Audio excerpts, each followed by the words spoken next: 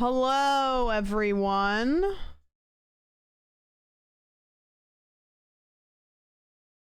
Hello. Happy day that it is in the week. How's everybody doing? Everybody having a really great day? I had a pretty good day, and I ended it with this, but before this, I had a phone call with customer service that didn't go shitty, which is huge news. Yeah. Happy little day now. Yes, I couldn't even tell you what day of the week it is. It's Friday. I know it's Friday because my accountant told me to try to pay my state taxes today. I'm not going to go into detail about this because I don't really get it, but TLDR, the government is so behind and they haven't put me in the system. So I had to pay a fee to pay my taxes because I'm not in their system for California. It's stupid. I don't really get it. But I've been trying once a week, and today was the final day of trying before we just buckled and paid the fee. My accountant was like, you're going to have to just body the fee. I don't know what to tell you. It's stupid. But that means all my taxes are actually done. They're actually done. Because I've been saying they're done, but that actually means I'm just waiting for the government to accept my money. Big fee. No. It was how much was it? Trying to remember. It was $50 or something. So I mean, it's not a small fee by any means. It's a fee, but it wasn't hundreds of dollars. It's not like the fee for not paying your taxes. Yeah. If you're not in the system, you don't have to pay. Well, you know what happened too is I got a return from Oregon, and I brought it up to my accountant. How's the music? I brought it up to my accountant, and hold on, let me try something real quick. If I do this, that makes it too high. I have a button on my Stream Deck. Let's see, if that's 30, what if we put it at 10? That's too low. What if I put it at 22? How is this volume in comparison to my voice? I think we're just gonna do 20. Let's do just straight 20. Okay, that's good. You can still hear the music, but it's not too loud. That's good. Okay, cool. I wanted to put a button on my Stream Deck that I can press, and my Spotify goes to a volume that I know I can talk over, but it's still there. Oh, yeah, I got a refund from Oregon, and I don't know why. And I showed it to my accountant, and he kind of was like, huh. And he wasn't 100% fully sure why I got one, but he was like, I'm going to level with you. The government doesn't give people money unless they're sure they owe them money, because they don't want to give somebody money and then be like, actually, we need that back. So he was like, if they gave it to you, take it. He's like, deposit it. So I was like, okay. So it's $1,000, which is cool. So that's cool. Could it be a divorce thing? I don't know. Could it? If it is, I don't know. Seems like a good accountant. He's the best. He's he's an accountant for content creators. So he knows every nook and cranny. There's nothing I can say that he'll be like, I don't really know what that means. He knows everything. So he's not cheap. But surely he saved me as much money as it would have saved me to get a worse accountant. You know what I mean? I'm telling all my friends, I'm like, this guy's the best.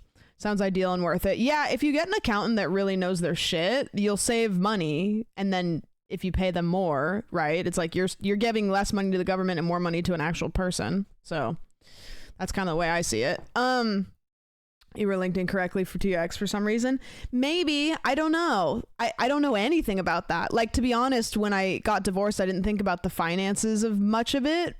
So that could be it. It's for 2023. And I was officially divorced in the middle of 2022.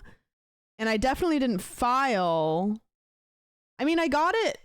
I don't know. I'm going to be honest. I don't know. But it's $1,000 from the government, which is great because I bought a plane ticket to go to Australia for the last time. Vi, thank you. I need to shop for audio interfaces. I need to shop Violet for is audio interfaces. hyperfixated on the audio interface problem until she solves it. Congrats on surprise money. Yeah, Zoe, thank you for the 35. I appreciate it.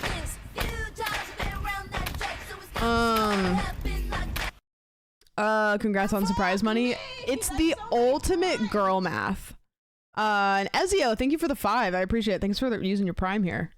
We started playing World Star Fishing game on Dad's new Switch today. Yeah, my mom and Dad got a Switch. I say my mom and dad because I know realistically my mom is going to. Mom, you can get Spyro on the Switch. Just saying. Got my dad a fishing game on the Switch, and she didn't even need my help setting it up, which was cool. She needed my help for the goofiest thing, but not with setting it up. She called me and she's like, I'm really confused. I can't get the controllers to like attach or detach from the Switch. And I was like, okay. I was like, well, they just like kind of slide in. And she was trying to slide them like up on instead of like down on. And so I was like, yeah, you just slide them like down and the A's and the letters go on the right side. And then after that, she got it. Didn't need any text solving with anything else, that's a testament to the Switch, I think. Surprise money is best because girl math, it's money that does not count. I had no idea I was going to get a refund from Oregon. I don't know why. My accountant said, kind of makes sense. The reasoning he thought of, I'm trying to remember what he said. He said a lot and I retained very little. He said something about California in 2022. Yeah, 2022, there was like flooding. So they postponed everybody's taxes because of the flooding. And then he also said something about because it was delayed, I don't know. I really don't know. I really don't. I wish I could explain to you guys why, and he didn't even really know, so you are a first-time chatter. All I hear is 1K. Yeah, so I bought a plane ticket. I'm gonna go to Australia at the end of the month, which is cool. I'm only going for a week because I am gonna leave Oki with Non and Barry, and I just don't want to drop her off for more than a week. They're not having to do with them. I just leaving her makes me anxious, and I think I can do, like, I can leave her with my mom and my dad because it's your mom and your dad, but I just think I'm going to be a little bit anxious, and so I'm going to just go for a week, you know, because I've never left her with anybody for more than like 24 hours that wasn't my mom and dad. So I'm just a little bit anxious about it. So I'm gonna leave her for a week, so that'll be fine. I think what I'm gonna do is I'm going to buy and if anybody has any suggestions, I want to buy like a GPS tracker collar, because that will give me a lot of peace of mind of, in the very rare weird case that something were to happen, I would know where she is in the world. She'll be fine. She will be fine. I know she'll be perfectly fine. And also, the good thing is that Non streams like 24 out of 25 hours. 25 hours in a day. So like he'll be home. AirTag collar. Oh, they have an AirTag collar? Because I know that they changed something about AirTags because people were putting them on people's cars. So how does that work? That's a lot of flying for a week. You'll spend half of the time in the air. Yeah, thankfully this time I got a direct flight instead of a layover. So I've heard AirTags work really well. I have a track TIV for my dog. My father-in-law has one on his cat. AirTag would be good stopgap in the absence of a specialty advice. Yeah. So DreamHack. It depends if Brody goes. If he goes, I'll go, but it depends on work. I have an AirTag on my cat's collar. Can anybody send a link? What is go? You should buy a lottery ticket, dude. You should go get yourself a lottery ticket. What the heck is going on?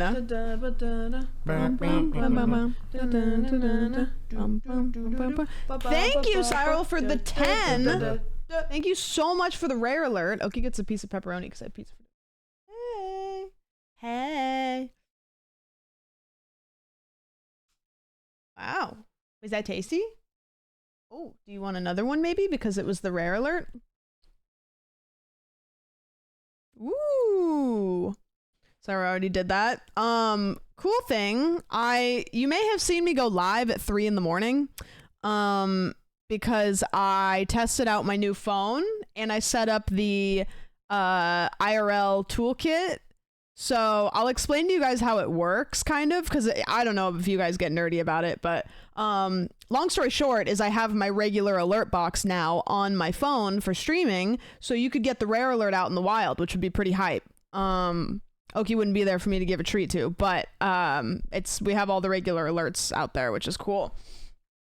Okay, let me click on this link real quick. GPS and health tracker for dogs and cats. Do you pay a subscription to this? You'd have to, right? There's no way you wouldn't be able to. Do you love it? Would you be like, you have to get this, or is it like a good option?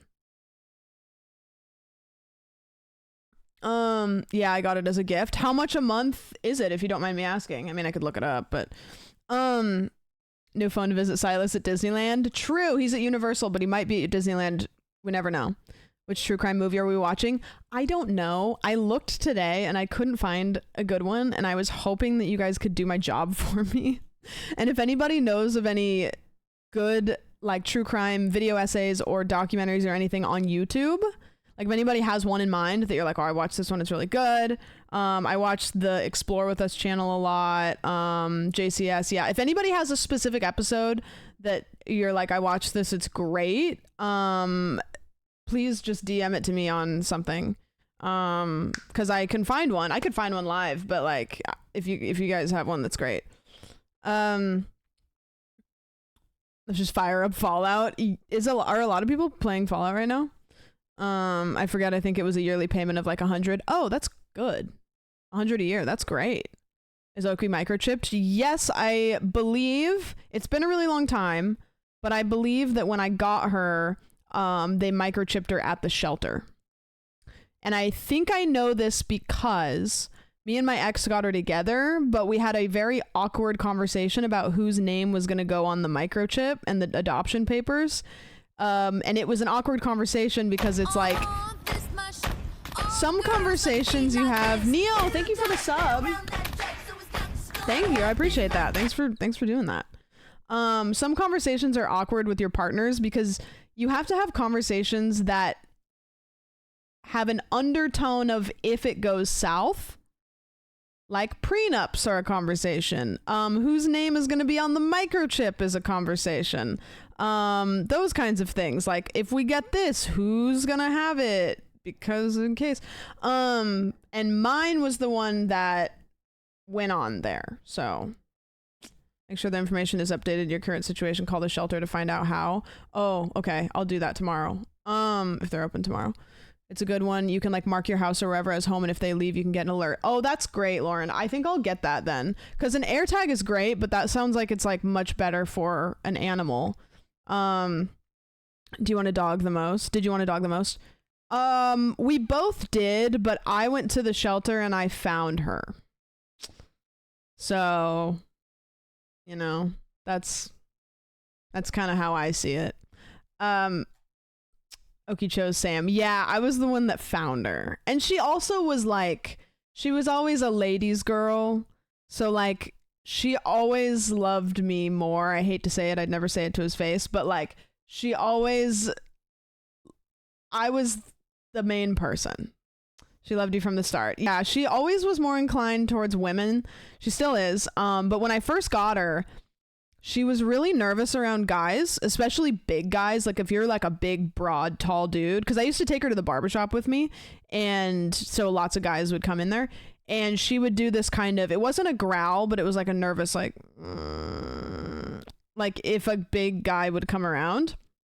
She never did it with girls, but she would get really, really nervous. She would shrink down. She would kind of make this really weird noise. And I just kind of like taking her to the barbershop was great because it like, what do you call it when you force somebody to do something to get them to stop being traumatized by it? There's a word for it. It did that to her. What's the word? Exposure therapy. Yeah, I had to do exposure therapy with her to men, which is traumatizing in itself. But she eventually is fine, and now if she sees anybody, she'll immediately go up to them and wiggle her tail, and yeah. But yeah. So I was always a little bit more. Is it Trav's birthday? Happy birthday, Trav. Big, loud, fast-moving guys were not her thing. Oh, that was your ex? Yeah, exactly. I always wonder, like, if she saw him again, if she'd freak out and get excited, because she did love him a lot. But I was always her person. I was always in the lead. So yeah. What was I talking about? Yeah, I'll do that. Oh, thank you, Caitlin. I was about to ask for that. Okay, I'll do that. And then was it Lauren? Is that who sent the thing? How much was the collar in itself? Do you remember? Caitlin probably could tell me because I'm sure Caitlin is looking at the website right now. I'm $100 for a year. And then how much for the collar? Let's look. I can look. I have it in front of me. I literally have the okay. GPS tracker for dogs, $40 for the tracker, so it clips onto their collar. And then plans. Basic is $8 a month. Premium, what's the difference between basic and premium? Show you guys this. Regular location updates every 2 to 60 minutes. Every 2 to 60 minutes is wild.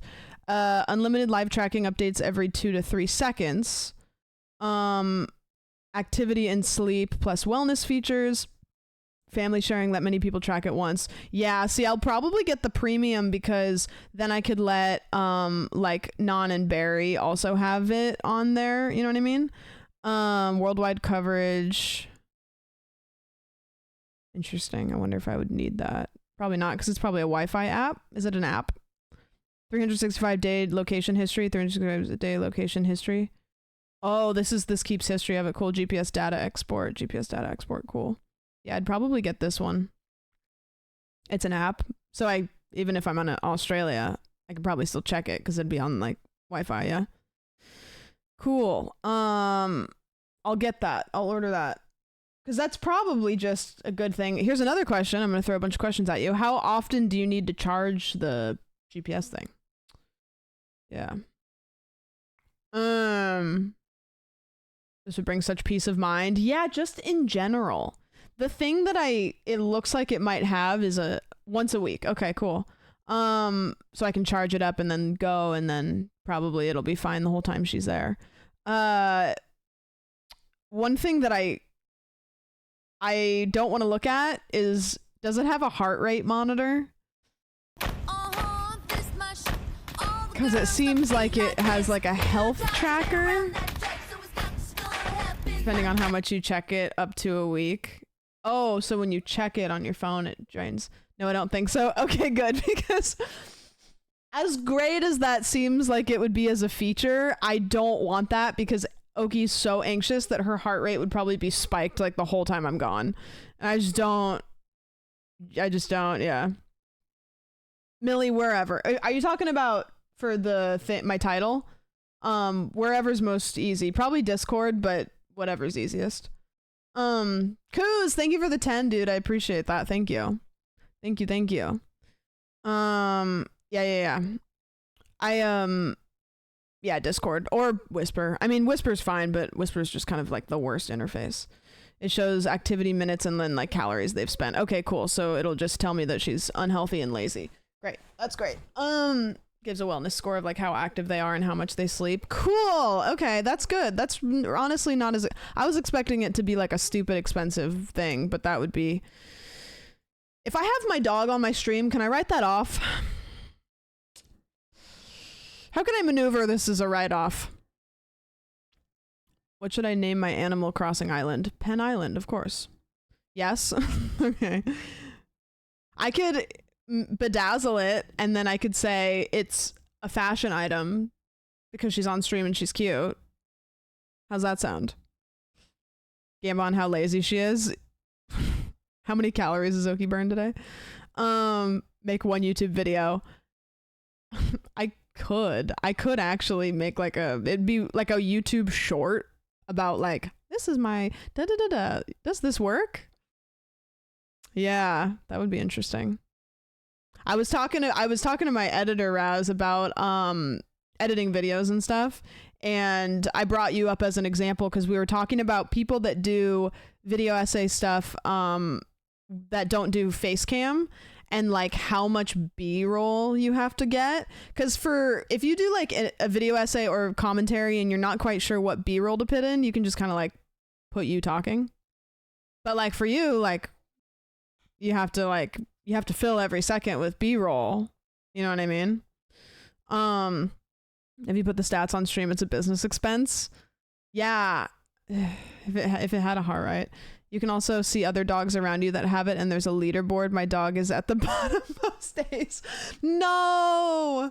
We could track Oki's like calorie leaderboard. That's fucked.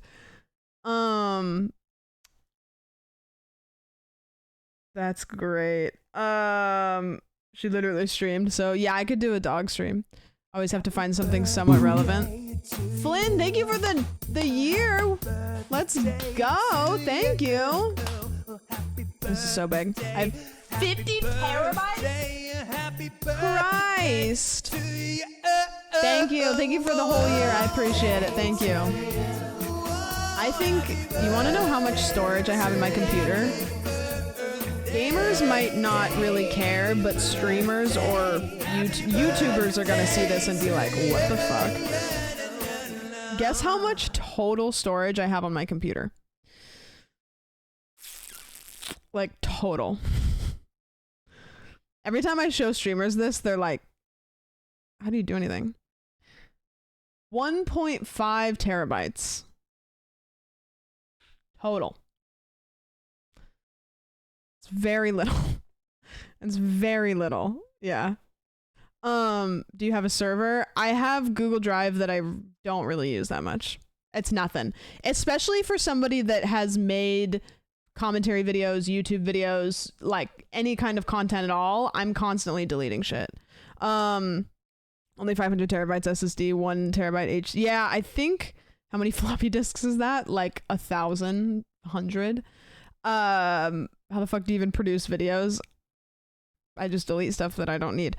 I'm gonna buy an extended thing, but when Ethan and Scootish came over to help me with the etiquette stream, Ethan left his sunglasses here, and then he said he saw how much storage I had, and he said, when I get my sunglasses, I'm dropping off a spare storage. And I was like, that would be fucking nice. So I haven't bought one. I'm sure the 50 terabytes isn't on the main computer, but a server.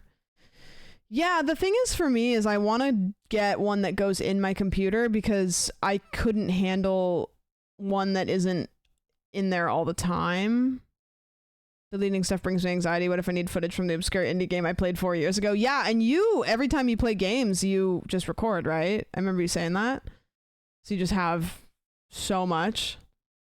Yeah, that's wild. I'm surprised that all you LA content creators haven't gone in on an Amazon server. I don't think any of us know about it. Maybe. I don't know. I think the reason why content creators don't do the smart option is because content creators are lazy and unreliable. So coordinating is just difficult. Yeah. Yeah, try what Tater said. Amazon Web Services is something I have experiences in. Is it shit or is it decent? Get 4 terabytes SSD or something. So SSDs are good, but unnecessary if they're not your C drive. Am I right? Like, isn't it like you get an SSD for your C drive and then everything else can be a hard drive? You know what I mean? Did you say, what did I say? Did I say what? What did I say? Lav, hi, how's it going? Why not just get an SSD? They're way more expensive. Like hard drives are like way cheaper. The thing. Oh, like what I just messaged you about before I went live? Like, did I say about that? Yeah. I did. I said I bought a ticket. I saw my phone buzzing. Did you send me anything that I need to look at right now? Like undo that immediately, or it's good for running programs off of? Okay. Yeah, because like hard drives just can't. No, not at all. Okay, good. Okay. I forgot to mention to chat that I didn't ask you if that was fine. Basically, we talked about me coming there at the end of the month, and we were like, I don't know, maybe. And then he was like, do it if you want. And he was like, I'm gonna be really busy, but obviously like that would be great. Like, it's up to you if you're comfortable coming here and potentially just fucking off for an entire day. And I was like, yeah, maybe. And then I literally was like standing there and I was like, Non offered to watch the dog. Ticket prices are going up. And I was like, fuck it. So I sent him a message and I was like, hey, by the way, I'm flying out there. I think I said, quote, I'm coming out these dates. If you're busy, I'll go fuck off over to your friend's house and hang out with him and his girlfriend, and you figure it out. Yeah, isn't as much about getting to Australia as seeing Brody. Right, I'm going on a really wonderful trip to Australia, and if Brody's busy, then I'll go hang out with Tara, is what's gonna happen. So I'm going to see Tara, and if Brody's there, it's a nice bonus. Yeah. What was I saying? Oh yeah, also story about buying that ticket. This is me, being me. Wonderful customer service agent. So when I had bought a ticket a month ago or whatever, when I was gonna go there, I didn't go there, so I refunded it, and they put my money into like an account because they couldn't give me my money back, but they could give me my money back to use on them again, which is not really like giving my money back, but I guess it counts. Yeah, Soup, I'll give you dates. I'm not gonna say dates live, but I will give you dates for sure. What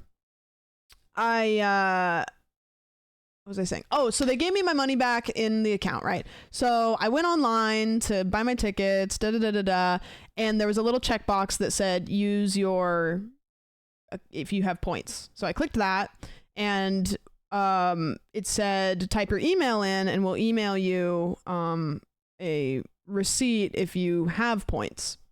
I was like, okay, so I typed it in, and I got the receipt, and then I was like, there was no option to put the thing in, and then on the receipt it said it'll ask you for the code at checkout. So I was like, okay. I was like, well, it must ask me for the code on the next page. Like, I'm clicking, I want to use my points, and then on the next page it will ask me my stuff, right? I think everybody's done this where they've expected there to be another page when you're buying something, and then all of a sudden it says, congrats, you bought it. So anyways, I'm buying it, and I type all my stuff in, and then I'm like, okay, next. Now I hopefully get to use, and then it was like, congrats, you bought it. And I was like, am I stupid? I was like, I looked all over that page to try to find a place to put the code in.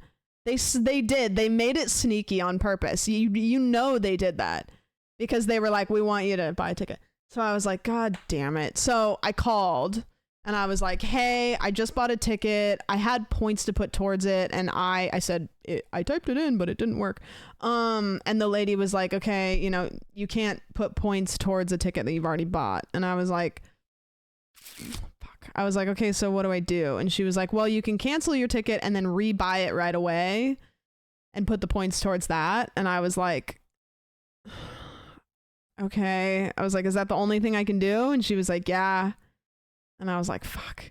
And I was just like, this is such a mess. And I was like so close to just saving my points again, but I was like, no, I don't want to do that.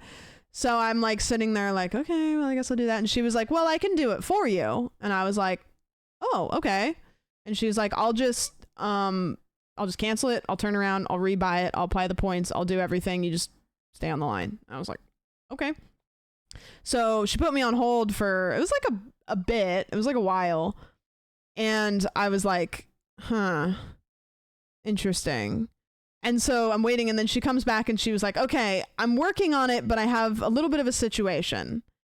And I was like, oh, great. And she was like, in the time that we've been on the phone, the ticket prices have gone up.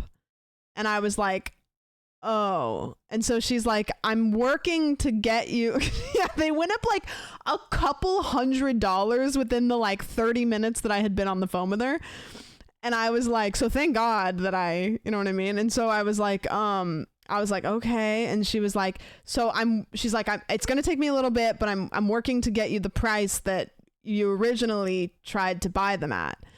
And I was like, okay. And she was like, she's like, you might be on hold for a bit because I'm just kind of maneuvering this, but like, and I was like, no, you're good. Like, take your time.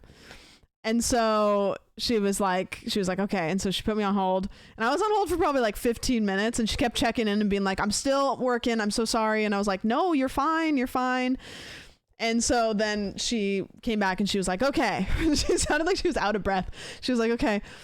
She's like, I got it. She's like, I put the points that you had towards the new ticket. I canceled the other ticket. She's like, unfortunately, it takes about 24 hours to refund your money.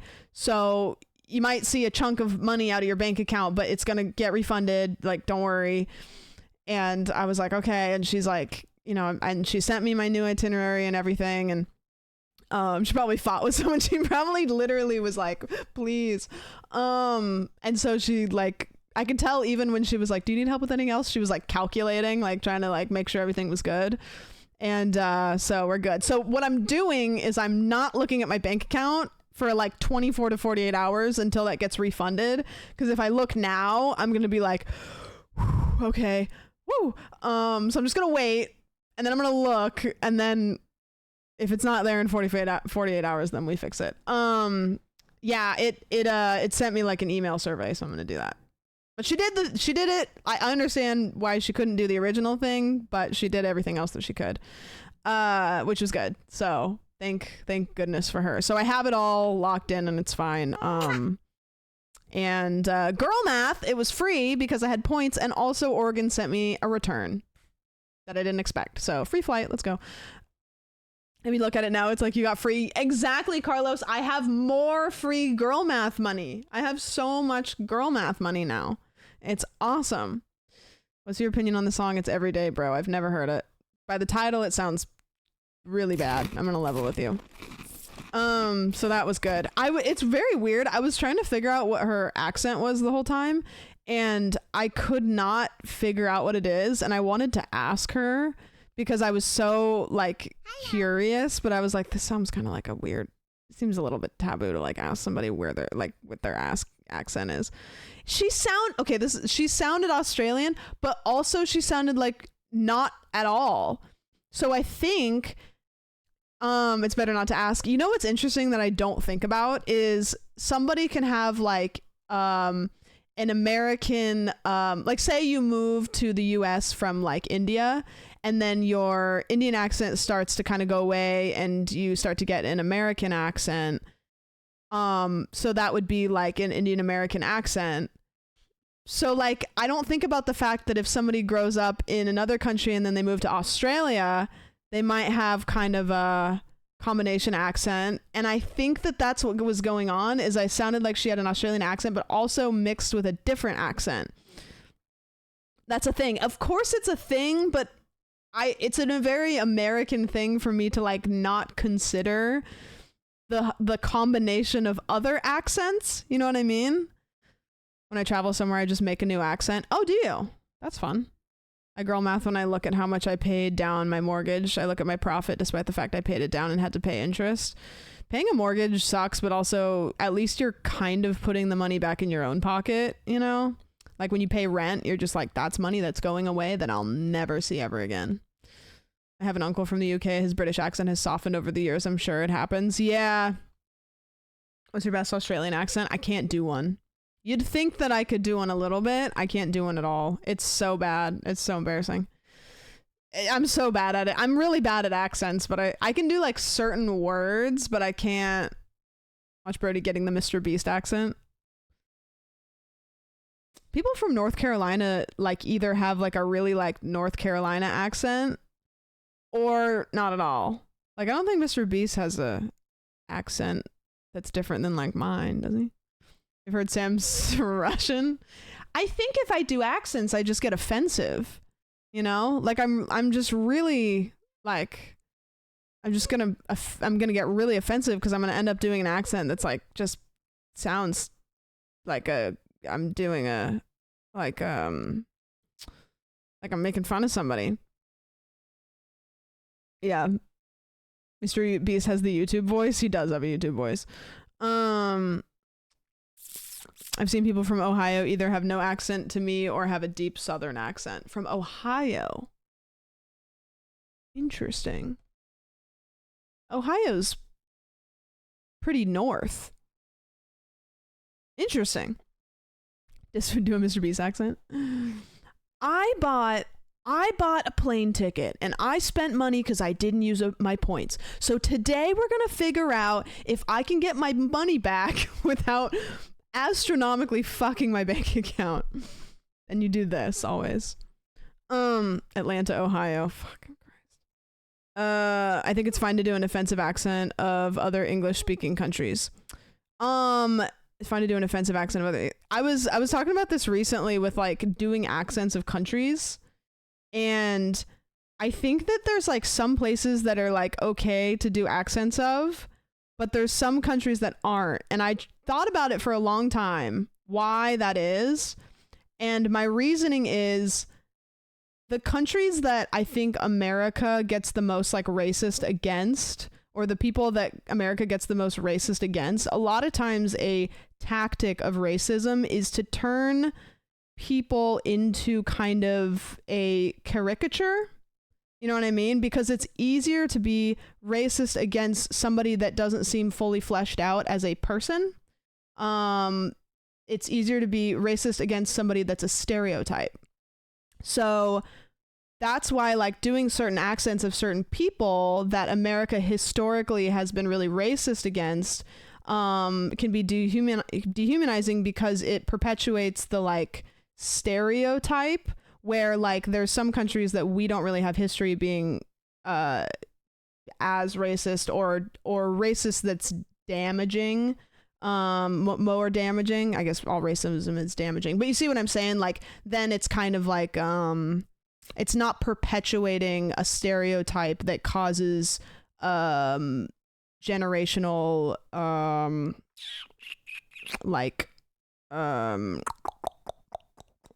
racism. I don't know. I'm not very good at speaking, but you guys get the point.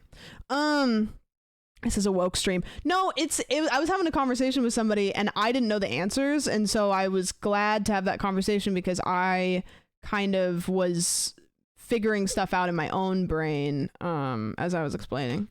Yeah, so it's a lot of times accents of countries, primarily non-white people, that are the ones you should not do because of racism. Yeah, it's kind of generational stigmas, right? Go woke, go broke, everybody stop donating. All right, well, don't give me your money, I guess, if you like racism. Typical woman in STEM streamer politics. I'm different now. I'm woke. What can I say? I don't know. It's like it was a thing that I like never really thought about, and then I was like, oh, I guess that is a thing. VIP me. Anything else that you want? Do you want like $5? You want my Prime? I mooch off my parents. So, Hello, Connor, I don't you like have, racism. motherfucker, you have 7 messages in my chat. You don't even fuck with me. You don't even fuck with me. You have 7 total messages in my chat. We've hung out in person more times than you've talked in my chat. Connor wants a haircut though. There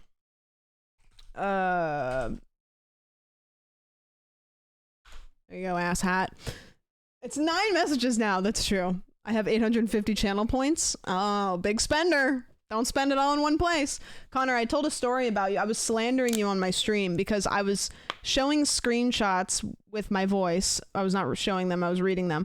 I was saying, you know why I gave you a VIP badge? It has nothing to do with you. It has to do with the fact that the VIP badge looks nice with the color of your username. That's all. I'm a slut for color coordination. So I was talking about the time that I invited you to Friendsgiving and you said, okay, what should I bring? And I said, salad. Can you handle that? And then I had to send you a photo of what bagged salad looked like so that I could make sure that we had salad for Friendsgiving. And I was saying, I don't think you're a risk in Master Baker. I really don't think that I'm gonna get, if I go down because of bagged salad pants, I'm done. Bagged salad and 12 Bud Lights. Did he bring Bud Light?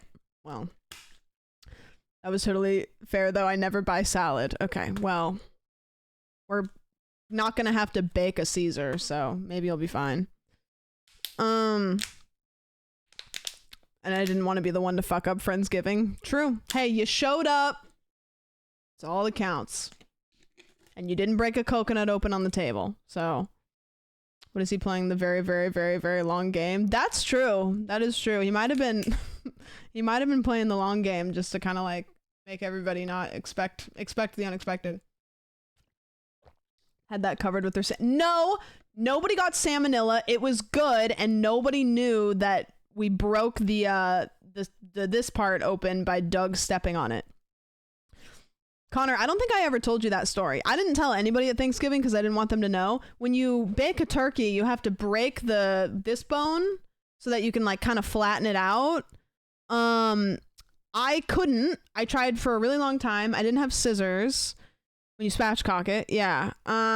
So what I did is I put it in a garbage bag and I put it on the floor and Doug stepped on it. He stomped on it.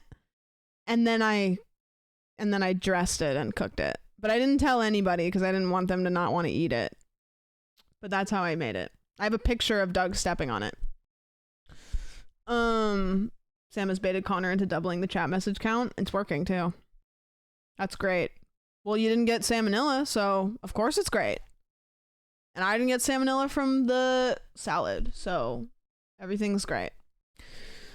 I'm excited for Master Baker. I don't think I'm gonna fuck anything up.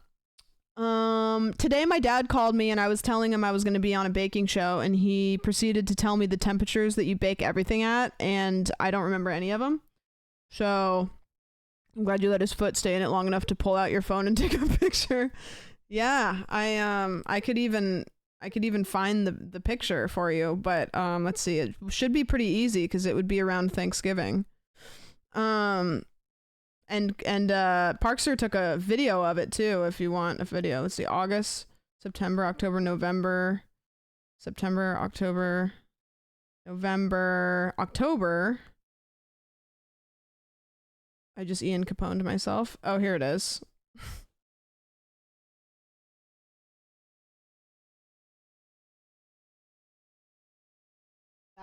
That's Doug stepping on the turkey. Here's was it a 2-second video? Why the fuck did I even take a video? It's not even worth showing. Well, first we tried to squish it on the table, and so he got up on a chair because then he could get more like downward momentum, and then we couldn't break it that way, and so then we stomped on it. Are you still there? Yeah. Is that Doug? Yeah.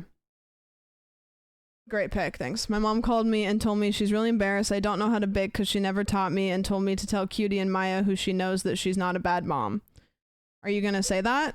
I have a trick up my sleeve, by the way, that came in the mail today. Nobody spoil it.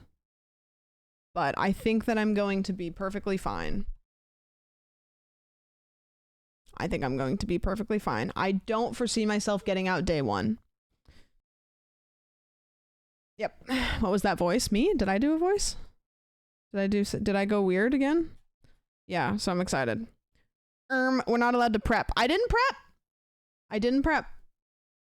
There's no prepping. I'm hoping to God that Cutie gets Myth to be a judge, because Myth paid me $100 when he was on it, and I want to return the favor.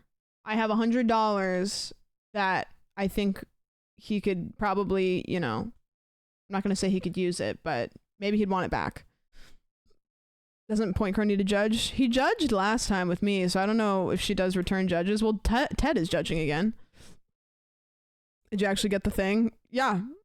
I can see it right now. Fuck me. Ronnie! Hi, Ronnie! Sandwich with Fuck off. Thank you for the 35, Ronnie. I appreciate it. Spoilers? No spoilers! Hello, Scumart. How's it going? How are you? You got a rat? No. What? I used to have a pet rat. I carried it around in my overalls. You know what I mean? 35 months? I know. That's like longer than I've been alive. Ratatouille. No, yeah, Myth had a rat in his hat. That's a good bit. But I don't have that. Oh, yeah, Ronnie, fuck off. Thank you for the 10. I appreciate it. Yeah, I know, I think it'll be fine. Which is why I said you can just get a tiny version of me to put in your hat. True. So true. An earpiece. That would be good. Surely Cutie wouldn't get upset with that. No, I'm excited. I think I'll do okay. I don't know how to bake, but I think if we go for decorations, I think I'll be okay. I think creatively I think I can decorate. I think we'll be fine. I don't know. Here enjoying my stream streak. Pop off, King. I can't escape this song.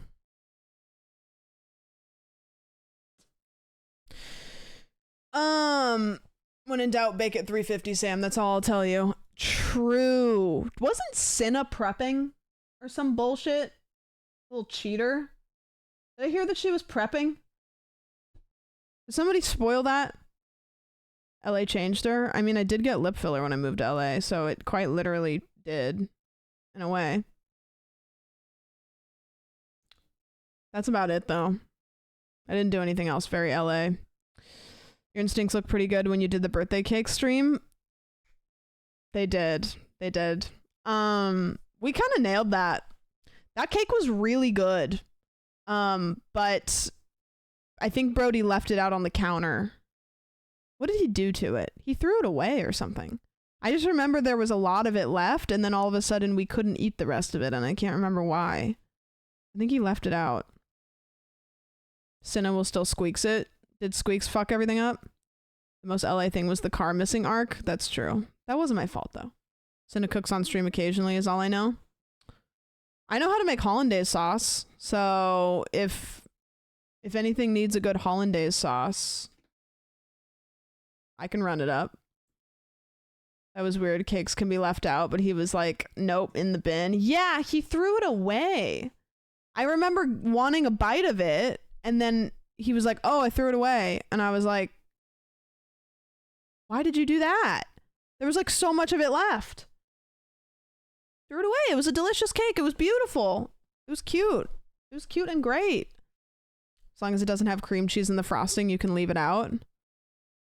Oh, true. Cream cheese is not good. Huh. Interesting.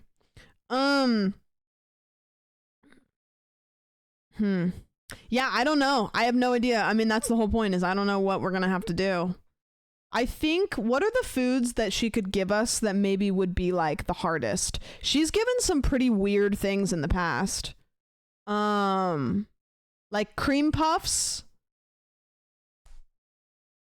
tarts or key lime pie, anything that has to hold a form like a cheesecake would really be awful. Meringue. Isn't meringue just like butter and sugar? And isn't it? It's like so simple, isn't it? Isn't it like, I think meringue is like egg whites and sugar, no butter. Yeah, it's like you fluff egg whites and then sugar. Isn't it? That's just it, right? Isn't that all? Beignets. Oh, I love beignets. I need to find a good beignet place in LA. I fucking love them. Cheesecake is easier than others, you think? If beignets are made, you're obligated to give me some? Okay. Butter if you're making them into frosting. Egg whites and sugar, but it can be sensitive. Yeah, you whip the shit out of it, and then I couldn't tell you how you cook them. I don't know if you cook them low or if you cook them fast and hot. I don't know. Fats would make them impossible to whip. That's true, yeah. I think I was thinking of like frosting. Simple composition, but it's the texture that's hard. Has she done brownies? I've only ever made brownies out of the package. And I know that you put oil. Here's the cooking things that I know. I know that if you add too much water with chocolate, it makes it clumpy. And I know that because I had a chocolate fondue thing once, and the chocolate wasn't melting fast enough, so I added water to it. Fucked everything up. I know that like vegetable oil can fuck everything up astronomically. Yeah, water and melted chocolate is terrible. I know that I'm trying to think of the things that I know. I don't know. Don't mix up salt and sugar. Really? Wait. From the other season, I just remember everyone always thinking they needed less sugar, and they actually did. Yeah, I think that the past seasons, from what I've seen, is people go overboard with flour. Like, and flour and like butter. Like, people are putting butter in like everything. Like, they go like flour, butter, eggs, sugar, and like everything. Preheating the oven. Yeah, that's a big one. That one is one that might get lost in the sauce.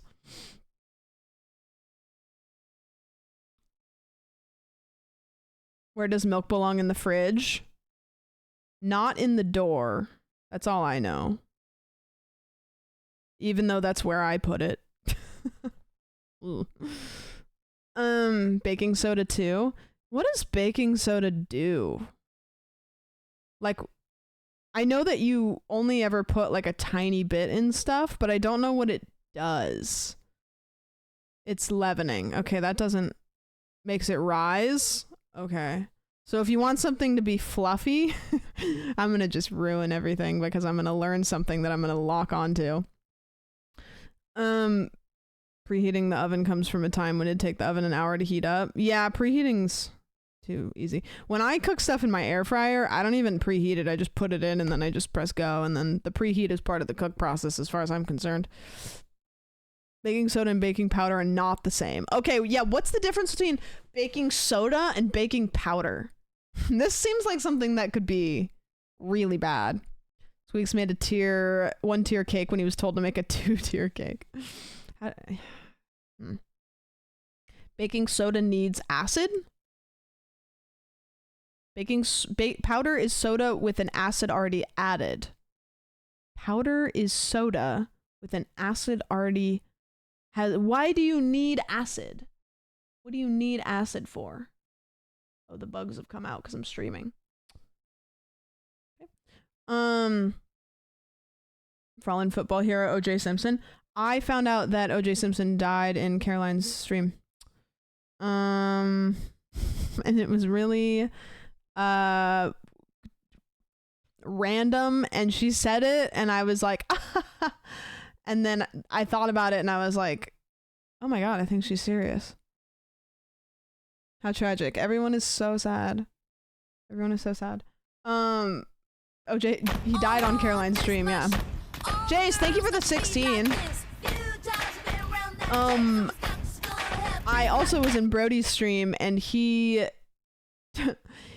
doesn't know about the origin of the Kardashians and the Khloe Kardashian OJ Simpson conspiracy. And I had to stop myself from writing a paragraph because I can go into this all day. What conspiracy? Okay, here we go. So many of you may not know that one of the biggest reasons why the Kardashians are really famous is because Rob Kardashian, who is Kim, Khloe, and Kourtney's dad, they also have a brother named Rob, same thing. Their dad, Rob Kardashian, was OJ Simpson's lawyer. So obviously he made a lot of money. He was very good at his job. And he, that's why they're so rich and famous, because he was a big lawyer and they made a lot of money. And so she was a Nepo baby and, was allowed to hang out with famous people and whatever. So I have the beef with the Kardashians. I know why. So anyways, there is a conspiracy because of how similar Khloe Kardashian looks to OJ Simpson, that Kris, who is Kim, Kourtney, and Khloe's mom, Kris Kardashian, the devil works hard, but Kris Kardashian works harder, had an affair with OJ Simpson while he was a client of Rob Kardashian. That's the conspiracy. And then Kim and Kris dumped a sex tape and shot them up in the public sphere. That's the other thing that like is I'm convinced that this is real, that they leaked Kim's sex tape on purpose to put her, you know what I mean? Which it worked. It did. Like if you want to get real weird and really like look into the Kardashians and how well they do their job, like I think the Kardashians are like universally eye rolled at, but you have to admit that they're real fucking good at staying famous. Like they know how to play the game. And because of that, I almost feel like they deserve it. I almost feel like they deserve it because they're so good at playing the game. They know how to work Hollywood. They know how to work it.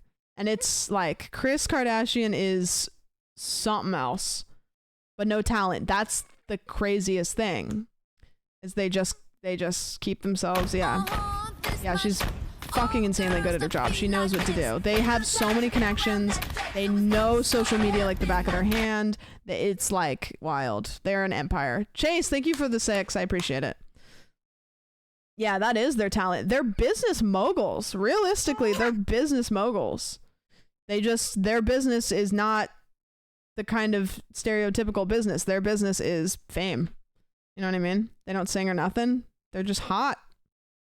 You say talentless, but exactly what Tara said, that is their talent. Yeah, that's the thing, is like I would argue with anybody that like the definition of talent is to be successful at something, and they're very successful at working the fame industry. Like they're very good at it. If other people could do it as good as they do, they would. There's people that are much more talented than they are that are not as famous. You know what I mean? They know how to play the game. And I'll give it to them. I'll give it to them. Didn't they say Kanye got the other tapes from Ray J like last year? Don't know.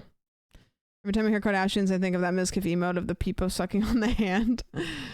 Is that what's that, Slorp Corbin? That one? Yeah, you don't have to like that they're famous. I think most of us are kind of like roll our eyes that they're as famous as they are. I don't think anybody's like, well, there's they have fans obviously, but I do admire how good they are at what they do. I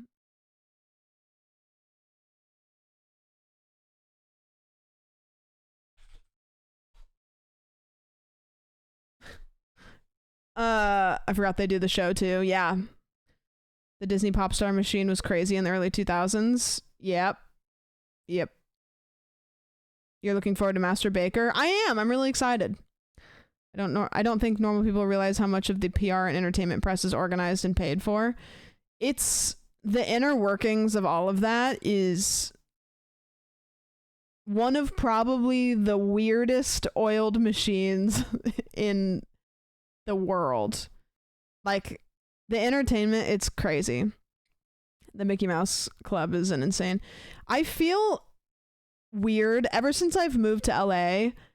I feel weird because I live in a house and I go outside and I go to the coffee shop and I go to the grocery store, and then I'll drive to somebody's house and I'll see the Hollywood sign and I'll be like, oh my God, I forget that I live in this place where some of like the craziest like things in the world take place, like potentially like down the street, you know? And it's like a weird thing. Like I forget that I live in LA, and then I'll go somewhere and I'll see like an iconic, it's like you see Hollywood Boulevard or you see like whatever, and it'll just be like, damn, I forgot that I live here. Yeah. Hello, chatter. Do you go to I don't know what that is. How many people on those House a Murder happened? How many on those House a Murder happened? You saying like how many of the houses that you drive past murders have happened? I think about that with crime too, where I think like, am I in the vicinity of like a really bad crime that's happening or about to happen? Or like, did something happen here? Or like where is the closest crime happening right now? Not even down the street, it could be around the corner, right? Forget you live in LA until you drive and curse the traffic. Yeah. Traffic in LA is really bad. I will say, though, that if you live here, you can figure it out. Like, traffic's bad if you don't think about it, but there's ways to kind of divert it if you take some time to plan. Are links allowed? Yeah, of course. My thing in chat is if you use the internet, you know to not click links from resources that you don't trust. So if somebody that is in chat that you see in chat all the time posts a link, you probably can click on it. If a gray name posts a link and you don't recognize it, that's up to you if you want to click on it. So, you know what I mean? I'm posting suspicious links, like the ones I was posting in the Discord earlier. Ted Cruz being president. Good. I hate people. Is this Bihar being a cop? Oh, it's just his Twitter. I thought you were gonna post a picture of him being a cop. Kitty and Emily's baking stream at this moment made me want to curl into a ball. You're gonna grab the salt shaker. Yes. And you're gonna add just a little bit of salt, so like half a teaspoon. No. Okay. Okay. I think. And then you're gonna A shot of vodka? grab the vanilla, and you're gonna add 2 capfuls of vanilla. 2 capfuls of vanilla. What kind of teaspoons does she use? Yeah. I'm so stupid. What happened? Oh, I know what to do. Yes. Oh my God, that's genius, right? That's genius. I've done that before. I have dabbed liquid out of a concoction before, or scraped, like, for some reason it's so specific, but I always accidentally add too much garlic powder to things. I think it's because like when you're doing salt or when you're doing like vinegar or when you're doing stuff like that, you go, okay, this can fuck everything up. So you're careful. With garlic powder, I don't go, oh, this can fuck everything up. So I don't think about it. So then I just, garlic should be measured with your heart. I don't think I've ever put too much garlic in anything before. Especially like regular garlic that I'm cooking in a pan, like before I cook something. I just go like, I usually go, okay. And then I go, okay. And then I go, yeah, a little bit more. And I've never been like, oh, this is too garlicky. Ever.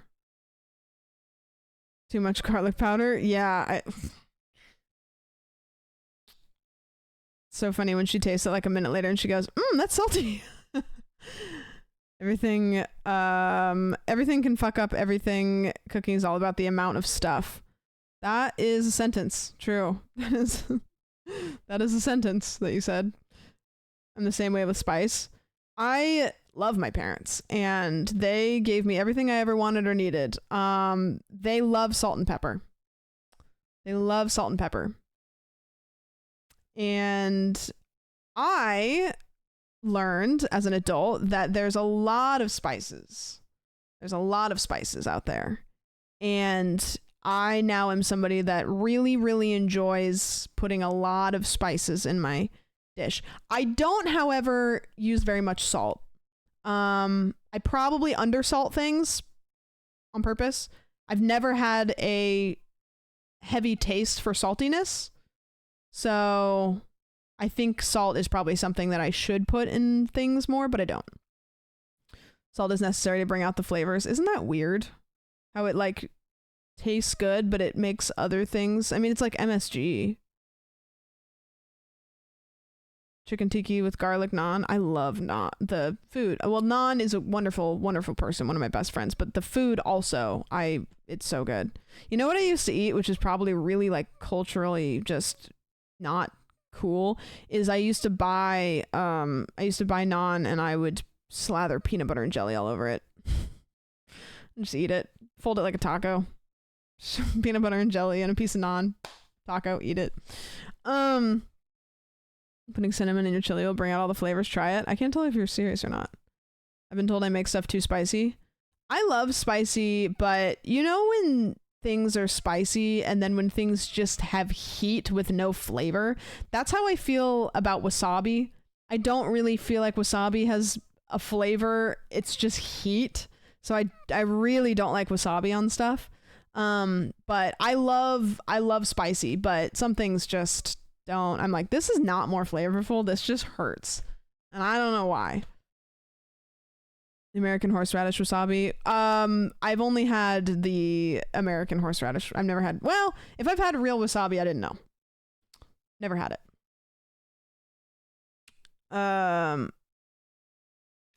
Wasabi is annoying. It just doesn't do anything for me. And I like spicy food, and it just doesn't do anything for me. It clears you out. I do, however, like the wasabi peas. They're like dried peas with wasabi flavoring. Do you know what I'm talking about? Those are really nice. I like those. They usually come in like trail mixy type stuff. It's supposed to be a palate cleanser. Isn't that what the ginger is for, though? Buffalo Wild Wings hottest sauces are all spice and no flavor. Yeah, some of them can get real spicy. Cinnamon in food gives it actual real nice taste. I'm a big fan of mustard powder. You can go overboard with it, but like I really like to use mustard powder to like bring out like the umami flavor. Mango habanero sauce from Buffalo B-Dubs is perfect sauce to me. Mustard powder? Yeah, it adds a little bit. I've had to mix wasabi and soy sauce to get some flavor. See, that I haven't done, and maybe I would like that, but at the end of the day, I'm always going to pick eel sauce. So, Chinese 5-spice mix is a great starter spice mix. Does it come in like a packet or what? Twitter was going crazy over the Conan hot ones. Yeah, I saw Caroline watching it the other night. Is it good? I saw the picture of him with milk coming out of his mouth, and I was like, whoa, that's a thumbnail. Had a banana curry recently. Banana curry, that's interesting. I'm not a fan of habanero. Yeah, I think habanero has a little bit too much heat per flavor. I really like what's my favorite hot sauce? Sriracha is hot sauce technically, but I almost feel like it's not in a way. It's hot sauce, but it's also like I kind of want to gatekeep it and say it's not hot sauce. Wait, you said habanero? Habanero? Isn't it habanero? Tapatio? I like Tapatio. Which is the one that's kind of smoky? Don't like that one. Don't like smoky flavor. The Conan hot ones is hilariously surprised. Conan's he's kind of back a little bit, right? Isn't Conan the one that like people like? like most talk show people, I feel like just people don't like is good heat to flavor ratio. I've told this story before, but one time when I lived with Nandre, all of our bedrooms were upstairs and our kitchen was downstairs. And I heard him go downstairs, and then I heard him go like, fuck, like he just like yelled. And I was like, oh no, what happened? And so I went downstairs, and one of the shelves in our cupboard had collapsed. The pin had come out, and Nan, for some reason, has more hot sauce than anybody could ever eat in their entire life if they added it to every single meal. Conan never left. Sorry, I kept your stream while I'm playing League. God, that is two terrible choices. And all of the hot sauces had rolled off of the shelf and broken onto the floor.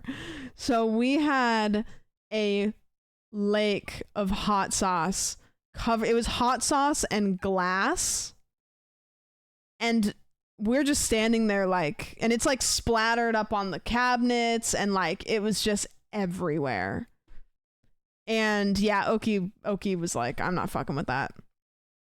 And we just were standing there and we're like, you know, when you see a mess and you're like, I don't even know how to start this. Like, where do you start? And so how did we even clean this? I'm trying to remember. I think we picked up the glass to the best of our ability. And then I think I used the dustpan to literally like, and I used the dustpan and paper towels to like push the hot sauce into the dustpan, and then just kept rinsing it out. And then I plugged the thing so the glass didn't go down in the garbage disposal. And we did that. And then I think I went around with a paper towel and like picked the glass up. And then I think once I had gotten most of the glass, I think I used a mop. And then after the mop, I went with a paper towel. It was like 6 or 7 different layers of cleaning. Because it was like, you got to get the glass up, then you got to mop the sauce up, then you got to get more glass up, then you got to mop more. I would have left it, just moved out. Yeah. It was terrible. And it was also, you kept finding it, you know? It was like you'd find it on like a cabinet or like something else. No vacuum. We had a vacuum, but it was wet. I didn't want to vacuum hot sauce up into my vacuum, because then the vacuum would smell like hot sauce forever. You know? Like you get vacuum on the little brushes and it's fucked. Yeah. What are you talking about? This is a queso clip. God, queso makes me laugh really hard. I think I didn't watch this, but I saw it. So ever since I said that my go-to meal, my final meal would be ramen noodles with Frank's Red Hot Sauce, people's been asking me, Case, what's the noodle to hot sauce ratio? Well, today I have like a list of like creators that I want to meet in my lifetime, even if for a brief moment. Germa was on that list, and I can die happy that I've checked it off. Queso is also another one on this list, and I am going to be really sad if he ever gets canceled or if I never meet him. Today, I'm here to show you. First things first, we got to determine which noodle flavor we're going with. Me personally, not I always necessarily because I'm like a #1 like queso stan, but I just need to talk to him. You know what I mean? Like I want to know like what he's like in like a normal conversation. He won't get canceled. He's too genuine. He seems pretty like he likes to stream, he likes to do stuff, but doesn't really necessarily seem like he wants to be involved in the creator space too much. He seems to kind of have a healthy relationship with how much he wants to be involved with other creators, you know, which I could be wrong. I don't know the guy at all, but he seems like he just kind of does his things. He just wants to stream and eat ramen noodles. With the Maruchan chicken's the best. beef flavored noodles. This does not work with chicken, so don't even bother. Also, another option is also Maruchan soy sauce flavor. But today, I'll be going with the beef. I love you, beef. I'll never betray you. Next step, also one of the most important steps, is water level in the bowl. What's We his don't politics? use the stove, I don't know. so He's use from this Alabama, exact so- water level. If you don't use this exact water level, it will not come out I'm right. scared. Go about right there, maybe dump out a little bit more. Do the calculations on the exact They per called it ounce, Oriental. per gallon. Yeah, Jake, I do remember that actually. Next step, the time on the microwave. 1200 watt microwave. You will always clean. go cook time 4 minutes and 30 seconds. Question. It'll always How many of you guys thought that behind Queso was another room and it was a window? Because I saw a TikTok recently of him being like, it's mirrors. And I, for the longest time, thought that it was a window behind him. Forever. I just assumed it was. It wasn't a question. be just like it's on the stove. We don't mess with stuff. Can you start? So now the noodles are out and the sauce packet not has a been window. applied and it looks like this. Now we get down to the real science, which is how much hot sauce do you Yeah, use that's a in good this one. bowl of Frank's noodles? is killer. And I know it's going to sound crazy, but this is legitimately what you have to do with Frank's Red Hot. You're going to use almost half of this bottle. Trust me, it sounds crazy, but that's the level you use. Let's get into it. So usually you'd use a little squirt top right here with a little hole, but we're not going to be needing that today. We go straight bare bones. You're going to want to dump foul. enough in there to where you keep the I'm not integrity of the trusting the noodles, process. but also make it look like it's a shark attack happened. That's roughly almost half of this. And so this is what the finished product would look like.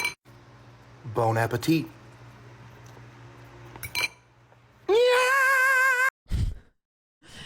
I need to make it on stream, unfortunately. I think I must. It looks terrible. That's so much soda. I need to. I mean, I know it's bad, but I want to just, yeah. I actually used my last packet of hot sauce. I get now why he said it needed to be beef, because that with chicken would be, it is foul, but that would be extra foul. I need to know. I'll get some and I'll try it, because it'll take me like 2 seconds. I'm kind of wanting, yeah, I made my go-to, my go-to is, chicken, ramen noodles, and I cook them, and then I pour the water out, and I throw an egg in there, cook the egg just enough that it kind of gets the ramen sticky together, and then I put it in a bowl, and then I put a bunch of sriracha on it. And if I want to feel crazy, then sometimes I'll put like chicken pieces on it, or I'll put like green onion on it. But that's if I'm feeling a little wacky. That's my like easy go-to meal. Belgium. Is it okay to be here even if I don't have a tattoo? Yeah, I guess. That's fine. I just make the ramen and eat it straight because I have depression. I went from making ramen and loving lots of broth to making ramen and not putting broth in it at all. Like when I used to make ramen, I used to like it be like swimming in broth. Yeah, because I love it. But think about this for context. That video came from the guy who got 4 million likes in a week for his first TikTok, who doesn't need to be eating that. He's just a dude. He's just a guy with hundreds of thousands of dollars a month. But yeah, he's probably the best at TikTok as far as streamers. Pretty unmatched. The streamers that I know that are like very, very successful at TikTok are like him, like Jinxie, Handsome Fella, who's like a new one that I didn't know who he was until Streamer Awards when we met him, and then I watched his TikToks and they're pretty funny. Who else is like just huge on TikTok that streams? People that post stream content, not people that just post TikToks and then do stream content, because there's not very many. It's not a really easy, lucrative thing to do, but it works for everybody every once in a while. I think that Sweet Tails did really well on TikTok too. It's people with really like big, like unique, loud personalities that do well on TikTok conversions, because TikTok is such a like boom, boom, boom, boom, boom kind of like content. So somebody like me, my TikToks don't do as well because I'm really monotone and I'm not like like I'm not like a big loud personality, so I don't grab people's attention with my TikToks. So when I make TikToks, I have to be really, really smart about how I start them, because most of the time I'm not loud and I'm not attention grabbing, even if the TikTok's decent. Yeah, hot pot broth is really good. So it gets spicy though quick. Hot pot's broth is like by the end it's just like a mix of crazy spices. Never heard of pouring out the seasoned broth. I love like chicken bouillon broth. Ugh, I love it. Broth is so good. I've never gone to hot pot. We should do hot pot. It's really fun. Do you know what it is? I'm going to a hot pot restaurant. When I first moved here, we did hot pot like all the time. It was like the go-to. I like hot pot, but the problem I have with things like hot pot are you go with people and then you kind of just all split the bill, and I kind of eat like a bird. So what happens is I end up paying a portion that I end up paying way more. I have a hard time going to meals with people where everybody splits the bill, because I eat like a bird and I'm always going to pay more money than I would if I just paid for mine. So stuff like that I don't really like to do, because it's like, yeah, sometimes I'll go and I'll just say, fuck it, I'm here with good company. But sometimes it's like Korean barbecue. I love Korean barbecue. I'm always going to pay twice as much as I would pay if it were just me. And sometimes I don't want to do that. I went to a hot pot restaurant and they didn't have good ventilation. They smelled like, it's just proportionate to what you eat. Yeah, it's one of those, you go and they have hot plates and then they give you a stack of meat and you cook your own meat, and they just bring over like a bunch of different options and you kind of mix it all together. Microwave hot pot. Hey, do you believe in the microwave? Don't scroll away, because I was skeptical until I saw this on the Korean Ajumma algorithm. Ajumma is a very specific Korean term for a middle-aged woman, and out of all her various qualities, I think the best one is her ruthless efficiency. The Korean Ajumma is a frugal, efficient, and loving queen, and you bet her recipes are just like her. I mean, look at what I found on What's Trending in Korea. It took me a blink of an eye to stack my favorite veggies and meat. Simply add garlic, honey, and soy sauce, cover with napa cabbage on top, add some water, and simply microwave for 6 minutes. I mean, I was skeptical too until I tasted it and got mind blown by the delicious, healthy, and quick meal that's also gentle on my stomach. Because everything's basically steamed, the meat is tender, and even the broth is surprisingly rich from the vegetables and meat. I'm so skeptical. Like that, the pieces that she put in that bowl, delicious. The way she cooked it, I don't know, man. I live in a Chinatown area, so heaps of good hot pot ramen and barbecue. God, I love ramen. I have a ramen place that's like kind of near my house that is like in walking distance, and it's so like, it's not even the best ramen in the world, and it's just good.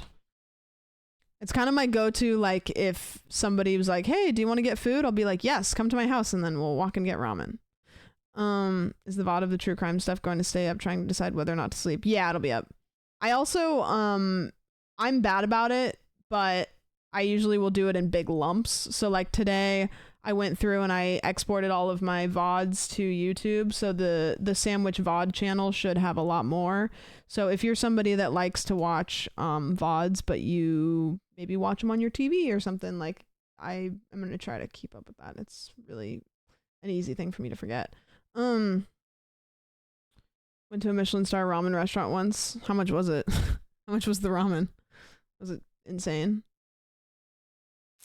Went to a hot pot on a work trip and I tried to sneaky rewear the same outfit later that week. I smelled like meat all day. Yeah, it's a lot of not smoke, steam. Yeah.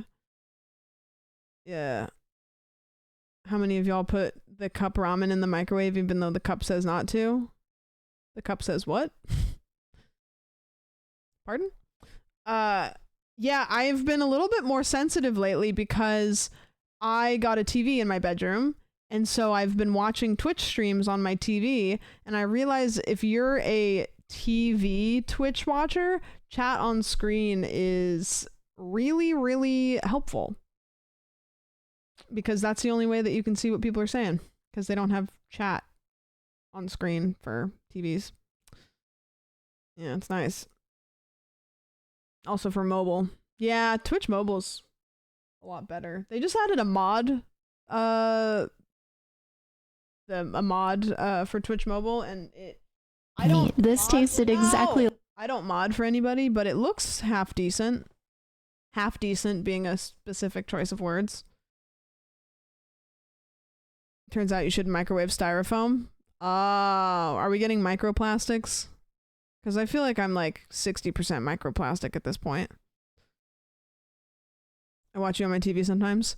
Yeah, I've been watching, like I'll usually throw, I don't know, like Brody's a late night streamer, I'll throw. It's funny though, because when you raid, you don't get raided into somebody else. So when his stream's over, it just throws me back to like the main TV thing. Yummy microplastics. At this point, should I even fight it? You know, like, is my quality of life going to be better? Thanks for all the mewing advice. Been really helpful. Yes, of course. Of course. Everyone has at least a credit card amount of microplastics in them. Where does it go? Where does it live? Like, where do the microplastics live? What part of your body? Just eat big plastics? Maybe I could just eat more plastic. Credit card is in my ass. Does it have money on it? Can I have that? Can I get a refund? Your bloodstream. So it's just tiny little pieces of plastic just coursing through my bloodstream in our bones and cells. I have the hardest time conceptualizing small versions of things. How do I say this? Like when you say it's in my blood, like even thinking about blood cells and how small they are breaks my brain. I have a hard time thinking about small micro like atoms and things that I can't see. I'm kind of like, it's kind of like object permanence a little bit. Scared to find out what I've digested in my life so far. Don't even tell me about it. I'm trying to think of the most unhealthy thing that I like regularly do. Probably Red Bull. Like Red Bull and then like lack of exercise and the fact that I sit all day. That's pretty bad. I don't like the idea of bones being inside me. Okay. Like you just don't like that they're there and they're like hard, or like you don't like them because you can't get them out? Okay. Are you gonna go to Coachella? No, Coachella's happening right now, isn't it? In the nicest way possible. I don't know. You'd have to pay me a really large amount of money to go to Coachella, because there's very little about it. If I were to ever go to Coachella, I would have to go and I would have to stay in like one of those fancy yurts on site where I have a shower. Like, I don't think that it's quite the place for me. Not to say that music festivals aren't the place for me. Coachella itself just seems like a place where people don't go to go. They go to be seen there. Fuck me! And I don't fuck with that. Then thank you so much for the 4. Thank you. I only had the Coachella live stream open. What's that on? YouTube? Coach. I know that Noah J was performing there. Oh, it's right on my... I feel like I'm gonna get sniped for this. I'm not gonna watch this for very long.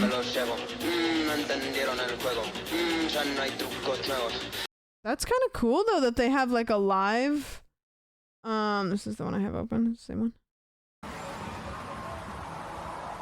Hatsune Miku? I don't know any of these. I know of Hatsune Miku, but not really. Huh. Interesting. I'm seeing Miku in concert in like a month. I'm so excited. I don't really know who it is. I thought it was like an anime character, and then I'm finding out that it's not. Like what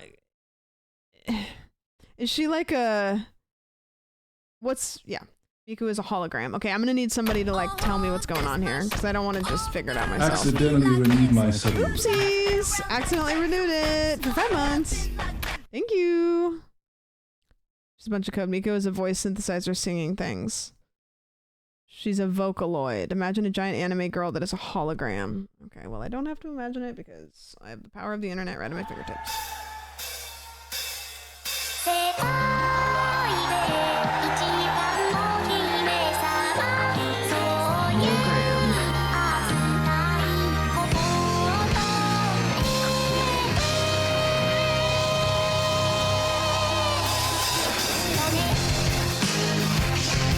So, is it like somebody makes the music? Is it basically like a VTuber but for music, or is it like a bunch of people? Like I don't.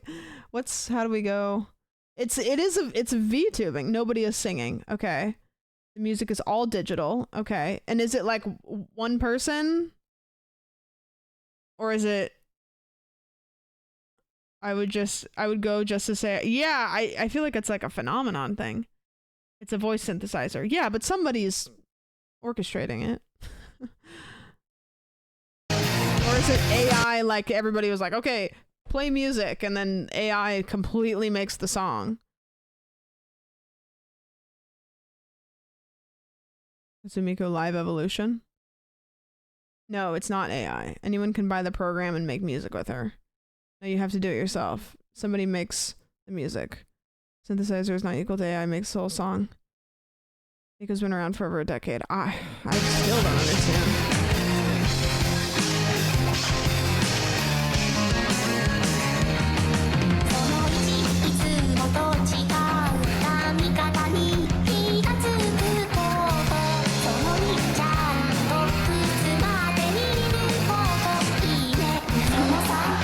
I don't get it. I'm just maybe like the wrong target audience. It's cool as fuck, don't get me wrong. Like, I think I'm just not like anime pilled enough to like really get stoked about it, but like the technology's sick as fuck.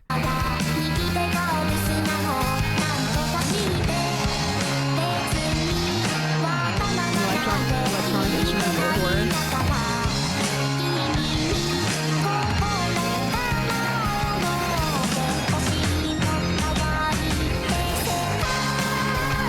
Get really horny for her, don't they? I can see it. Like, there's at least 50% of the crowd there is like, definitely. I'm just saying, like, I know. Yeah. No? Vocaloid is a music like uses fake voices. Basically anyone can use Miku on any song they want. She's like open source.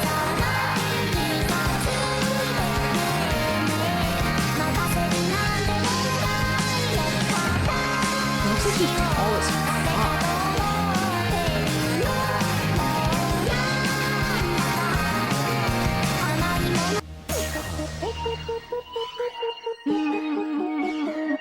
Let me talk to him.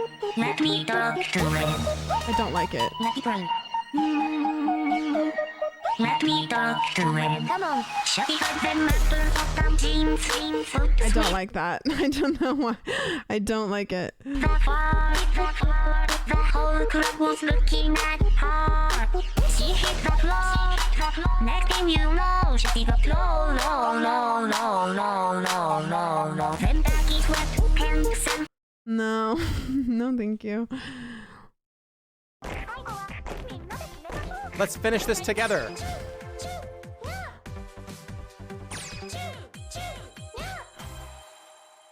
What'd you think, Miku? Did you like what I did? Did you like me? Did you like what I did? Okay, just do it normally. Oh yeah, bye. See you later. Good wave.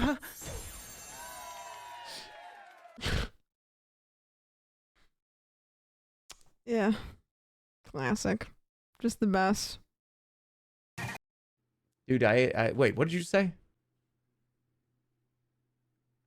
Remember, you look like the yellow M&M today.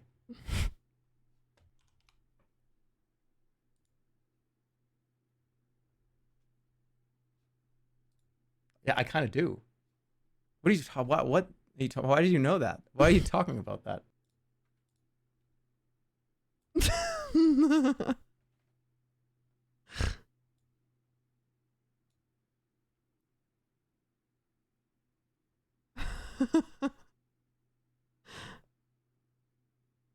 Have I gone long enough before I showed you guys my favorite Germa video, the Elden Ring one? Has it been long enough? I showed it kind of recently. Let's bring some people but out that just show up. I feel like we could get to it like 4 times a year, maybe. Haven't seen it. Run it. Okay. I show it all the time, and I just I don't want to. The yellow M&M looks like he's trying to go on his tippy toes, isn't he? With this picture. No, it's called a pose, actually. What's going on down here? Why are you doing that? Oh, it's called a pose. Give me a break. Is it a good enough excuse?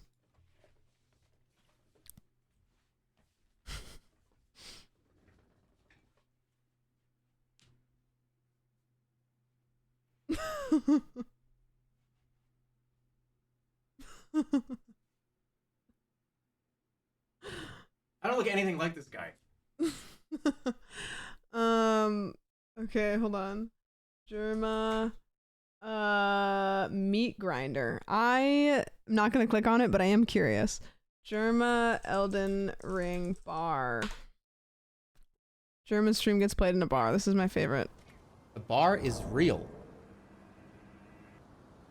Bar video.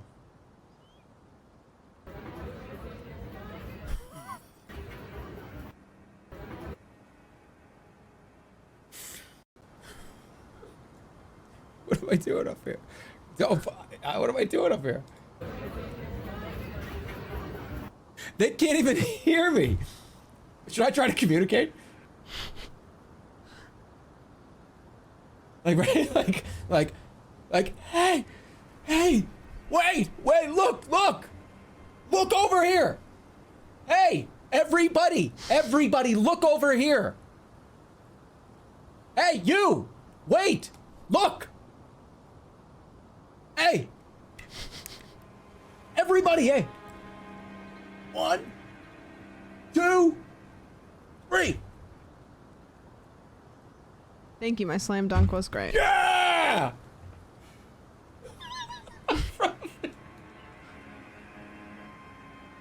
I probably just look like a fucking psycho. Nobody's probably watching this TV. Nobody's watching this TV. I don't think anyone is. It's gonna be so weird looking over there and being like, what's going on the TV over there? In a lot of bars, TVs are just on. Like, I'll be honest. They kind of like, there'll be like a basketball game or like a baseball game or like some talk show. Nobody's really paying attention. Use the notepad to say hi?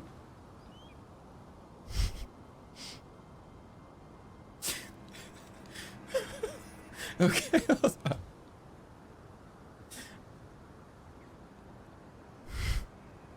I'm trying to communicate. What was he taking notes on anyways? Mushroom Hat Sorcerer at WP1. Yo, everyone in the bar. What's up, dude? This one goes out to all of you relaxing and having a good time. On the count of 3, we are gonna toast to our health and wealth. Ready?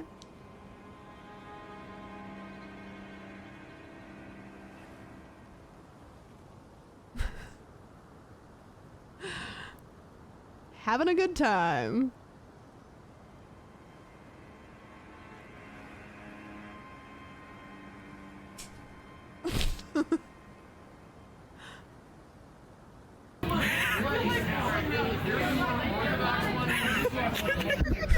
Okay, I'm gonna play the game now. Somebody was just really mad that I wasn't playing the game. The funniest part is that nobody is probably looking. I just look like a fucking weirdo. This guy's a psycho. Wait, come on. Is there another one? Is it? Wait, you took another video? We have an update. Here it is. Update.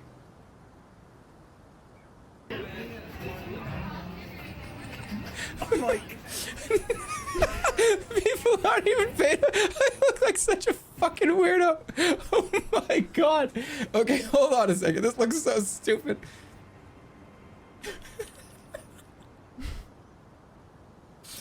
Okay, let's watch the. Oh, you gotta hold on.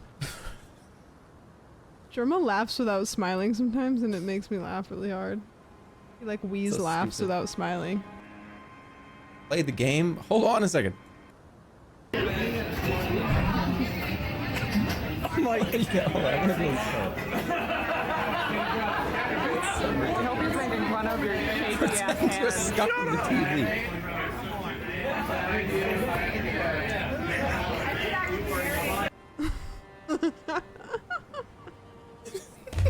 Oh, guys, you're killing me. You're killing me. That's my favorite one, I think. That's such a good one. Shit! I didn't want to get flawless. Okay. The meat grinder clip? Okay, I'll watch that one. You are bad. What is your name? Germa the Enjoyer with like a bunch of zeros. What is that name? They're gonna change their username.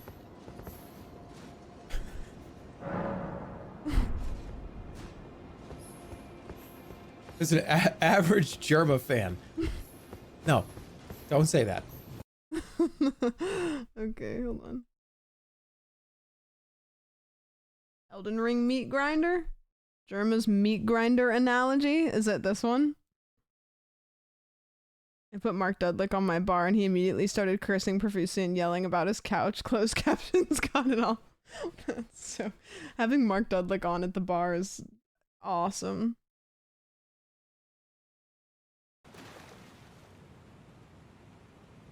Your health is just too low. He doesn't have any instant kill moves. Okay, if I chop you up in a meat grinder, and the only thing that comes out that's left of you is your eyeball, you're probably dead. You're probably going to, not you. I'm just saying, like, if somebody were to like push you into a meat grinder, and like one of your finger bones is still intact, they're not gonna pick it up and go, well, see, yeah, it wasn't that, it wasn't an instant kill move. You still got like this part of your finger left. No, I'm not gonna put you into a meat grinder. I'm not gonna put you into a meat grinder. No, I'm making a reference. You know what I'm saying.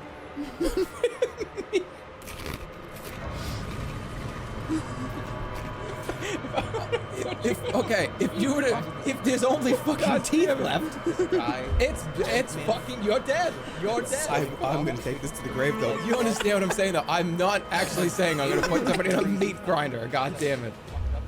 Hey dude, like, it's actually not an instant kill move. If I were to put you in a meat grinder. Whoa. I had to use the meat grinder analogy, but it worked. Sorry, I was just talking. I was like, I was speaking collectively, like just like a thing that happens.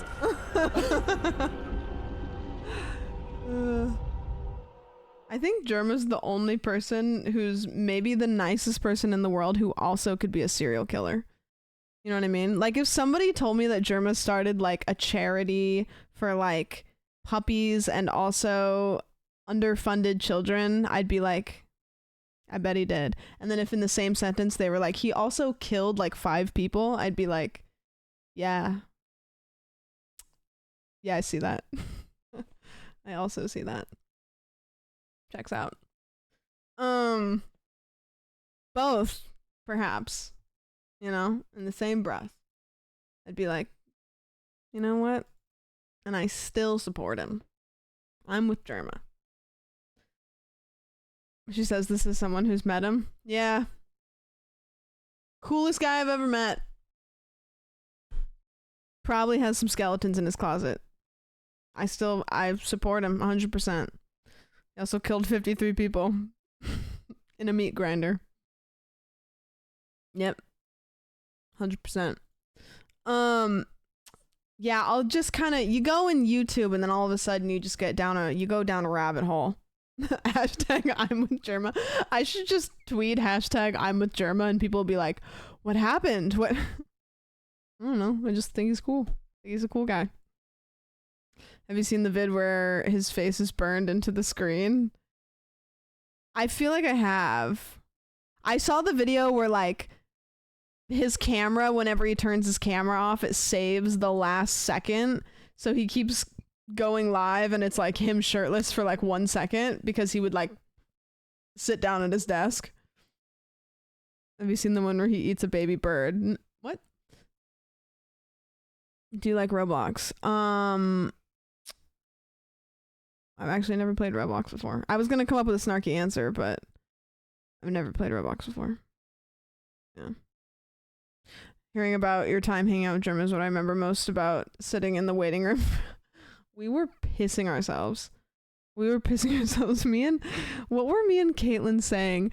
We were like, Soup was in the waiting room and we were making jokes about like tweets that we could make, like a thread of like, hey, I'm at the doctor, here's a thread, here's a play-by-play. And then we were saying like, guys, should I blow the I can't repeat this and like make it funny. Guys, should I blow up one of the gloves like a turkey and see if the doctor thinks it's funny? And then like, update, I did it anyways. He did not think it's funny. And we were just, I was pissing myself laughing. I saw this wild video on YouTube. This girl shared a story of her being stalked. I don't want to watch that. I don't want to watch that. I had to live up to the first time chatter stereotype. Yeah, that's fair. I think you kind of nailed it. The stupid hospital pants and the non-slip socks. Just the whole works. Can I suggest a parody JCS video? Yes, but I probably won't watch it if it's long by any means. Because I'm gonna say it, parodies I think are sometimes maybe my least favorite form of comedy, not for any reason other than I don't ever laugh at them. I don't really know how to explain it. I like, for some reason they don't hit my funny spot. You just got gotcha'd by Stream Elements so fucking hard. That was crazy. Yeah. It's not entertaining, it's literally reality. Yeah, it's kind of like, I'm not gonna be like, wow, that's crazy. I'm gonna be like, oh, I don't like to hear about this because it just happens to people all the time and I don't like it. I just sent a photo of someone giving updates of them getting a tattoo saying, ouch, ow, and she has to do it at the doctor's office. Yeah, that's what it was. It's like 8 minutes.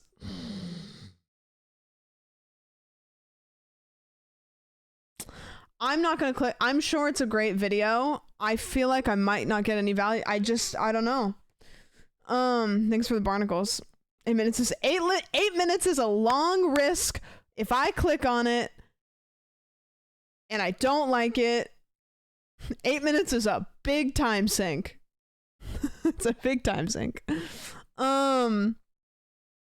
It's a big one. That conversation was unhinged. Yeah, it was, wasn't it? It was a good one. It was funny. As punishment for liking Roblox. I've heard that there's some Roblox, I don't know what you call them, games, worlds, whatever, that are like, there's one called like Doors that people really like. I know that like Crub and Non were playing it. I don't know what it is, but a video of a total stranger posted here and it was like 30 minutes long. God, what was that one? Owl, thank you so much for the 4. Parodies are dependent on liking the subject being parodied and liking the jokes the parody makes. Too many different things. I think that's what it is for a parody to hit the funny bone for me, it needs to be something that I really, really, really, really empathize with, and I feel almost like I'm sharing an inside joke with someone.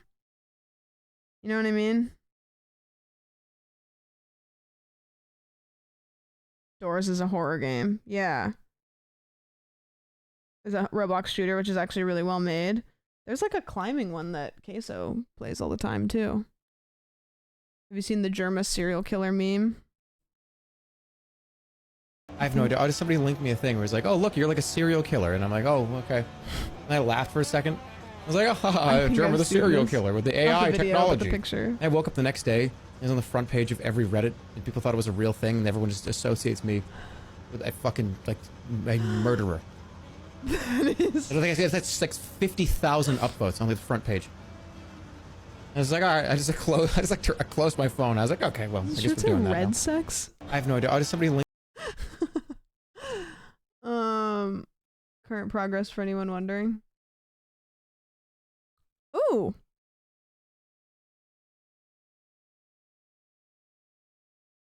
What else do you have to do the thingy? Yep, the I don't know what they call it. The thing? Or is this gonna go right here? Or is this supposed to be a crater? This looks like it's a crater. So you still have to do the thingy? Yes? I know that everybody knows what I mean by the thingy. Beat Canyon Taylor Swift video. I haven't. Beat Canyon videos are hit or miss for me. I like it. You know what? I like Meat Canyon's commentary videos way more than I like his animation. I've watched some of his commentary videos and I like him a lot. His animations are fine and good and very talented, but the commentary videos I like better. They're still gonna put the roof on. Oh, shh. There's already a bird in here. He like found his way in.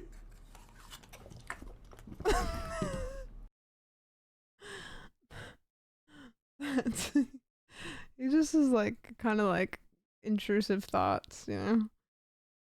The bird. There was a video that that's crazy, Caitlin. They actually compiled another list of serial killers all combined into one person. That's not Jerma. This is a real one. It does not really look like Jerma, but a little bit. That's crazy. This is uncanny.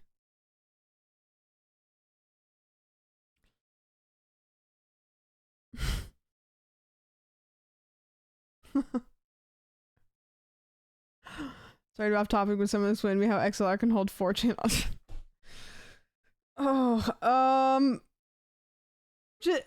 Refer to the diagram. I used multicolors. I use paint. That is John. Saw that man running from a crime scene this morning. This very morning. A little spooky, yeah. Can you explain XLR in the Fortnite terms? So, me being somebody that's played Fortnite a bunch, I'll explain this. Imagine there's 4 people in Tomato Town, and they want to get to Tilted Towers. And they want to get there together, but also kind of separately.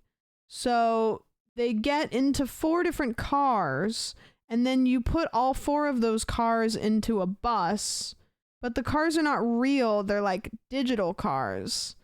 And then the bus drives to Tilted Towers, and then all of the cars get unloaded from the bus.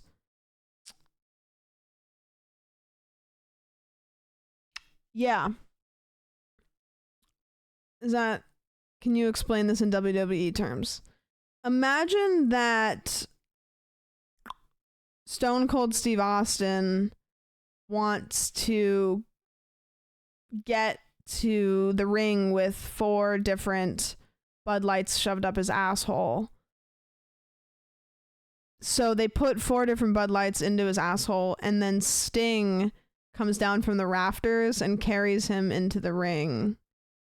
And then they unload the Bud Light. Is it Bud Light that he drinks, or is it a different one? Is it Bud Light? Yeah. Coors. Yeah, I couldn't tell you. It's Bud Light up his ass? Okay. Wasn't Sting WCW? I don't fucking know. I just know he came down from the rafters and he beat the shit out of Hulk Hogan. And that's where my knowledge stops. And he looks cool as hell. Like the Crow. Hogan is a P word. Yeah, he's got weird hair, kinda. You think the XLR4 channel input is Cody Rhodes of Wires? I don't know who that is. Hi. That guy, Stone Cold. My dog used to have a toy of Stone Cold Steve Austin that my mom got her for a while. It was weird and random. She was like, I got Oki a toy. And I was like, oh, really? And it was just like a plush of Stone Cold Steve Austin. And I was like, that's weird. And she tore the shit out of it. She pulled all the stuffing out. It was just flat Stone Cold Steve Austin. Why do they spell it Road? I don't know. Be different. The best wrestler match was the one where that dude got thrown like 60 feet off the cage. My dad took me to a cage fight when I was like 10 years old once.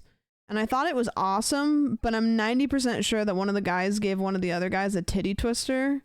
And I was like, there's no way that that's legal. And then my dad was like, that's cage fighting. Everything's legal. And then he was like, don't tell your mom. So, I don't know. Can't remember who was fighting, but they got on top of the cage and one got thrown off. That's crazy. Now that's a memory. My dad was a great dad, is a great dad. He's still kicking. Every once in a while he would kind of say fuck it and be like, you know what? I'm just going to go take her to do this thing because I want to do this thing and fuck it. So we went skydiving together when I was 10. He was like, fuck it, let's go jump out of a plane. I was like, okay. We went to a cage fight. That was cool. You know, like he was just like, hey, we're gonna go do this thing. Just don't tell your mom. Yeah. I saw a tall, bald guy once and shouted at Stone Cold Steve Austin. My mom nearly crashed. Yeah, that's wild. I guess there's like less cool people to be compared to, so like if I was a bald guy and somebody said I was Stone Cold Steve Austin, I'd be like, hell yeah. Somebody just thought I was jacked. Yeah. Any hunting? Oh yeah. My dad really liked hunting a lot, and so he used to let me help clean the animals when I was a kid. And so I got real involved in that. I thought that was, yeah. He took me hunting a lot. I used to go sit in the duck blinds a lot, which I hated because it was always cold and then loud and then cold again. But he used to let me bring my Game Boy sometimes. He just made me turn the volume off because the Pokemon noises would scare the ducks away. But yeah, he'd be like, get in the car, we're going hunting. I'd be like, okay. I go sit in the duck blind with him, just like covered in camo, had like the ghillie suit on, just with my like little Game Boy. And then every once in a while he'd be like, because he wanted me to like put it away because the light, you know, would shine. Hunting and fishing. Apparently hunting and fishing is meditation, but for me it's I'm bored and I want something to happen right now. Yeah, I feel like this should be clipped and animated. It's a sandbox game that has infinite possibilities. Yep, true. Hunting and fishing has a whole lot of nothing happening. It's like nothing happens and then something really exciting happens and then nothing happens again.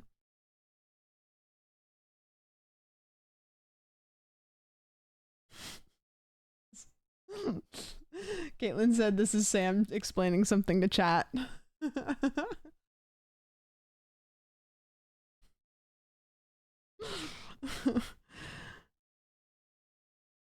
I can only go fishing with my partner if I bring wine and snacks and maybe a book or the Switch. Yeah, like at that point it's like, I'm gonna bring snacks and I'm gonna bring drinks and I'm gonna bring my Switch and I'm gonna bring a book and I'm gonna bring 20 questions to play with your friends and I'm gonna bring card games and I'm gonna bring a TV and then I'm gonna bring sunscreen and I'm gonna bring and it's like at that point, like just stay home, you know? But that's what I want. That's how you're gonna get me out there. Realize you can just do that at home and save time. Yeah. And then order a salmon on DoorDash. I hated being brought along as fishing as a kid. I didn't like it either. My dad so badly wanted me to like hunting and fishing, and I feel bad because I didn't, but I couldn't appreciate the waiting. I couldn't appreciate the cold and the waiting because the cool fun part was not exciting enough for me because the whole point of it didn't really hit for me. So like, yeah, it was really cold. I hate being cold. I've always hated being cold. I get really cranky when I'm cold. Things that I love, there's very few things that I will enjoy if I'm cold. And it's at like 5 a.m. If you go hunting or fishing, you go at like 5 a.m. Fishing was something I really liked because I just wanted to get better at it. Well, that's another thing is I don't really like, I'm not like, I don't know. I just didn't care. But yeah. But if shooting animals is the opposite of a payoff for me. I can get behind fishing. I don't want to, but if posed with it, I think I could get behind some sort of like bird hunting, but I don't think I have it in me to go like deer hunting. I'm not necessarily like opposed to it. I know that like that was just like a really, really big part of my growing up and stuff, but I don't want to do it, and I'm not interested in doing it myself.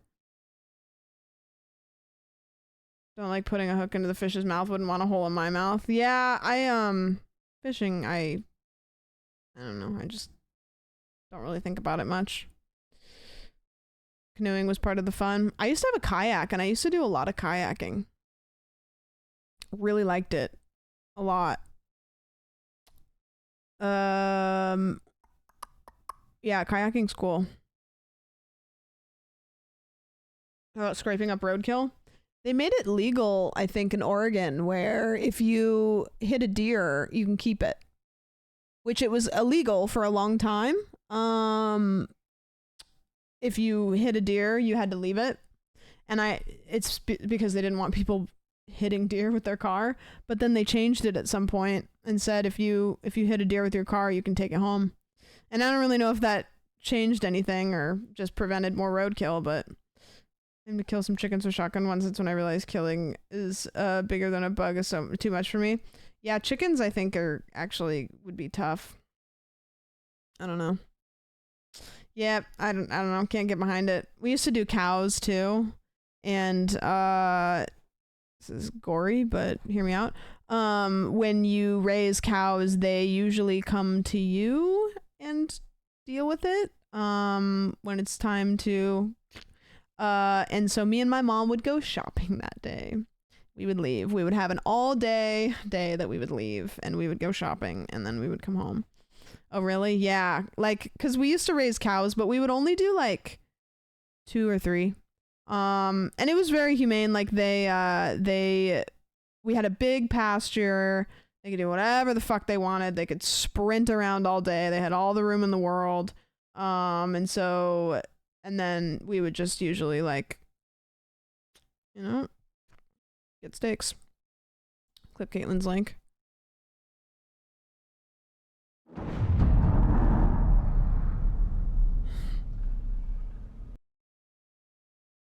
Ten days ago.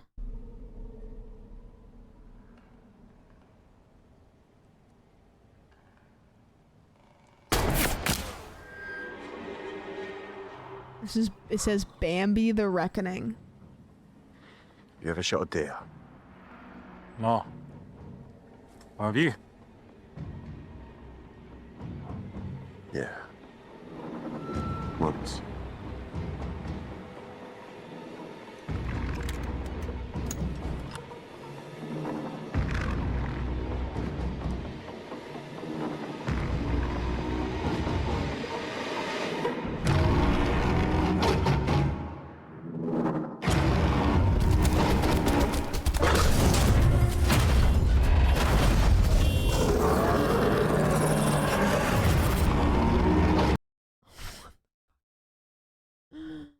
What is that? Is it official? How? Is Bambi in the, There's no way is Bambi not Disney?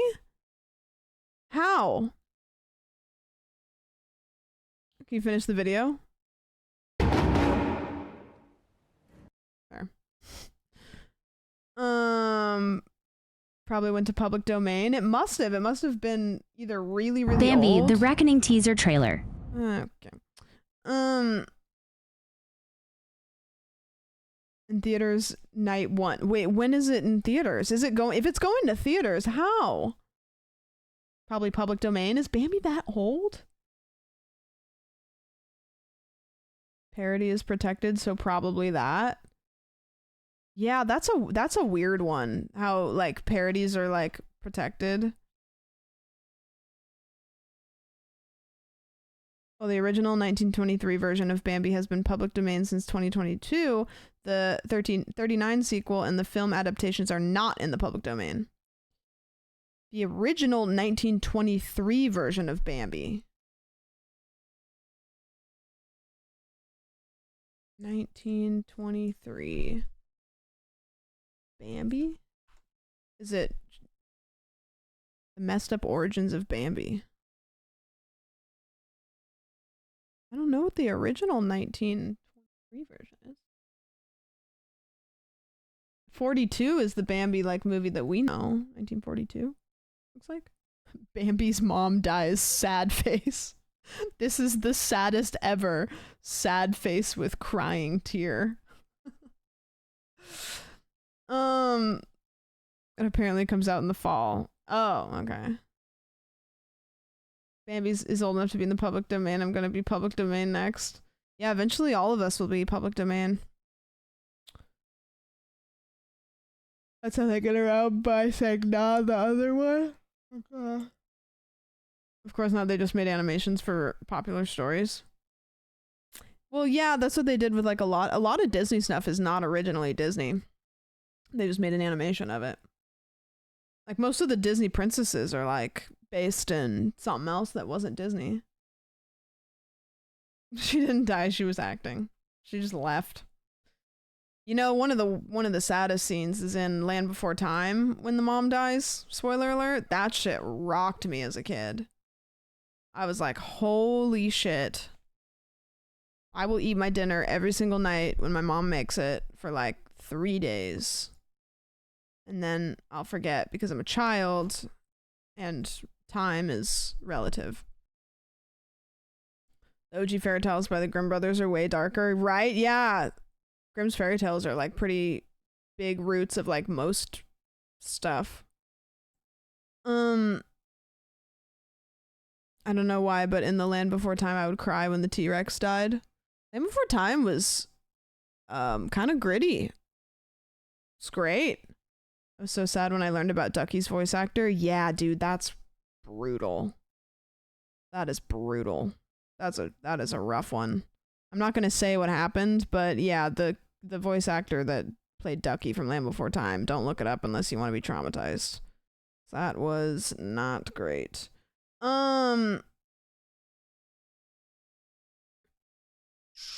What happened to Ducky? I don't want to say because it is not something that I want to. It's bad. It's not great. Yeah, you'll ruin. It's really dark and sad. She died in a tragic way. A lot of early Disney stuff is European fairy tales, right? Yeah.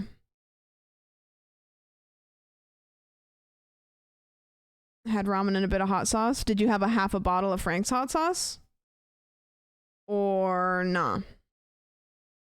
Yeah, it's not a meme sad. It's like ooh, sad.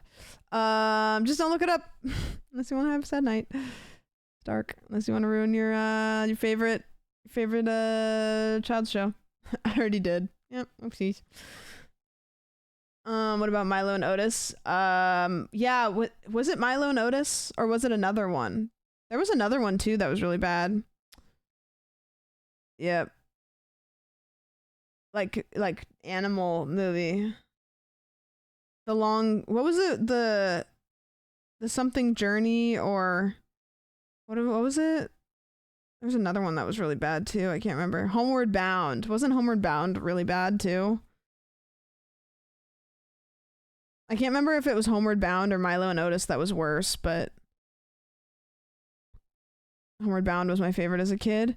Yeah, I don't want to ruin anybody's favorite thing because I could be wrong, but one of the two, the animal actors were replaced a lot because they did not treat them very well. So they did, yeah. Basically any animal, and yeah, there's a whole scene of like, the kitten going down the waterfall in the bucket, and it's like, I don't care who you are, you can't make that humane. Like, there is no possible way for you to make that humane. Milo and Otis was the bad one. Yeah, Homeward Bound had the cat in it though, and I remember the cat scene specifically. Like, as a kid, I didn't even think about it, but as an adult watching it go down the waterfall, I was like, what the fuck? They made hole and tripwires to make the horses fall. Yeah, I remember hearing that too. They did not clear it. Yeah, they either didn't get it cleared or the ethics department didn't exist. CGI, but you probably couldn't. Well, yeah, that's the thing, is you realistically, like with real stuff, yeah. Could I get a spark notes of the chat? I thought it was CGI or green screened. No. Nope. Nope. Might as well just tell us the moon landing was fake. Got news for you. We only invented ethics in like the 80s. Even then, it was spotty. Just fun stuff. Mike, we've had a stream where we've only talked about fun stuff, and that's it. Homeward Bound is clean. Really? Does Milo and Otis have a cat in it? I thought it was 2 dogs. Oh, Milo and Otis is a cat and a dog, isn't it? Yeah, cat and a dog. Okay, I was mixing up the like golden retriever from Homeward Bound and the pug from Milo and Otis, I think, and putting them in Milo and Otis. But Milo and Otis is a cat and a dog. Yeah. That golden retriever was a real dick. Was he a real dick? Real piece of shit? I don't want to post the info on that one. Probably for the better, yeah. Yeah. Any good movies that are coming out in the foreseeable future that we're excited about with zero questionable ethics? Probably not, because it's Hollywood, but did you know not a single spider died in the John Goodman movie Arachnophobia? I've never seen it. The Beast. What's that? I just saw Civil War today and it's pretty good. Oh, was it? Monkey Man looks good. I've heard it's good. I really like he was in what the fuck is that guy's name? Not Jordan Peele. Other guy. His name. That was the one video with Ludwig. I've never heard of him. I'm gonna watch Monkey Man tomorrow. I don't know what the premise is or anything, but Dev Patel. Yeah, Dev Patel was in Green Knight, I believe, and did really great.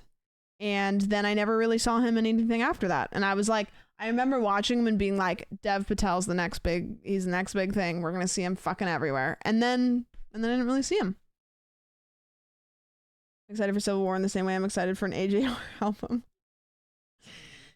Extremely excited. Oh, here's another question. Did anybody watch the Fallout TV show? Because I know a bunch of streamers were doing watch parties. How is it?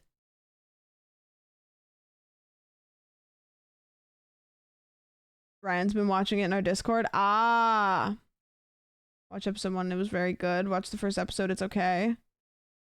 I wonder, like, how many people watched it. I heard Caroline and Will talking about it on Caroline's stream, and Will said that if you've played the games, there's a lot of really fun kind of Easter egg type things, and Caroline hasn't played it, so she watched it on stream, but, you know, there was stuff in it that she didn't really quite get. I just found out there was a Fallout TV show today. We can watch the trailer. I know a lot of people have already seen the trailer, but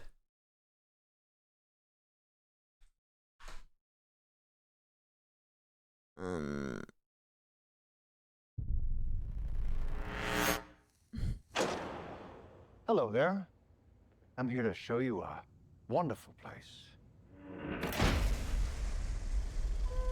A veritable Camelot of the nuclear age. Not made by God Almighty, but the working man. You could be a Yeah, hero Fallout by has some of the purchasing a best residence music. in a Vault-Tec vault today. Because if the worst should happen tomorrow, the world is going to need you to build a better day after. Is the Fallout show based on a storyline that's within one of the games, or is it just kind of taking the world and making kind of a new plot? That's the cool thing about Fallout, is because each game you're doing character creation, each game has a new story, and they don't need to really intertwine. You know what I mean? Like, they can make infinite games and always have it be a new character, and the plot can be entirely different just based, you know, they have the Brotherhood of Steel and like all the different factions or whatever like involved, but they can do whatever they want.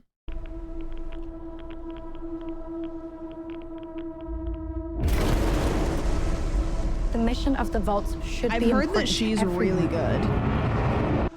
People were like saying lots of really good things about her. To come up to the surface one day and restart civilization. Can you tell me what's happened in the last 200 years? Holy shit.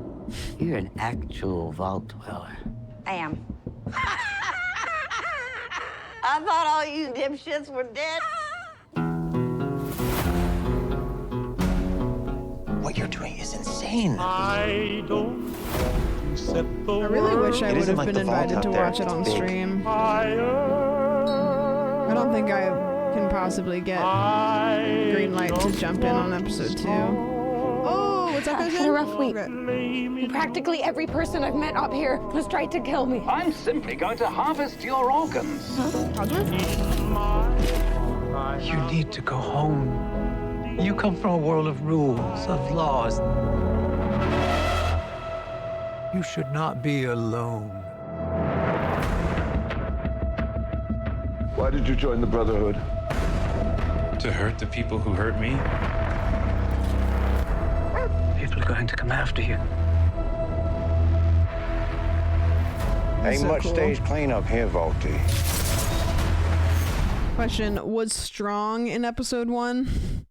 Because Alice is playing Fallout 4 right now, and I didn't spoil anything, but I said if you meet Strong, please be nice to him. I love him. He's my favorite. I really want to... I hope that Strong is in it. But it might be a different timeline. Well, now that is a very small drop in a very, very large bucket of drugs. It takes place in LA, does it? You look out at this wasteland, looks like chaos, but there's always somebody behind the wheel.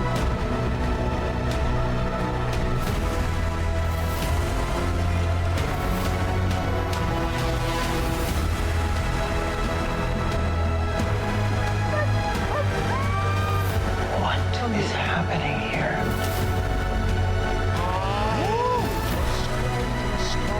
Everyone wants to save the world. They just The obvious choice of song. disagree on how.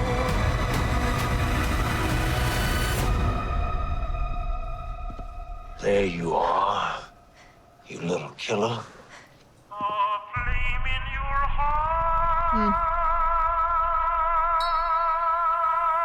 God, I really want to watch it.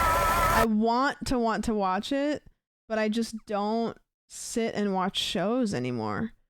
Just saw the stream description. Have you seen the JCP Casey and Anthony? No, that's kind of what I'm wanting, is like suggestions for ones that are like really good. I'm thinking I'll have to like look, but I would love to set the couch up like I did for the Who the Fuck Did I Marry thing and do like a couch watch party. Let's watch it for movie night. We could, yeah. Never played the games, but loved the show. I've only played Fallout 4. I would love to play New Vegas. In fact, I've thought about it many times, doing a New Vegas playthrough on stream, because it's loved so much. Which I think it's on Steam, isn't it? Yeah, it's $3. Fallout New Vegas is $3. 75% off. I'm gonna buy it right now. It's $2.50 actually. It's not even $3. It's $2.50. I'm buying it. I'm not gonna download it, but I'll just buy it.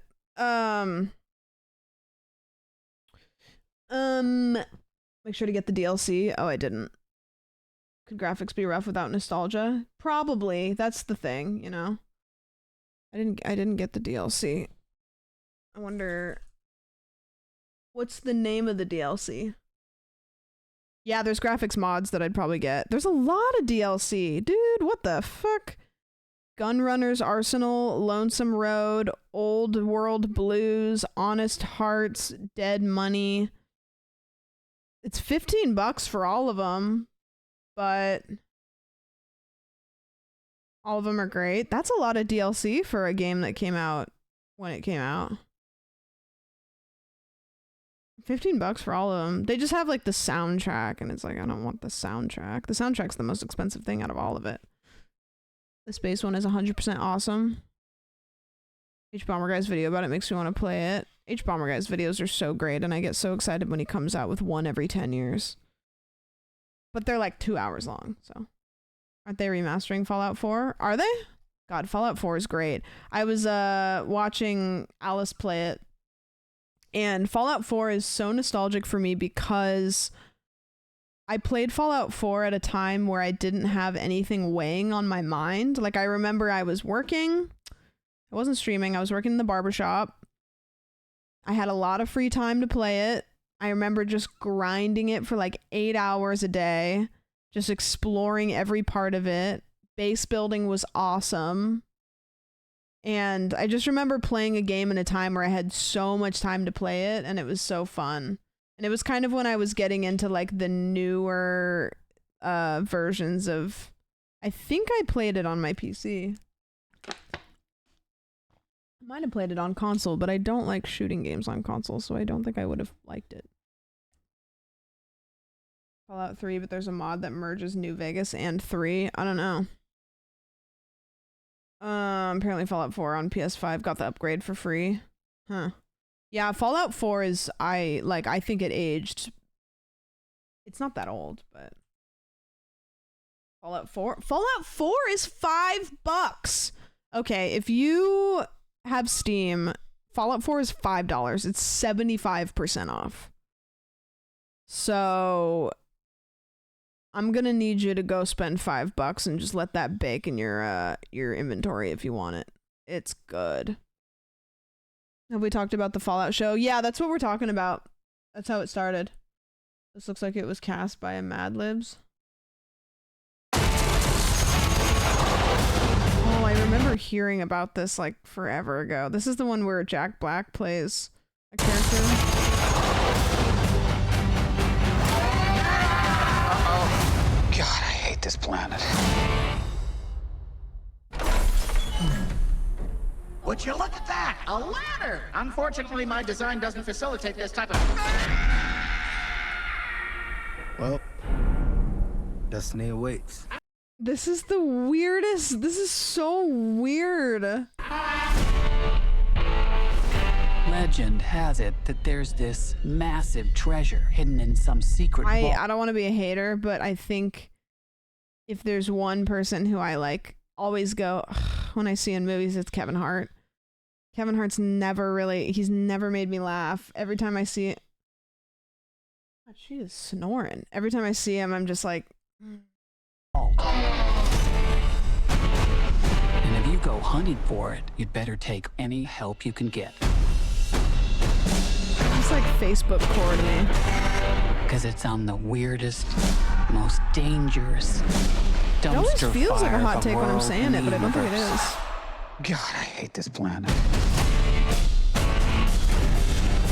Cast is stacked, but in a weird way. Ew! Put the window up. I don't want to! Roll the window up! It's Pete. It's Pete. Why do you think it's called Piss Wash?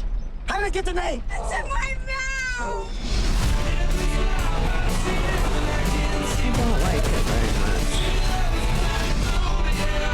It looks really cool, but the cast is turning me off. Oh, it's a Tesla. Looking for this vault? We have something they don't, baby girl.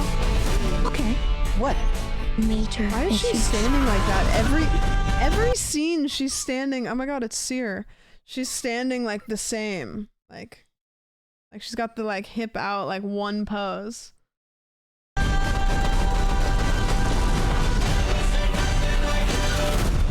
to make it rain with your body parts. What did I tell you? Minimal explosions. I said no explosions.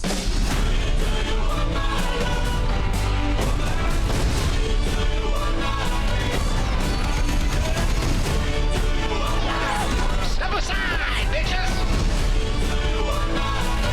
Ooh, mine's bigger. What are you doing? I needed a gun. So you asked for it. There's only one of you in the world, and you're special. Uh-oh. Killed them all.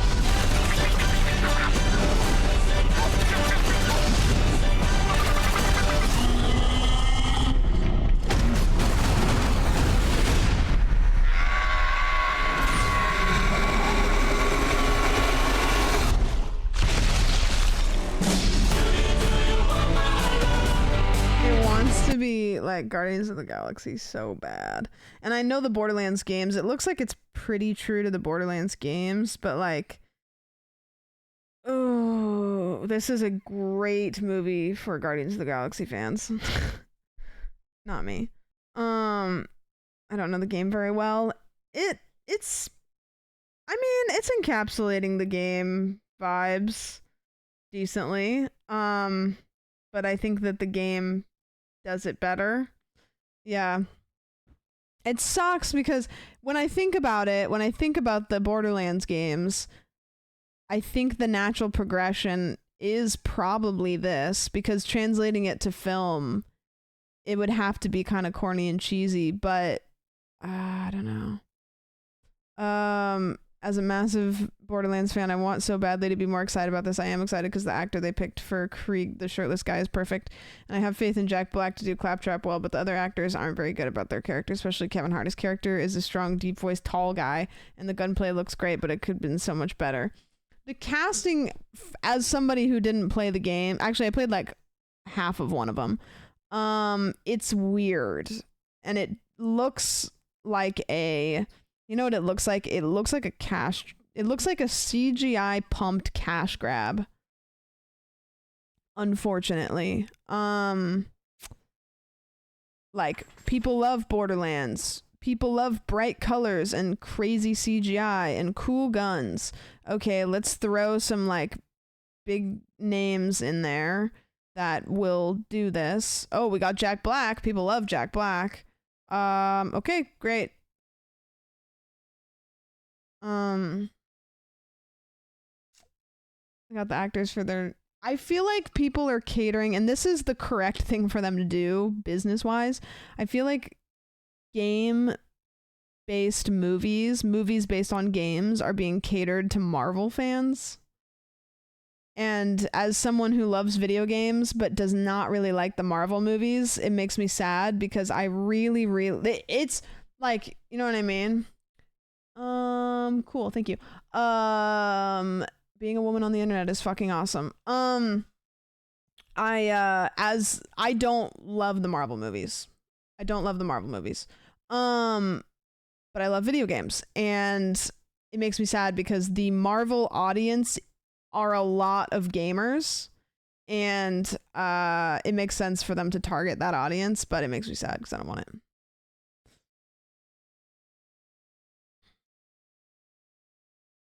Yeah, exactly. I feel like I've been getting a lot of just like fucking vile chat messages. You know what I mean? I just like, can't I just like exist for a hot second without having to deal with that? Deeply disturbed moment. Isn't it worse that it like doesn't really like get to me? I just see it and I'm like the thing I think, like when I see that, I'm like, oh, that is gross. But if this was 3.5 years ago, I would have thought about it for like a week and been like, I can't stream. like that. You know what I mean? And now I just go, like, okay. Like, I shouldn't be used to that. Like, I shouldn't be used to that. You refuse to let them win the reaction. They deserve nothing back.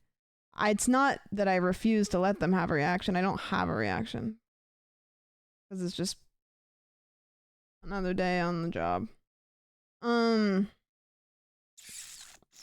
Sucks that it's how it goes for so many streamers. Yeah, you, as a woman on the internet, as much as I would love it to change, you kind of have to just choose to deal with it or not exist in the space because it doesn't stop. You kind of, you have to make a decision whether it's going to affect your mental health or if you're going to try to not let it. Because you can't not make it stop. You can't make it stop. The new Wine About It talked about stuff like this and it was grim. Yeah, it's just like, I mean, it's like going into a war zone. Like, you're just like, well, you know, one day we won't have race, religion, and possibly gender. Yeah, we'll find something else to, like, just be, I don't know. Like the yellow M&M. See, I would much rather deal with Germa comments. I assume minority streamers have the same issue. Yeah, I mean, everybody's got kind of, and I like, it's a pointless battle to try to even say like who has it worse, but yeah.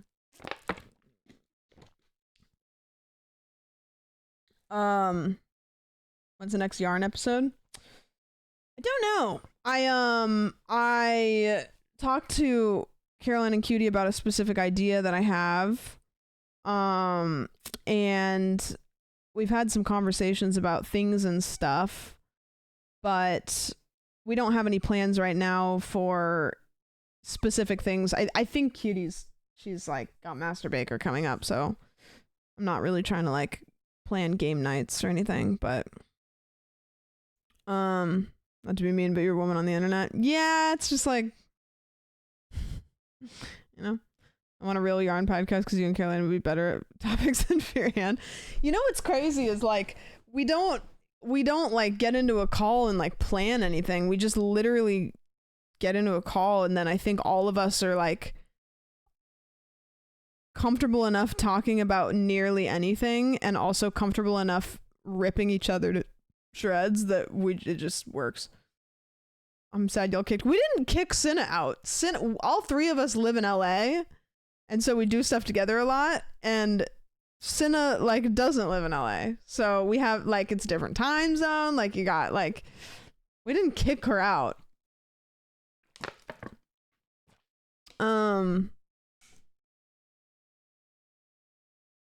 Because she farted, because she's stinky. Know it, I revert that. We kicked Cinna out of the yarn because she smells bad and she won't stop farting, and it's a problem. We don't know what to do. That we can only deal with so much. Yeah, sorry. Need another girl. I think that like Cutie and Maya, I'm trying to think of any other all-girl podcast. In the case of 8-month-old Adonis, I Benny, also you been are asked the to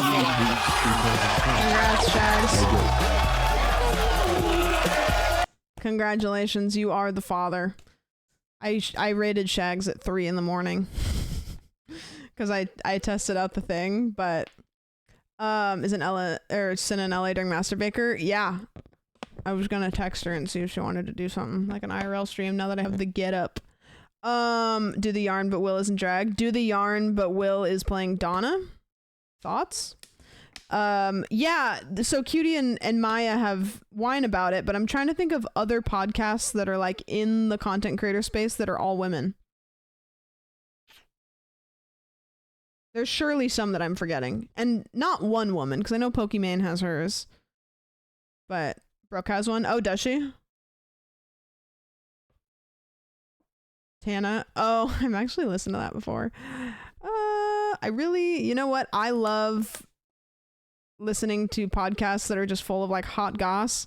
That one was like it was like someone cooked ramen noodles without putting any seasoning in it.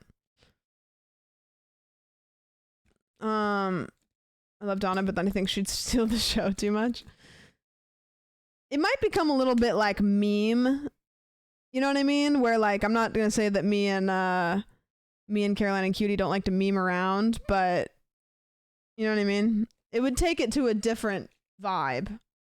All egg, no hollandaise sauce. Yeah, like hollandaise sauce, but it's just egg and butter. Yeah, Donna's a character. Exactly. And we aren't playing characters. We're just sitting around talking. That couldn't be a weekly podcast. Nah. No. It is cool though. I think that we fully intend to milk the yarn until people are tired of it. Because if you go to like any of the YouTube videos that like all three of us are doing shit, people are like, I want more yarn. So we're kind of like, okay, we'll figure it out. You're in the yarn. God damn it. I'm gonna end up like the drummer. I love when the yappers get together. We do love yapping. I'm happy for Q to have girlfriends as well, not just Will and Hassan. I think that she has the same sentiment that I do, where I just don't make friends that are girls. I can't do it. I don't think since I've moved to LA I've had a group of like girls friends other than like, sorry, I have to rephrase that because I do, but that also stream and kind of understand the world from firsthand. There was a comment that said yarn wasn't yard coded enough until Sam brought up the ball seam. Oh, that's funny. Gotta have a little piss and shit in common every episode, I guess, for it to be relatable to the people. Do Americans also use the word yarn as a synonym for story chat? No. How would you use that? That's interesting. I could see how that would get to that point, though. Do Americans also use the word yarn as a synonym for story/chat? Yeah, use it in a sentence. We are having a yarn right now. Is that an Aussie thing? That's an Aussie thing? In Australia, spin a yarn or have a yarn is slang. Now that you mention it, maybe I've heard Brody say that, but not enough that I recognized. It's an American?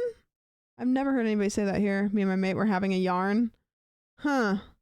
I could see why it would be called that, because it's like you're weaving creating, a story. Spin a yarn is common phrase. I don't know. Yeah, it must be regional. I've never heard that in my life. In the South, it's a thing. Okay, that makes sense.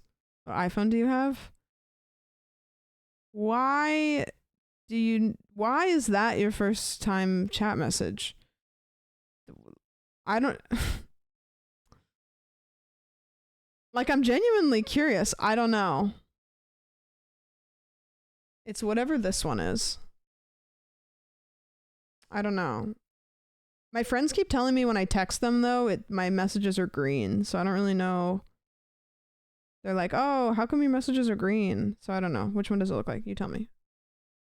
It's the iPhone Spider. She needs the newest. My phone is at a spot where there's nothing, when your phone gets to the point where there's nothing wrong with it, but like you can see one of the tires falling off like in the foreseeable future. Like it starts doing funky stuff that's like, well, that's not worth buying a new phone. But that's not correct. Like a lot of times I open my keyboard and the keyboard is just blank. So like I'll have to force close an app and then go back in because I'll click on something to like reply and the keyboard is just blank. That happens a lot. What else happens? My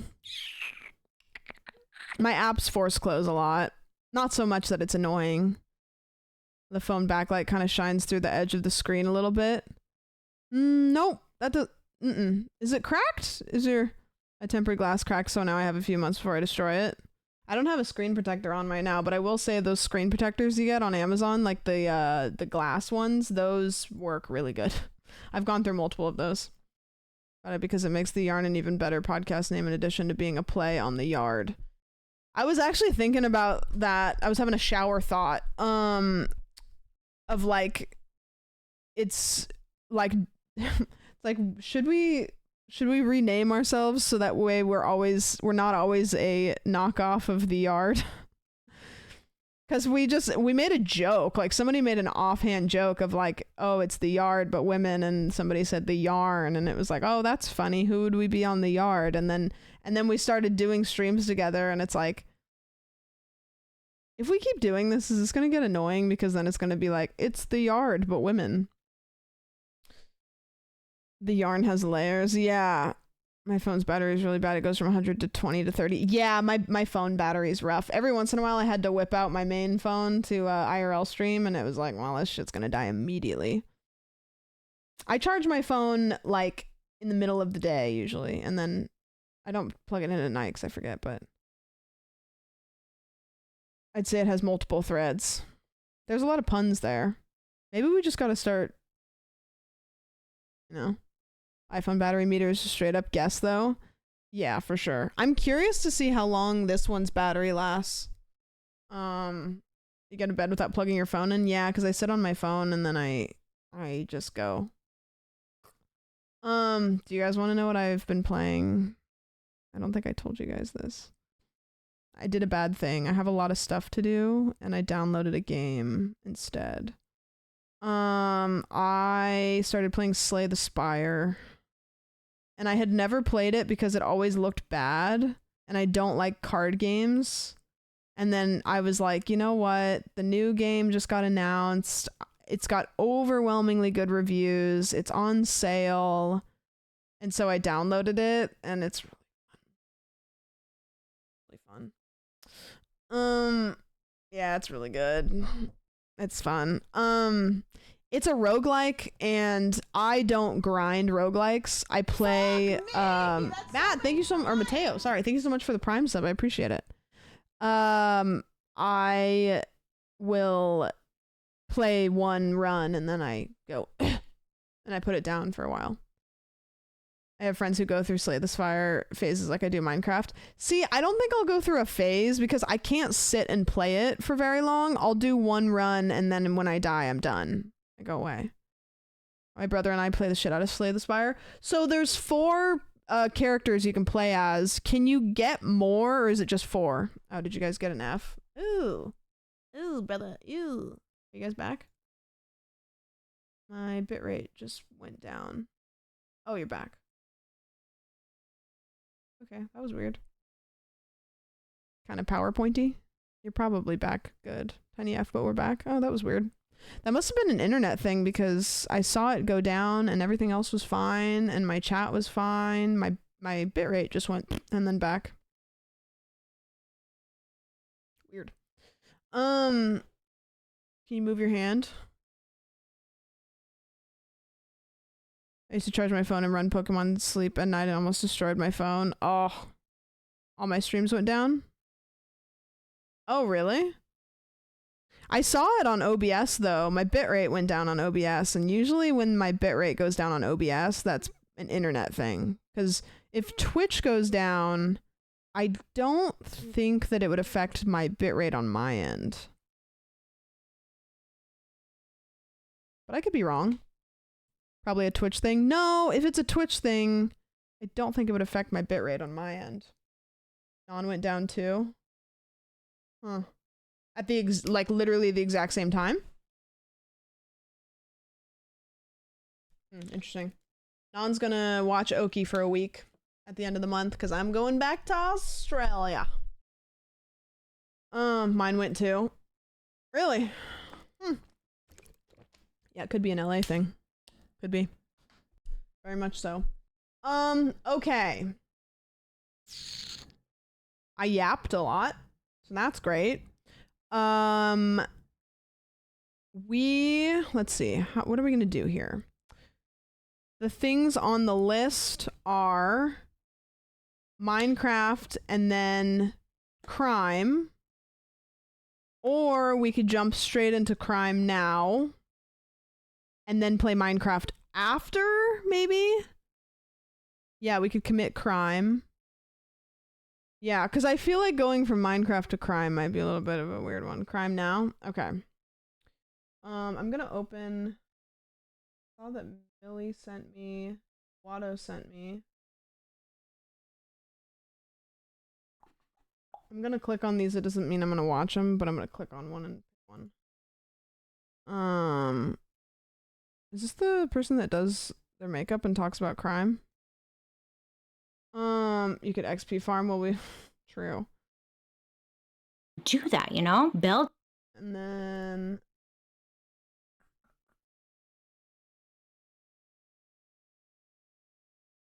Beacon Park, scariest This place in video is America? sponsored by Scariest place in America. A creepy documentary featurette. Fallout Fridays are back. Wow. That's so new. You could XP farm while we crime. Can you imagine a crime and Minecraft stream? I don't know. I feel a little bit torn about doing a stream where I do something with something in the corner because it makes me feel like I'm not picking and I'm just overstimulating, but also grinding XP while having Minecraft or having crime in the corner kind of sounds like a slay a little bit. That doesn't sound like the worst idea. That actually might be okay. Maybe I would focus better. Family Guy in the corner, please. Crime with Family Guy in the corner. Might be the move. It's transformative. You put Subway Surfers on too. See, that's what it feels like. It's like, at what point am I even, like, you could do that without me. Sounds like me whenever I play Minecraft. I love streaming. It's like I want to... Okay, another thing... Sorry, I'm unplanned. I'm just not sure how to do this. Another thing that I thought would be kind of fun, if you guys are interested, is, remember when I did the, Who the Fuck Did I Marry? And I, like, moved my camera, and I got, like, cuddled up on the couch, and I made some popcorn, and I had the holding mic and stuff. Like, that, I could do that again. It was kind of like a cozy watch. Yeah, that was kind of fun. That would just take me a second. I'd have to, like, set things up. I don't know if that, like, makes anybody's viewing experience better. As long as I get to see more Oki. Yeah, she'd be on the couch with me. Cozy stream vibes. Cozy watch vibes. That was very fun. The Explore With Us YouTube channel is the one that I watch all the time off stream. It's like 99% body cam footage and also interrogation room footage. They're like an hour to 2 hours long, so they're pretty long. Has anybody seen Explore With Us? Yeah, these are really good. They're I like it because he kind of explains what's happening, like, oh, this person just did this, which means they might be nervous, you know, or this person did this, you know what I mean? I haven't seen these. Oh, if you like true crime, then you like these. Does anybody have an episode of the Explore With Us that you really like? I've seen a lot of them. Hold on, let me change my account so that way it shows me which ones I've watched. I have 25,000 subscribers flat. I just looked. 25,000 flat. It's a ton of JCS for people that haven't seen it. Do you guys like Explore With Us or JCS better? Because I haven't seen a whole lot of JCS. I watch JCS when Hassan watches JCS. I'll make it $24.99. Do it, P word. Whatever Hassan watches. Yeah, these ones have crazy views. I've seen heaps of JCS. I don't know if I've seen Explore With Us. I think they're like the same thing. It looks like JCS are much shorter though. Trying to watch the same streamers. Yeah.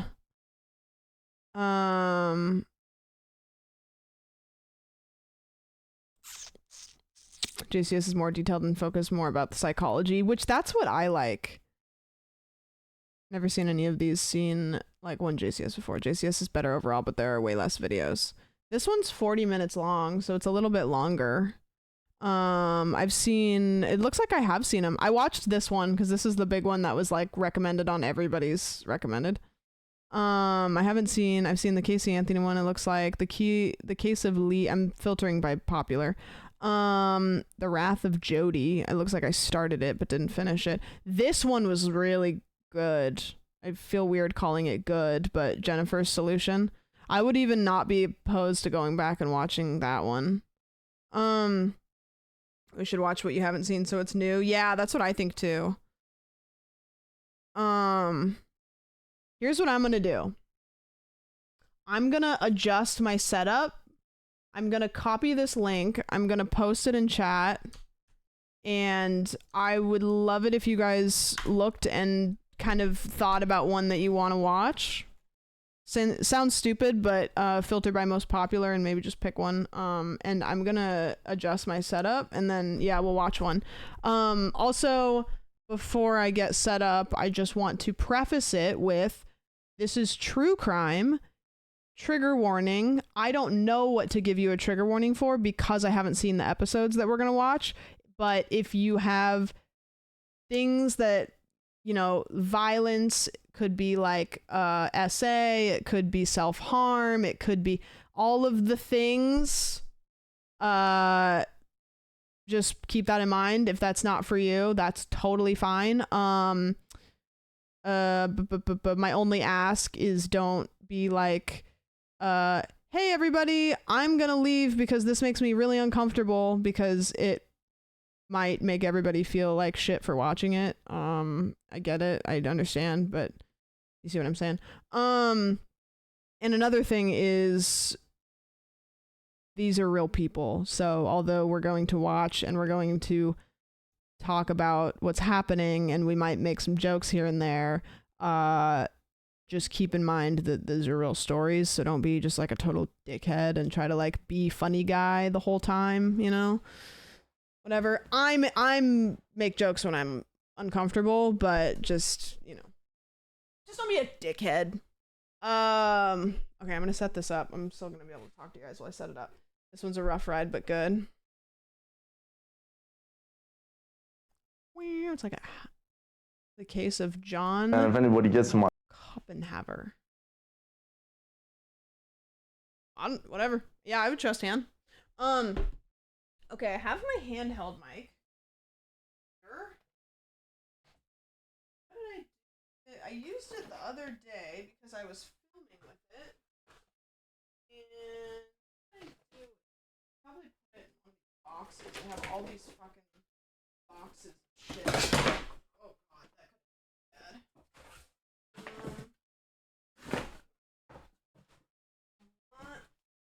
I have a handheld mic. And I used it for filming YouTube. Here it is. Nope, that's not it. I should have found this before stream. This is the Addison Rae remix. Yeah, I have a handheld mic that I use for filming YouTube.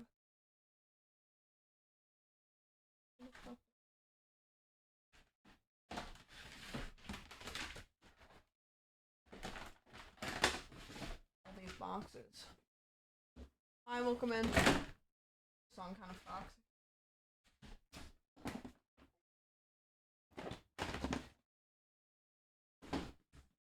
Ugh.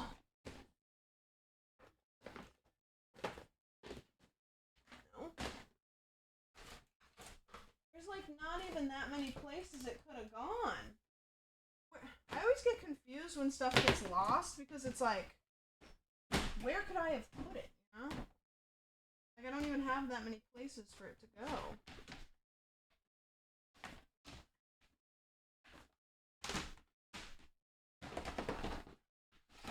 I have more microphones out in the storage room, though.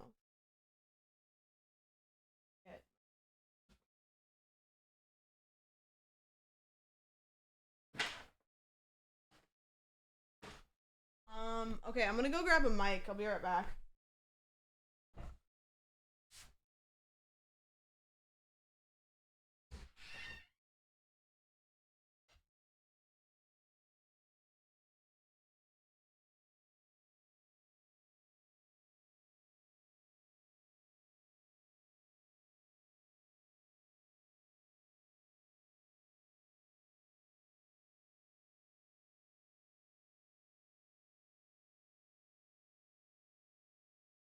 Hello.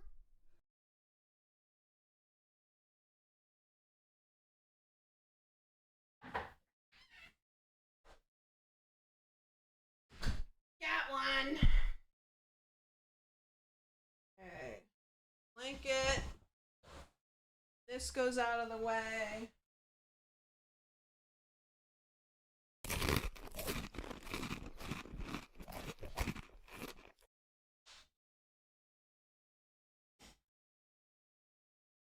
This for my mouse.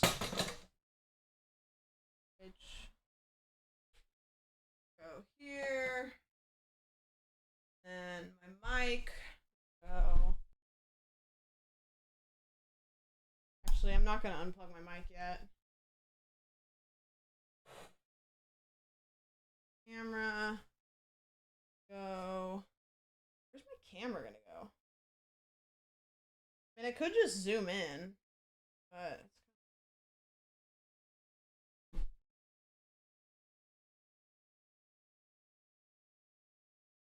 I'm gonna go on the banana scene real quick. Just because I'm flashing my camera around. I don't know what the fuck's in my house right now. What are you doing? Your mom. Yeah, I was picking you guys up and carrying it around like a little baby. Banana scene. Eating a banana. Live on camera. Okay.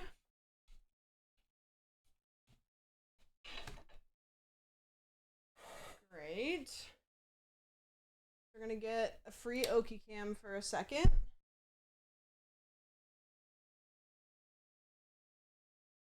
Go. Free Oki cam. Doing disassociating. Disassociating. Okay.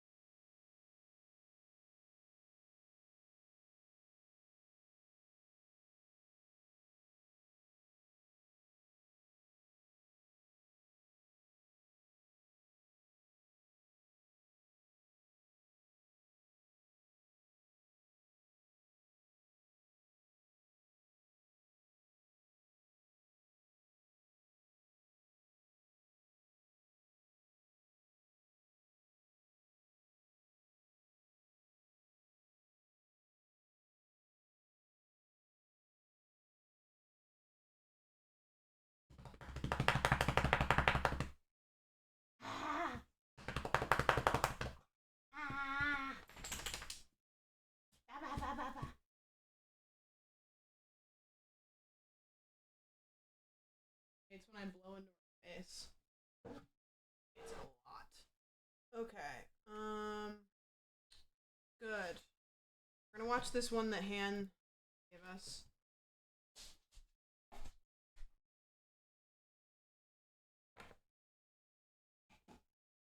Awesome. And Mike's getting unplugged.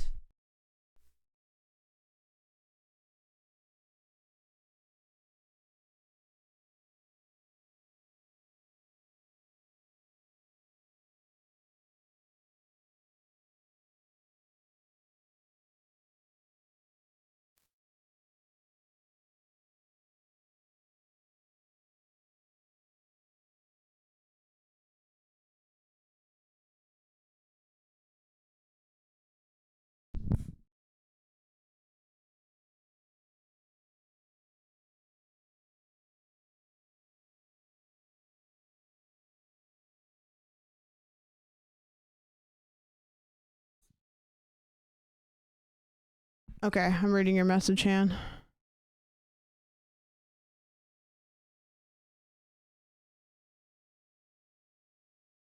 So are you saying the one that you sent is good?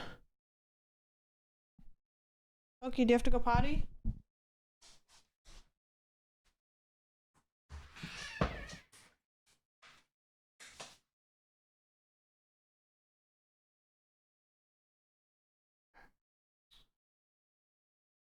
Prime time, yeah. Mike in my brain. Is it really loud? This one is a little bit louder than the SM7B. I can probably turn it down a bit. Like.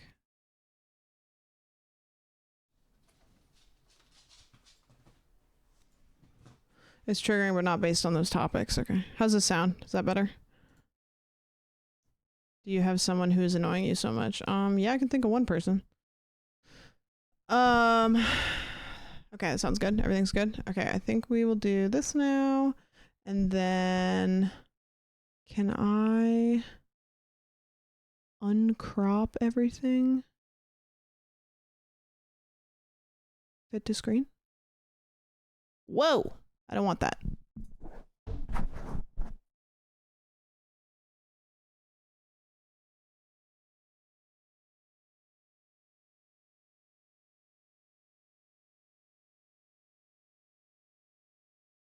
OBS, you're being kind of a dickhead right now. OBS, please.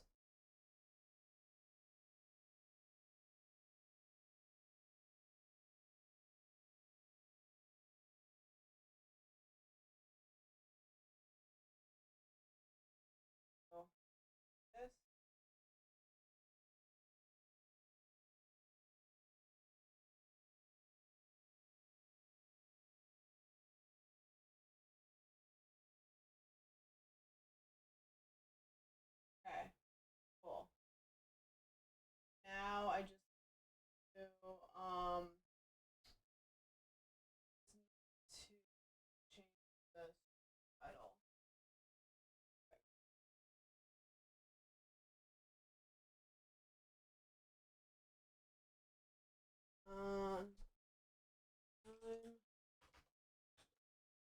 Night.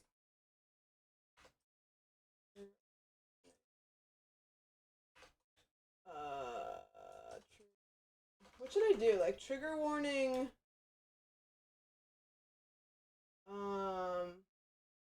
What's like just like an across the board like, hey, this is rough.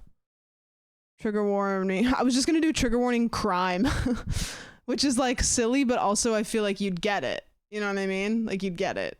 Trigger warning, heavy topics, sensitive material. Yeah, okay. Heavy topics is good.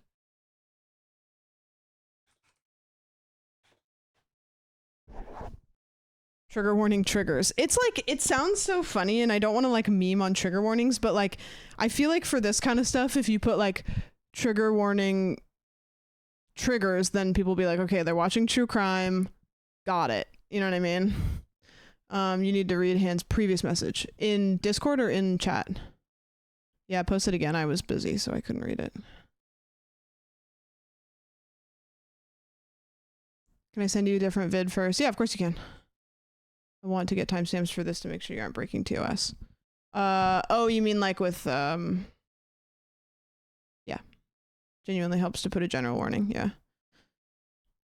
I think that just putting like trigger warning, like true crime is like, okay, think about it, like what kind of things could be, you know, and then, okay, so this is a better one. The detectives created a route. Interrogation of Stephen Lazarus. So this is the better one, you think?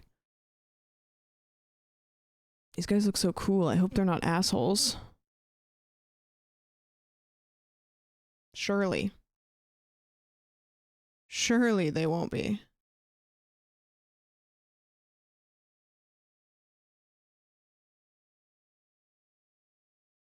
I need to make a whole thing for this and then... There we go. It's just a quick one so I can figure the timestamps of the other video. Okay, cool. That'd be awesome. But it's really good. Cool. All right, we'll watch this one. I can see the TV, just not great. I want to move it a little bit, or move the camera a little bit, because you guys are like directly in front of it. No offense. I'm being a little bit of attention hogs. Right up on Casey Anthony. Yeah. There's one that's really good and I've seen it, but I haven't seen it for like 2 years or whenever it came out, so I would not be fully opposed to watching it again. Okay. Let me close my door.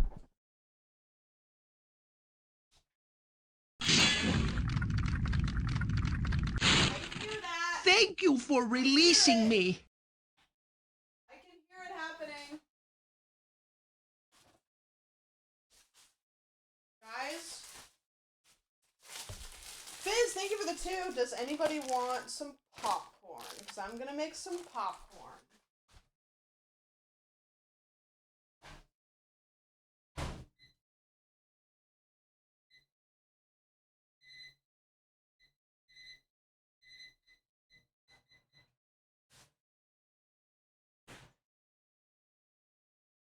Cool.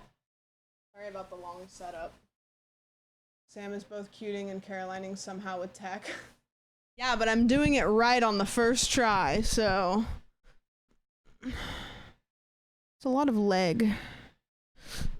I'm gonna put you guys over here. And...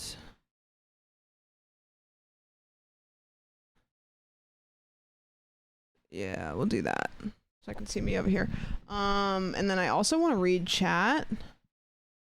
But I could read chat on my brand new phone, except I don't have Twitch downloaded on it. So I'll just use my... what am I gonna use for chat? Oh, is my iPad charging? Nope, it's definitely not charging. What do I have that's charged? I could use this new phone. I'd have to download Twitch on it. I don't have Twitch on it. Play Store? Twitch? Oh, then I have to remember my password and shit? Kill me. I do want to get Twitch on here though. Or I could get like Chatsin. I know that that's a good option. Chatsin.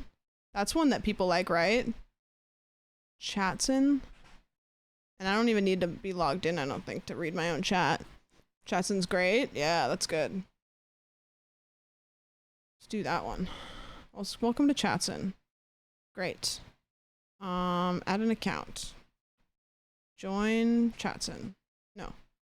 Leave channel. Add an account. Do I search accounts? Sandwich. See if I can do it without logging in. If it just pulls up my chat, that would be awesome. Oh, it's gonna make me log in with Twitch. Okay, let me get my popcorn.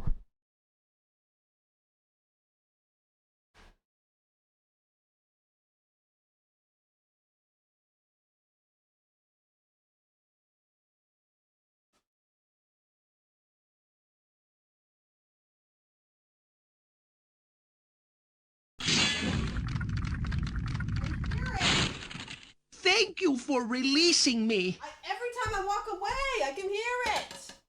Fucker.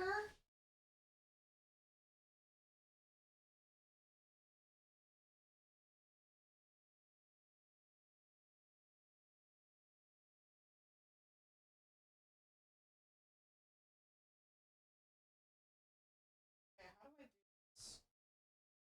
how do I open? No, I was back. Frosty makes it so you don't have to log in. I'm logged in. Me. I feel like a tech dork. How do I add? The add icon allows you to join channels by typing in their names. So you can join multiple channels by separating the names with spaces. Okay.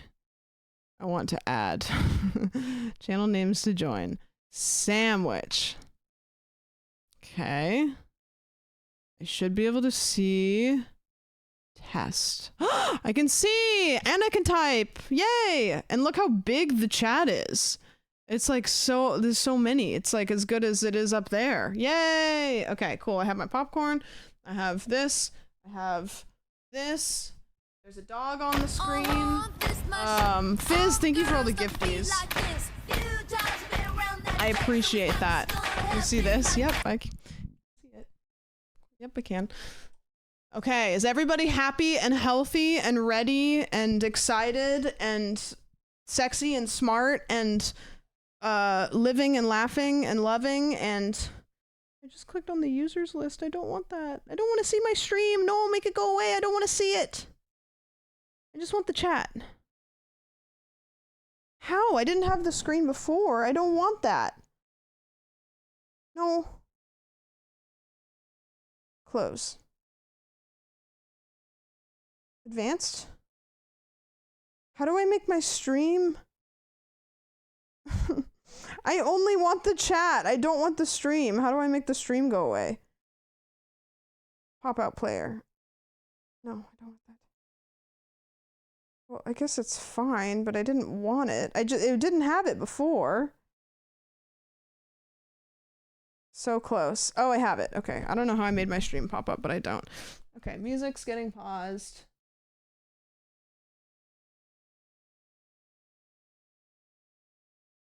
Okay. Everybody ready? Y'all ready for this? Bye, music. Ruse, inviting Stephanie to come in and advise them. The detectives created a ruse, inviting Stephanie to come in and advise them on a case involving stolen art. Knowing they were dealing with one of their own, they rehearsed and prepared for the interview more than anything they had done before. Their plan of attack was to keep the conversation as casual as possible for as long as possible, and carefully waited for the key moment. Why does it feel like it's starting in the middle of a story? Am I supposed to just bear with it? I feel like it picked up in the middle of... Is it just like a shut up and just you'll figure it out? He'll explain? Okay. To initiate the confrontation. Stephanie, I don't know if you know my partner. Hey, great. Hi. Stars, nice to meet you. You guys. How's it going? Good. Milling around. Well, have a seat. I don't want to talk about this in the squad room because I don't know who people are listening. That's true. And if we go to my side, everybody's always wondering what everybody else is doing. No problem. Okay. The first thing the detectives do is set up a compatible tone with a suspect. She has just stepped foot inside an interrogation room, and the detectives negate the negative implications of such an environment through a friendly disposition. Consultative meetings, such as seeking advice over an art theft, can take place anywhere, and the last place detectives would choose to spend more time in would be an interrogation room. The reason they give the suspect for meeting in such an unusual location is to not spread rumors or innuendo. Yet the real reason is that all firearms have to be checked in before entering the area, and they needed the suspect to give up her gun without alerting suspicion. But like we're talking about being busy and stuff, we've been assigned a case that we've been looking at. Okay. It's a new case, and reviewing the case, there's some notes. I'm a little lost. She's a fellow cop. Her name being mentioned. Oh. Okay. Do you know John Rutten? Try and imagine for one moment that you savagely murdered a love rival in a jealous rage. Over 2 decades had passed since... Okay, so she's also a cop. When did I miss that? Or was it in the title? Or is it just like a thing you find out later? 2 detectives are setting up a casual interview of an old cop. It's not casual, they suspect her of a murder. Okay, when did I miss that? Did I miss it? Or is it... I feel like I missed it. The act. Then all of a sudden, you're brought to an interrogation room and sat directly opposite 2 senior investigators who bring up the name of the man you committed first-degree homicide for. John Rutten? Rutten. The investigators already knew how to say John Rutten's name correctly. The mispronunciation was a simple strategy to see how the suspect would react. Setting aside the element of the murder, John Rutten was the second longest relationship in Stephanie's life, and a psychiatrist later stated that this pause was 4 times as long as it should have been. She was already being deceptive by acting as if she hadn't thought about that name for so long, giving reason for her prolonged reflection, when in reality, the name John Rutten was engraved in her memory, and even when I feel like a big tell for me is like if you say somebody's name and they go like like Johnson, like, you know, like I don't know about you guys, but like I'll either recognize somebody's name immediately and be like, oh, I think I know them, or I'll be like, no, I've never heard that name in my life. You know what I mean? Like I'll either be like, oh, I recognize that name, I just can't remember who it is. You know what I mean? I'm never like, gosh. Slightly mispronounced, it would have most likely taken milliseconds for her to realize exactly who the detectives were referring to. Right. Oh yeah, I went to school with him. You did? Yeah. How long did you know him? Gosh, I went to school in, let's see, went to UCLA in 1978 I started, and, you know, met him at school at the dorms. She says she met him in the dorms, yet left out the fact that they had dated for 4 years and went on numerous holidays together. Even though she wasn't asked directly, a truthful subject would most often volunteer this information without having to be pressed for it. Were you guys friends, close friends? Yeah, I'm sorry, but if the cops are talking to you and you leave out the fact that you dated somebody when they ask you about them, you're guilty. You're already guilty. Like at that point, just fucking like wrap it up. I mean, what's this all about? Well, it's a case we're working on. It involves John, and in there, some of the statements we reviewed, there's notes and stuff that he knew you and stuff. Oh, yeah, I mean, we good friends. Good friends that had sex together. I lived in the dorms for 2 years. You guys lived in the same dorm? Yeah. Oh, okay. Yeah, Dykstra. Okay. Were you guys just friends or anything else, or? Yeah, we were good friends. Yeah. Was there ever any relationship or anything that developed between you guys? Cuteness. Yeah, I mean, we dated. I mean, what's this all about? Well, it's relating to his wife. It's unfortunate that Stephanie's face wasn't captured at this moment, because she would have no doubt been immediately struck by the psychological reaction known as fight or flight. Her brain. Does anybody else that watches these kinds of YouTube videos, either the EWU or the JCS, I'm sorry, but the cameras that they put in interrogation rooms are 20p, and I feel like, sorry, EWU, yeah.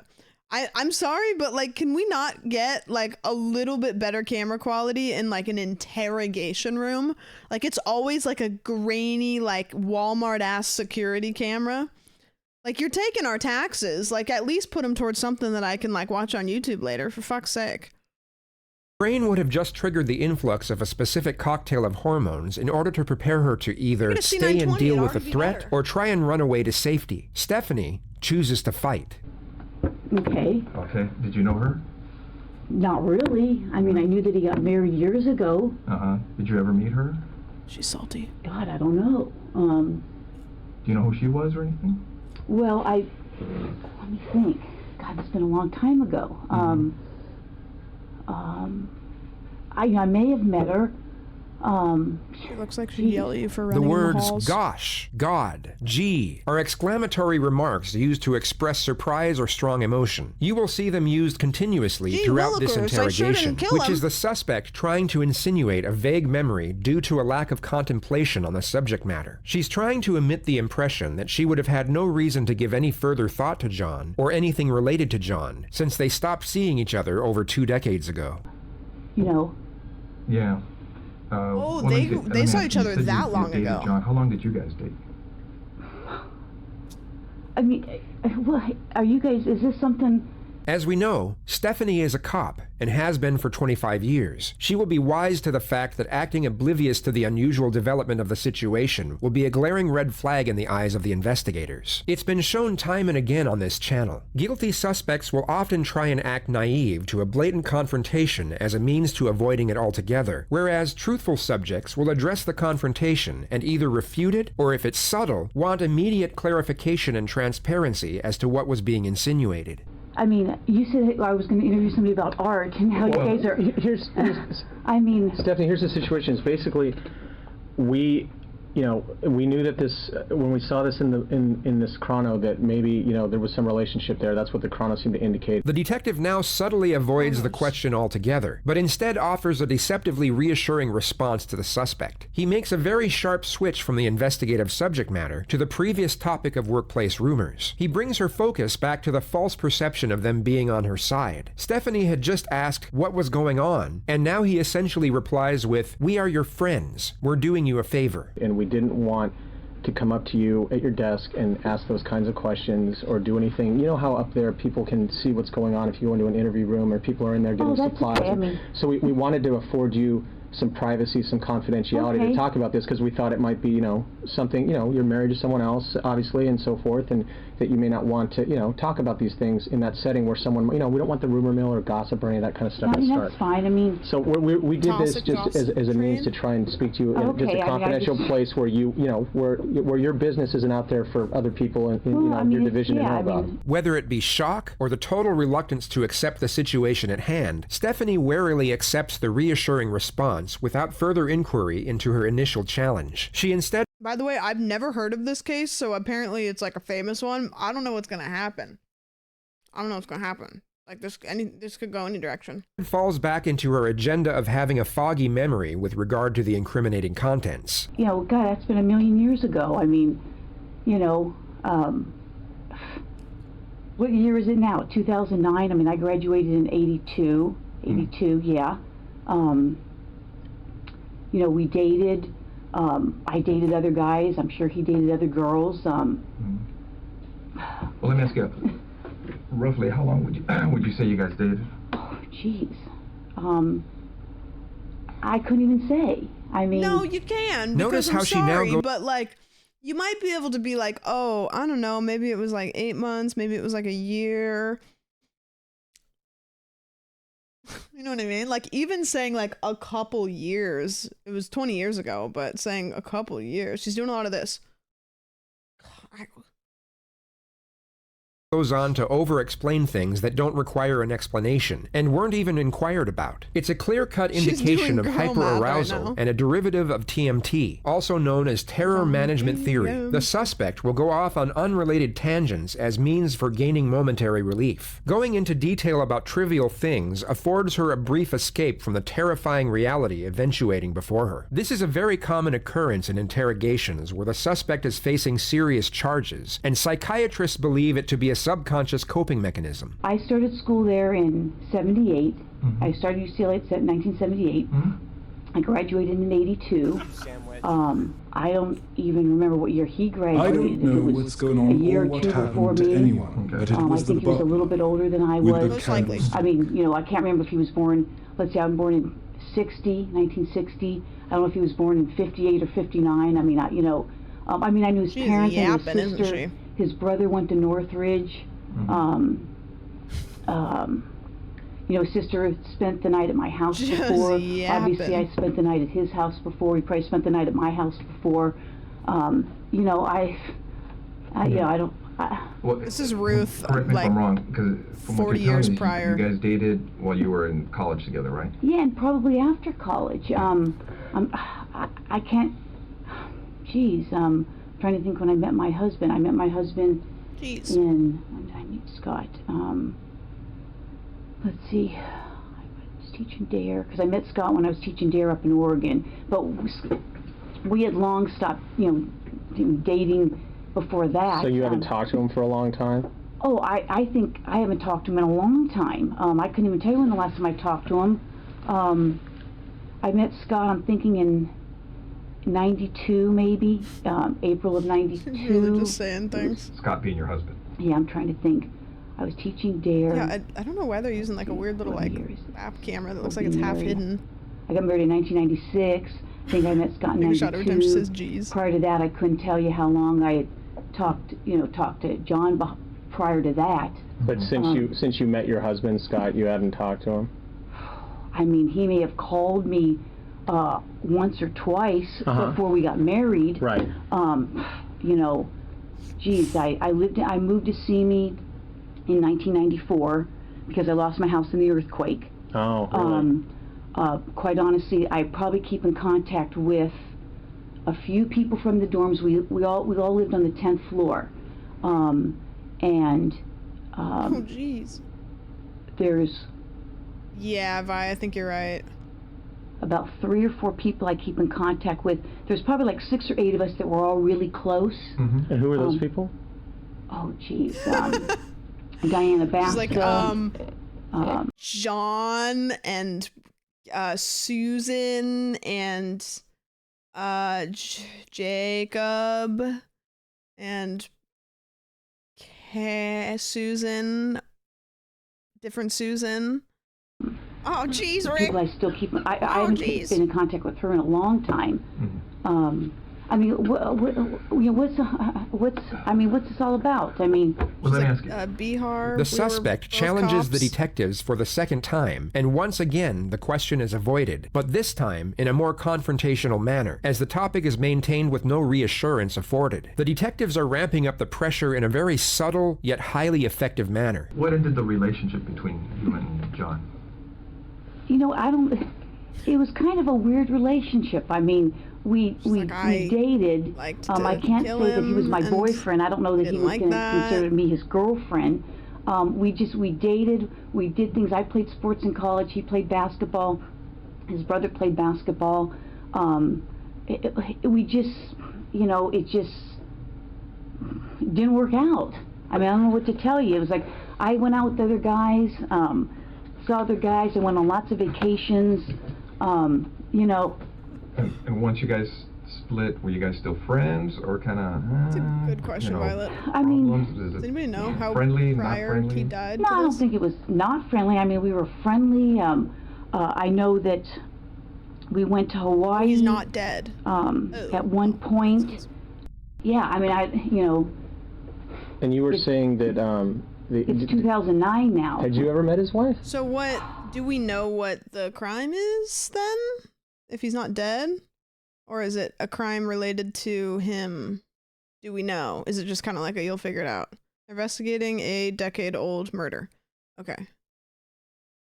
Who died? They'll say. Okay, got it. I may have. Do you remember her name or anything, or?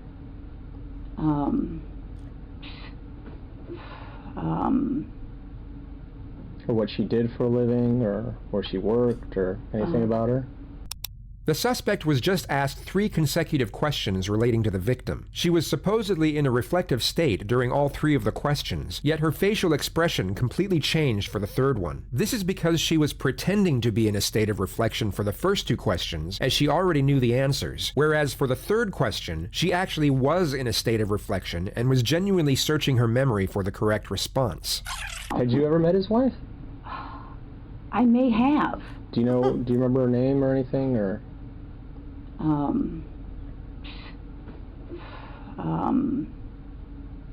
The 3rd question is about to be posed, and her focus is about to switch from pretending to be thinking to actually thinking. So what she did for a living, or where she worked, or anything about her? Well, I think I'm going to say that I think she was a nurse. Man, I can't even remember how he said he met her. Blinking so much. Yeah, I mean, it's been so long ago. Well, let me ask you, did you go to their wedding, you know? No, I didn't go to their wedding. No, I did not go to their wedding. I couldn't even tell you what year he got married. I mean, you know, it's been a million years ago. You know, again, I mean, what, you know, I don't understand why you're talking about some guy I dated a million years ago. Well, do you know what happened to his wife? Yeah, I know she got killed. You wouldn't need to be an expert in body language to recognize the unmitigated terror emanating from the suspect's face at this moment. She had just verbalized the victim's tragic demise for the first time in most likely over 2 decades. What did you hear about that?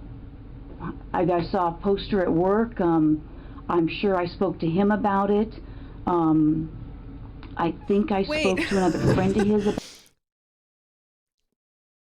Did she just say that she got killed, like, without, like instead of just being like, I know she died? I'm sure I spoke to him about it. This one she knew she fucked up. Yeah. About it. And how did you first learn about that? Jeez.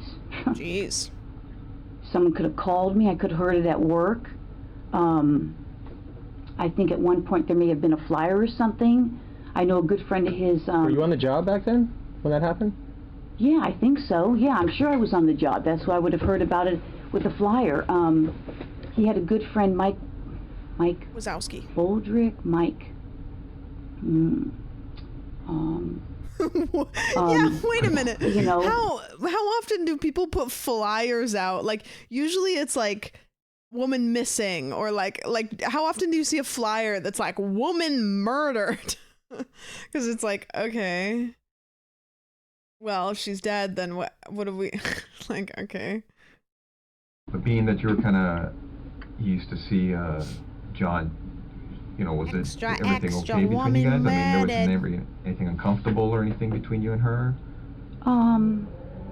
8 separate witnesses testified that Stephanie had confronted Sherry at the hospital she worked at, while the 2 of them were reportedly in an intimate relationship with John. The confrontation was said to have been highly aggressive, and Stephanie had to be escorted off the premises by security. Reports stated that Stephanie was by far the more combative, and even made threats against Sherry's life.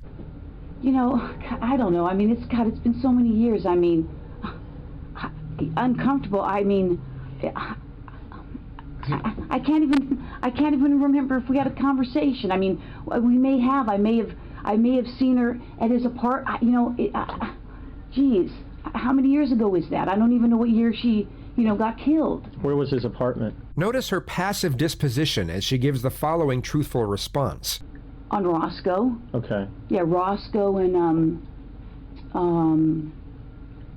east or west of DeSoto, either east or west of DeSoto. Do you know where he moved after? Did he move after he got married, or do you know? Or now notice how her disposition switches from passive to frantic as she once again pretends to have a vague memory. I'm sure he did. Did you know where he was living, or?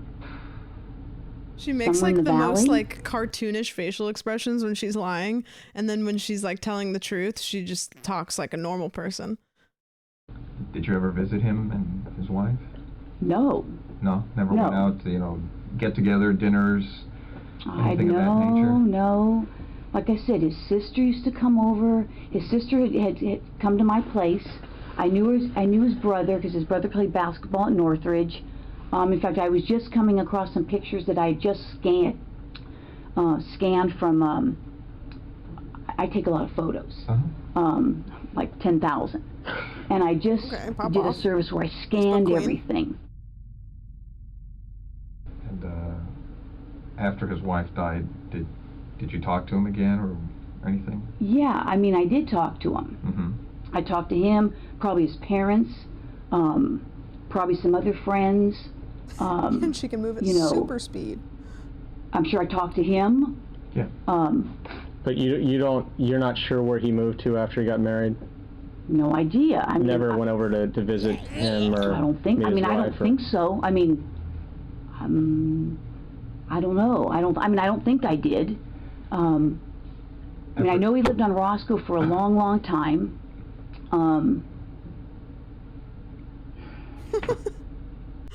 And you're right. I mean, if you guys are claiming that I'm a suspect, then, I got a problem with, with that. Okay? So, if you're doing this as an interrogation, you're saying, hey, I'm a suspect. Well, now I got a problem with, now you're accusing me of this? Is that what you're saying? We're trying to figure out what happened, Stephanie. Well, I'm just saying, do I need to get a lawyer if you're accusing me of this?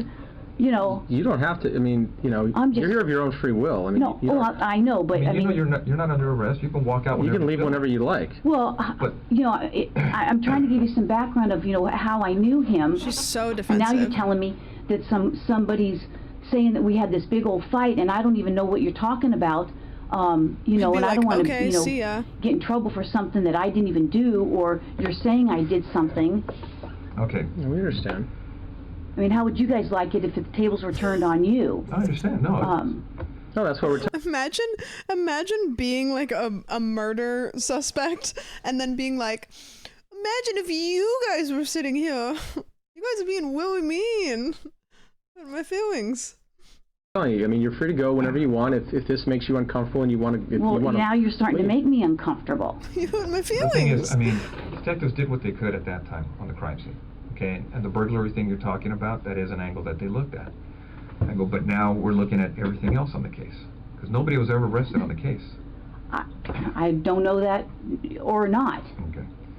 Now, what we'd like to do is, obviously, about all the DNA stuff and things of the nature that gets done on cases nowadays.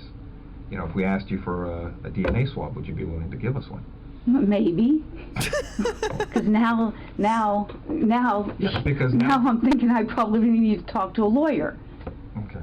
I mean, well, because I know how this stuff works. Okay, don't get me wrong. You're right. I have been doing this a long time. Yeah. And I wish I had been recording this because now it sounds like there's.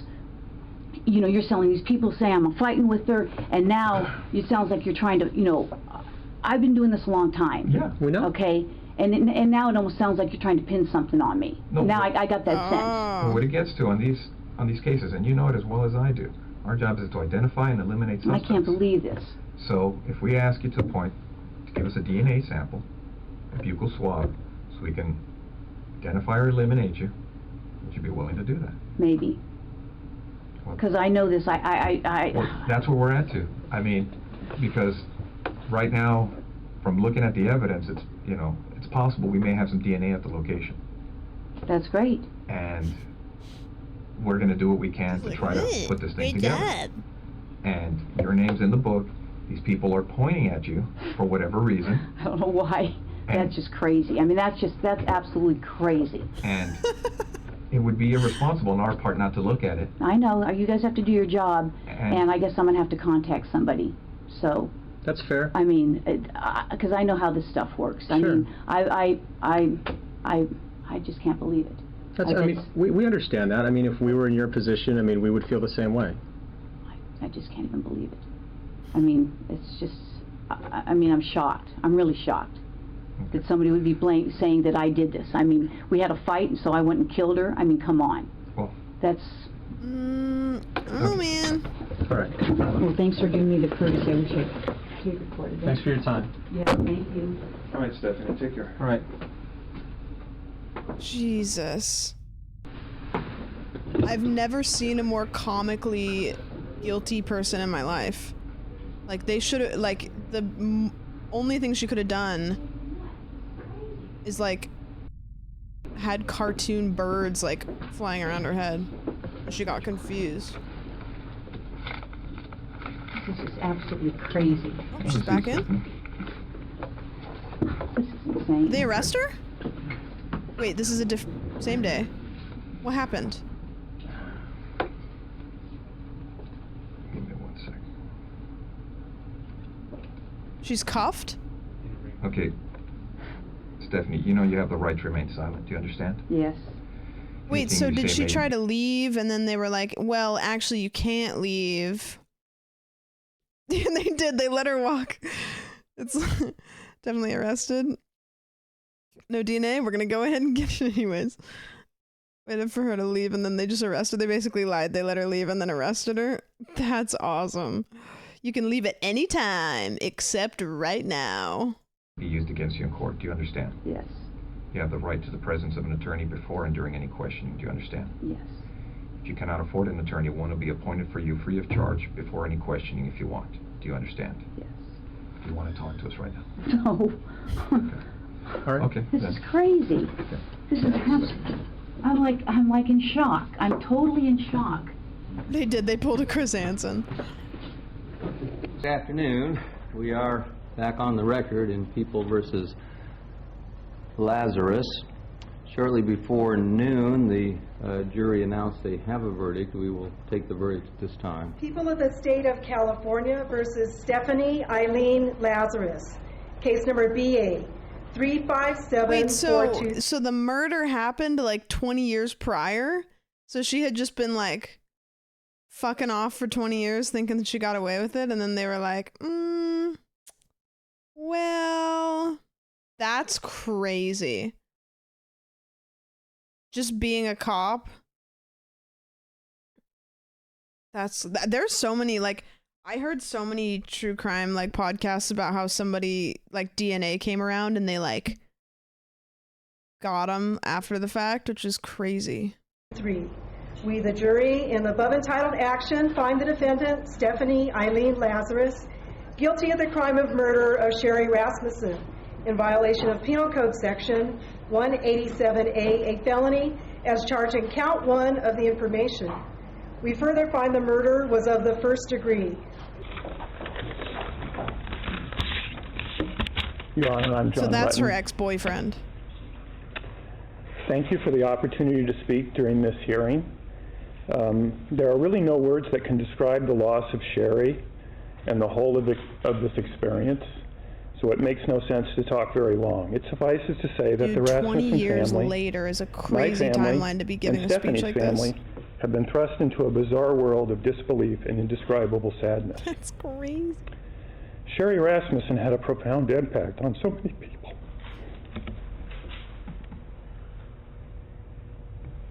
And I was proud that she agreed to be my wife. It was impossible not to notice Sherry when she entered a room. To me, her physical presence was startling. I can clearly remember the first moment I laid eyes on her. Sherry Rasmussen was a physical presence, and my heart still races when I look at pictures of her. But Sherry was extraordinary, more for who she was than the way she looked. She was a hard worker, a consummate professional, a leader, a diplomat, forgiving, tough, and a kid at heart. Cherry's loss, the way she died, and the trial 25 years after her death has had a profound impact on many, many others. The effects are broad and span a generation, creating pain for those whose lives should have never been touched by this tragic event. Again, words are feeble tools for describing these impacts, but there are so many moments and so very many tears. And the fact that Sherry's death occurred because she met and married me brings me to my knees. Stephanie Lazarus was sentenced to 27 years to life for the murder of Sherry Rasmussen. She is currently being held inside the maximum security unit of the Central California Women's Facility. Any other cards that stand out in your mind? What? I'm sorry. What the hell was that?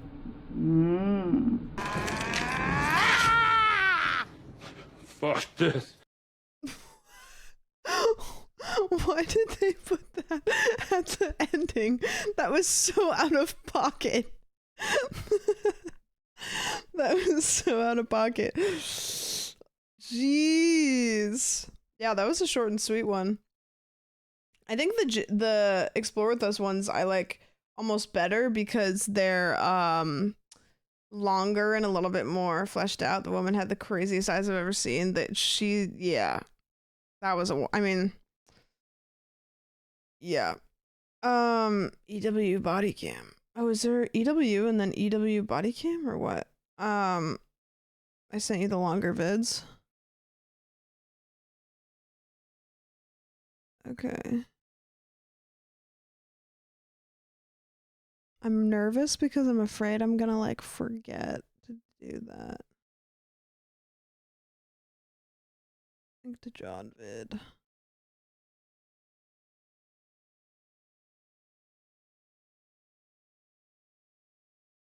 Okay, so the first one, 2345.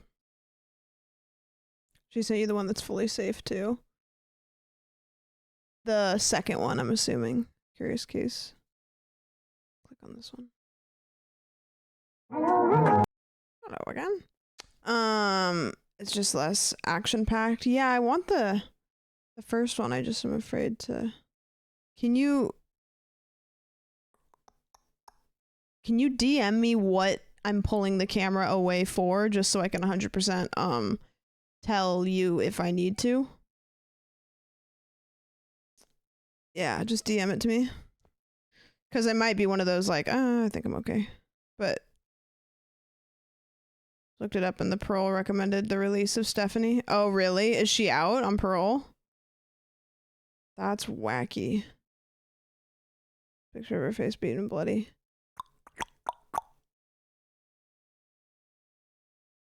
It might be okay. Unfortunately.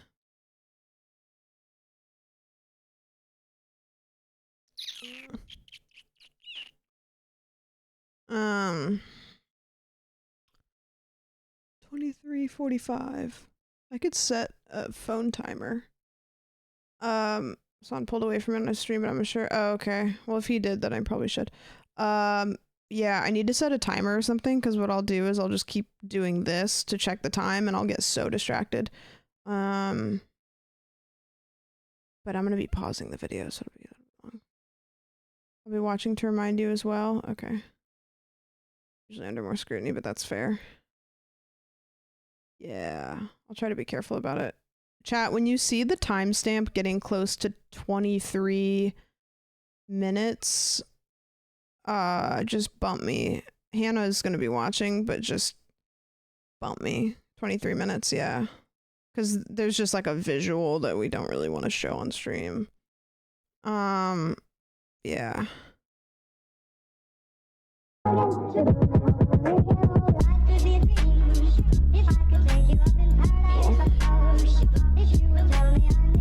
We got some bass on this one.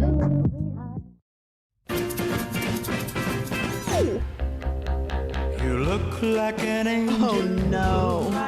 Nothing good can happen in Florida. Walk like an angel. Sorry. Talk like an angel. But I got wise. You're the devil in disguise. you are, never in the sky. You fool me with your kisses. You cheated and you schemed. Heaven knows how you lied to me.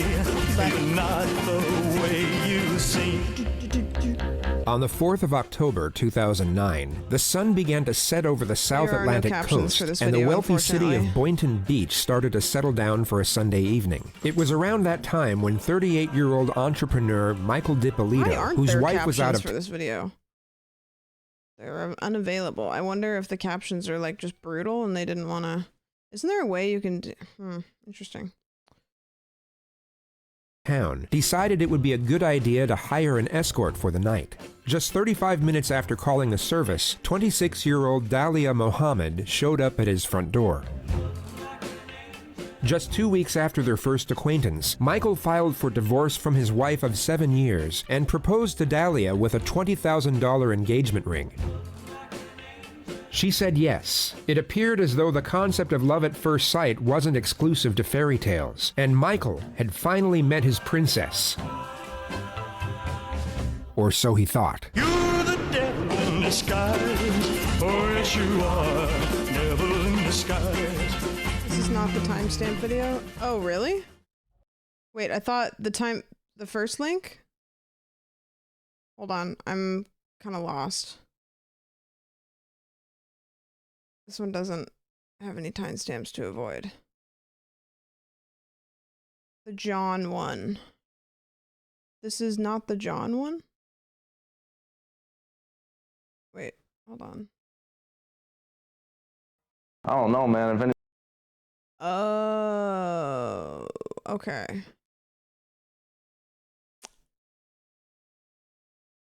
So, I know we started the other one, which kind of sucks, but Han, which one is better? Like, timestamp aside. Like, which one is like, this one's way better? It's like... This one? Okay. I hate to like blue ball you guys with the other one, but I wanted to show you the better one. anybody gets in my This face, one, 23 minutes, bumped me. Sorry. obviously you can't hit them, right? Or you're off the show. You'll use your best And judgment. it has caption. Oh, It okay. doesn't have caption. There are consequences for everything. Okay. And you'll use your best judgment. All right. What if it's self-defense? Use your best judgment. Knocked them out. Yeah. Third round. Yeah. Knee. You're insane. See, he's insane. This one is. Knock. You know. Where was it? Where was it? San Manuel. Mike Robles.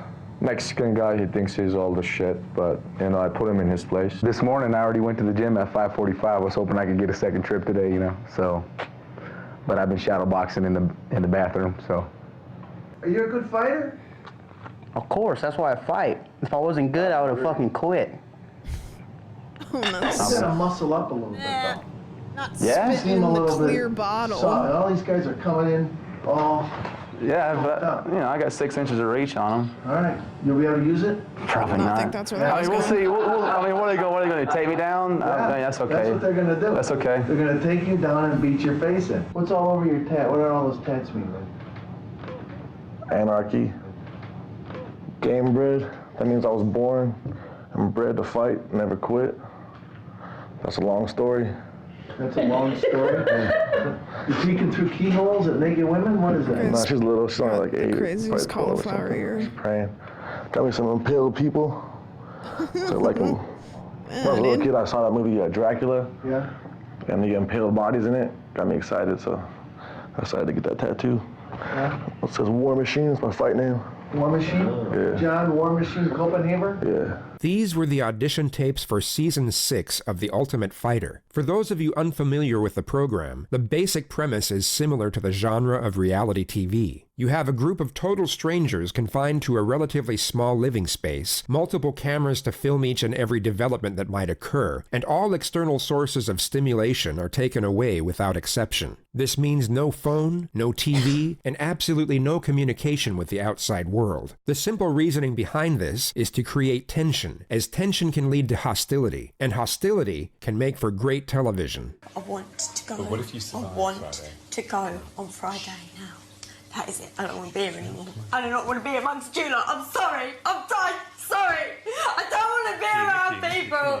They're giving them a fucking shit about how I'm feeling. I hope the public vote me out because I don't want to be here. I fucking hate it. I fucking hate living with these two-faced and because I don't suck people's fucking assholes.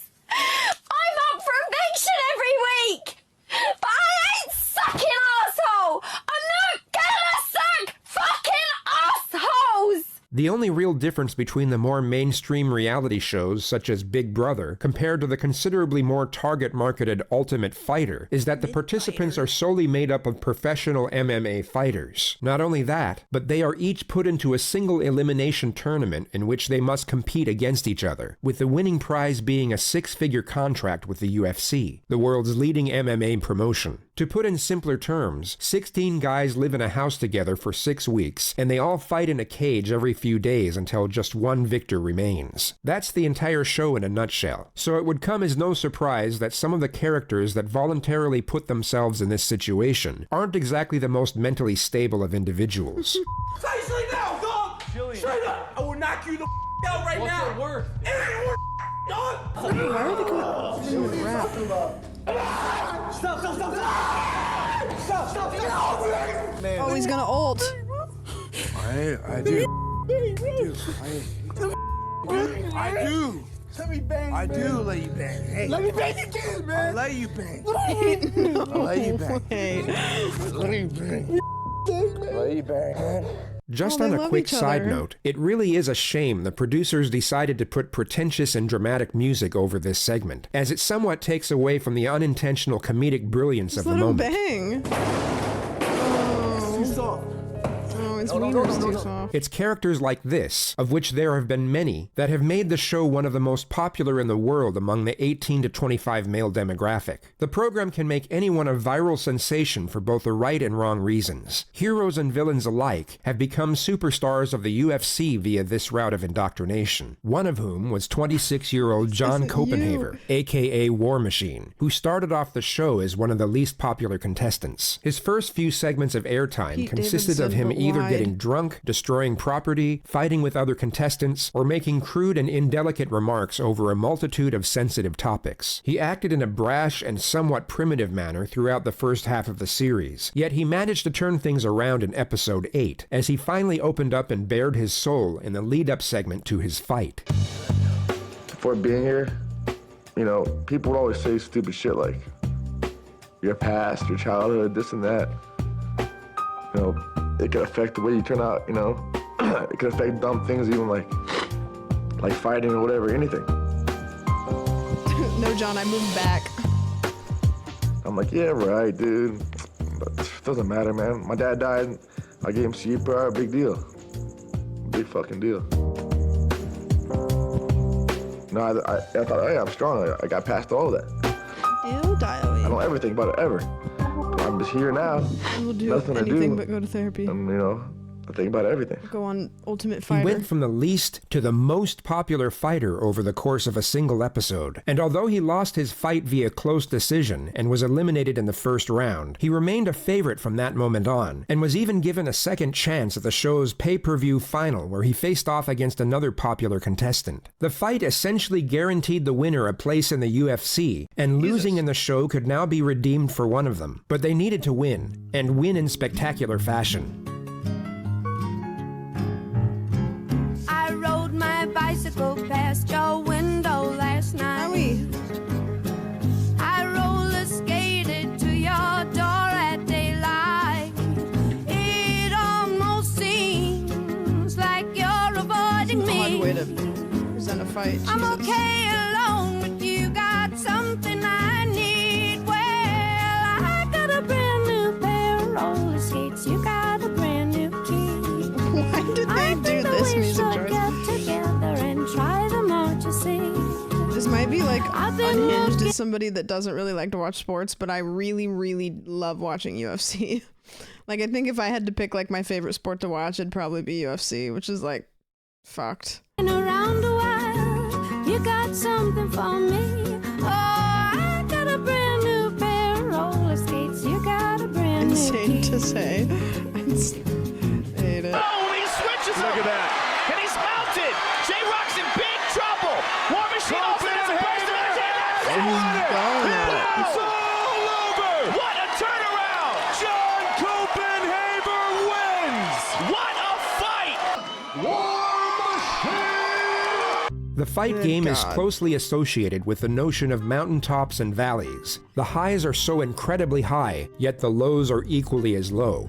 And this requires an all-or-nothing approach to life. watching To fighting? win it all, you have to risk it all. Imagine training for months on end for an occasion that lasts 15 minutes at the most, and the outcome of that I was supposed to occasion box means once, everything. remember? If you win, there won't be many things that compare to the elation of that moment. But That if you guy's a fucking lose, asshole. the emotional pain can be devastating, and many have correlated the feelings with total despair and hopelessness. The fight game is essentially a complete gamble, not just from a physical and financial standpoint, but from a psychological and what some would consider a spiritual one too. To be great, you must take great risk, and the long-term odds will be heavily McGregor's an stacked against you. asshat. John Copenhaver had reached the mountaintop on this occasion, yet his descent into the valley would soon follow. His next fight took place on May 24th of 2008, and he was submitted just 56 seconds into the first round. He was released from the UFC and had multiple run-ins with the law soon after. He was eventually charged with 2 counts of assault, the first of which was for choking a man unconscious in a parking lot. To have that image out there that a fighter is choking people out is scary. Well, but that's nice to choke them out, because if we wanted to, we could smash their whole body apart. So a choke is nice and quiet, nice and peaceful. You take a little nap and you wake up. You know, harm done. You know, on the other hand, You can like cut off smash them to oxygen in your pieces, brain and and die. you know, they really hurt. So that's a nice way out. The second assault charge was for rendering a bouncer unconscious at a nightclub. There's always a little bit of tension between us. He's a big dude, probably like 6'4", 320 pounds, big giant dude. And that night in particular, we had words that kept escalating. You know, he was gonna beat me up, I was gonna beat him up. We're talking shit. And eventually it got to the point where it's like, well, what's up? And he's like, what's up? You know, do something. He's telling me to do something, I'm sorry, Egg me but out, egg me out. aggressiveness, like guys that do this give me the ick. Like guys that want to get into fights give me the ick. So probably top one thing, number one thing, biggest ick is that. Egg me on, kind of challenging me. You want to fight? Well, dude, you don't want to fight me. Well, yeah, come on, let's do it. Let's do it. We did it. He lost. That's not like true. It was only one punch. I didn't terrorize him. One punch. He lost. I won. I got in trouble. Had I lost, I would have went home, went to sleep, woke up and said, I'm not gonna do that again. Some people are a little bit different. They like to pick fights and they like to, call the cops. So, that's his problem. In a surprising display of leniency from the court, he was only sentenced to 3 years probation with 30 days of community service. He knew he was extremely lucky not to get jail time, and this allowed him to resume his career in MMA and attempt to rise once more. He openly stated that his plan was to fight in small-town shows against low-level opponents, in the hope that a long winning streak and improved record would allow him to return to the UFC. He had a clear-cut goal, along with the blueprints on how to get there, and everything started going according to plan. Like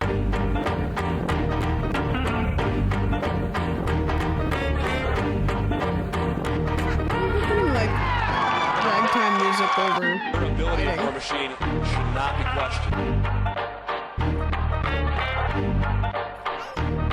I agree. Yeah, I agree. I think that if you have maybe not any record, but I think if you have multiple records of like being in fights in public, assault is different, but you know what I mean? Like if it's like, oh yeah, this guy's been caught like 5 times in bar fights. It's like, okay, you're not allowed to fight professionally because we're not going to like give you the training. You know what I mean? Like we're not going to teach you or allow you to get better at the thing that you're doing in public with people that are not qualified to fight you. Like you're just a machine. Having out.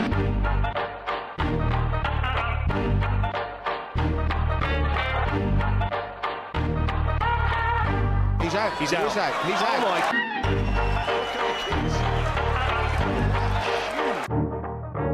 Ariel Helwani for fanhouse.com, being joined by MMA fighter War Machine. And War Machine, you are on an impressive 3-fight winning streak as of late. You feeling a little more comfortable in your MMA career now? You know what, dude? It's I belong in the big shows. You know what I mean? So I've been going around and beating up these undefeated hometown heroes like De Lorenzi up in Canada and Rashad Woods in DC and.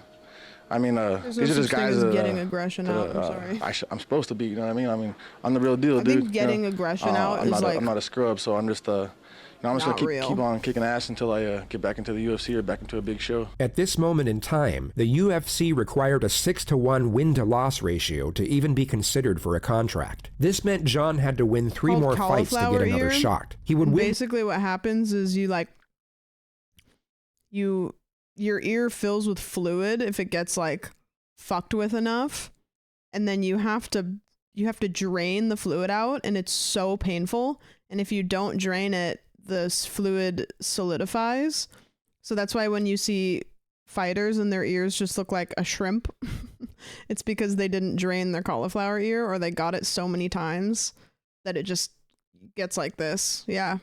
And the reason I know this is because when you cut hair, you push people's ears forward, and when they have cauliflower ear, you can't cut behind their ears very well because their ears are so big. The next 2, one by submission and the other by technical knockout, but then lose the third via a close-fought split decision. This loss would have been a very hard pill to swallow, as it essentially meant he would have to start from scratch. Not quite at the bottom, but not far from it. The momentum he had built was now gone, despite all the work it took to get there. It would have been a remarkably harsh dose of reality when he woke up the next morning, and he appeared to go off the rails soon after. Prosecutors played surveillance video also, from ringworm is super common in fighters because they just get fucking gross, and then they rub all over the mat, and then they don't clean the mats, and then they just get ringworm. So it's kind of a nasty little sport. Outside Thrusters Lounge in Pacific Beach. It immediately knocked me back. I grabbed from my mouth and kind of fell backwards onto my butt, and it took me a few seconds to kind of come out of my daze. Bouncer Matthew Compton said the UFC fighter War Machine, who had his name legally changed from John Copenhaver, punched him several times in the mouth. Wait, he had his name legally changed to War Machine? Split and 2 of his teeth loosened. Seconds later, he said the brawl moved outside where another security camera captured the action. Beyond aggressive. Crazy almost. That's the best way I can describe it. Just he was seeing nothing else. He was rendered a term of 1 year to be served at the San Diego County Jail, but was granted a 2-month delay before starting his sentence. He reportedly used this time to mainly go out and party, but also managed to cram in one final fight just days before his surrender date. Had a tough battle with John Alessio. Match didn't go your way. Care to reflect on it? I actually did a lot better than I thought I was going to do. I pretty much knew I would lose, but unless I got a lucky knockout. I trained for 5 days for the fight. I'm in the worst shape I've ever been in my whole life. So I was like, oh man, it was a weird mental game going into this fight. Usually I'm confident I think I'm going to win. This time I really knew I would lose, but I was hoping for a lucky something. So I did better than I thought I was going to do, so I'm happy for that. But I still would have, rather won, of course. But now I know you've had a lot of drama coming up and stuff like that. Did that at all get in your head for this fight? Yeah, sure. Fighting is a mental game, so you want to always have everything going as smooth as possible before a fight. So I have a lot of stress, I'm going to go to jail for a year next week, and I just don't want to go to jail. It's going to be boring, I can't train, I can't fight, I can't get laid, you know what I mean? I can't even have delicious snacks, no pizza, nothing, you know what I mean? So it's going to suck, but I'm not worried about nothing else. I don't think anyone's going to try and mess with me. It's county jail, it's not prison, so everyone there is a year or less, so they all want to go home too. So I don't expect, and I'm not in a gang, so there's no reason for people to mess with me. I'm just going to mind my own business, read some books, I'm going to just do push-ups and sit-ups and all that kind of stuff. Any last thing you want to say to the fans out there? Thanks for sticking by me, and I'll be back in a year, and I'll be in shape, and I'll do good fights. So he was initially meant to serve having a little bit of freedom before you go to jail is so insane to me. Like he's like, yeah, I have an appointment. I gotta go to jail. Doing some fights before I go. exactly 1 year in jail, yet would go on to serve over 2, as the judge extended his sentence due to preceding street fights that came to light. He was made to serve a large majority of his time in solitary confinement for undisclosed reasons, and he was released directly from solitary onto the streets on October 29, 2012. He conceptualized a clothing brand during his incarceration, and would launch it with a friend just days after his release. He also started a video diary on social media, where he virtually admitted to taking steroids, and at times came across as completely unhinged and maniacal. Oh my fucking God, I'm so fucking pissed off right now. Dude, I've been craving a fucking Slurpee. Can we get this a sandwich? Since last night. I want a Slurpee. I want a fucking Slurpee. And I see 7-Eleven, so I go and I want to get a Slurpee. And I fill out my fucking cup, and the fucking bitch who fucking works there fucking tells me that I need to take off my fucking hoodie on my head. I was like, what? Huh? And the fucking bitch tells me that I have to fucking take off my hoodie or she's not gonna fucking serve me a fucking Slurpee. Are you fucking serious? Oh my God, I'm fucking freaked the fuck out. You And then reminds the me of, fucking like, other every asshole. kid in school who like would act like the teacher was like the worst person in the world for asking them to do like one singular, like if they were on their phone and the teacher would tell them to put their phone away, and they asked like the teacher was asking so much of them, you know? Like the kids where it was like, hey, I also don't like this teacher, and they're not asking that much of you. Yeah. Sort of works there, says he's gonna call the cops. I want to smash the fucking motherfucker. So I fucking. Oh my God. I dumped my fucking Slurpee on the floor, so those fucking dumb motherfuckers could clean it up. Why? Then you didn't get a Slurpee. Oh my At God, I'm least so get the Slurpee if you're so mad. Why can't I just get a fucking Slurpee? Why the motherfuckers gotta harass me and tell me to take out my fucking hoodie? I'm gonna go to this other 7-Eleven right now.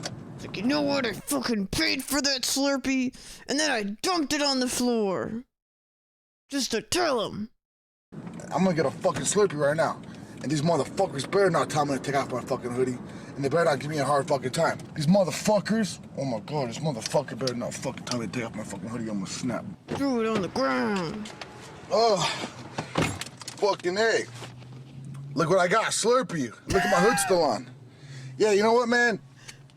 I'm fucking really glad this fucking Something dickhead about right like here. a full-grown, angry steroid, like war machine guy going like, "Fuck yeah, I got my Slurpee." It's like not real. He sold me a Slurpee because if that motherfucker wouldn't have gave me a Slurpee, then I'd have had to boycott fucking 7-Eleven and all Would have been Slurpees. Willie mad. And I don't like to boycott Slurpees. So guys, yeah, I got some time to talk about this TRT shit right now. First of all, fucking any fighter that tries to get a TRT exemption is stupid, because now you're telling them you're doing it. You know what I mean? Now, like, you know what I mean? You're better off just to shut up about it.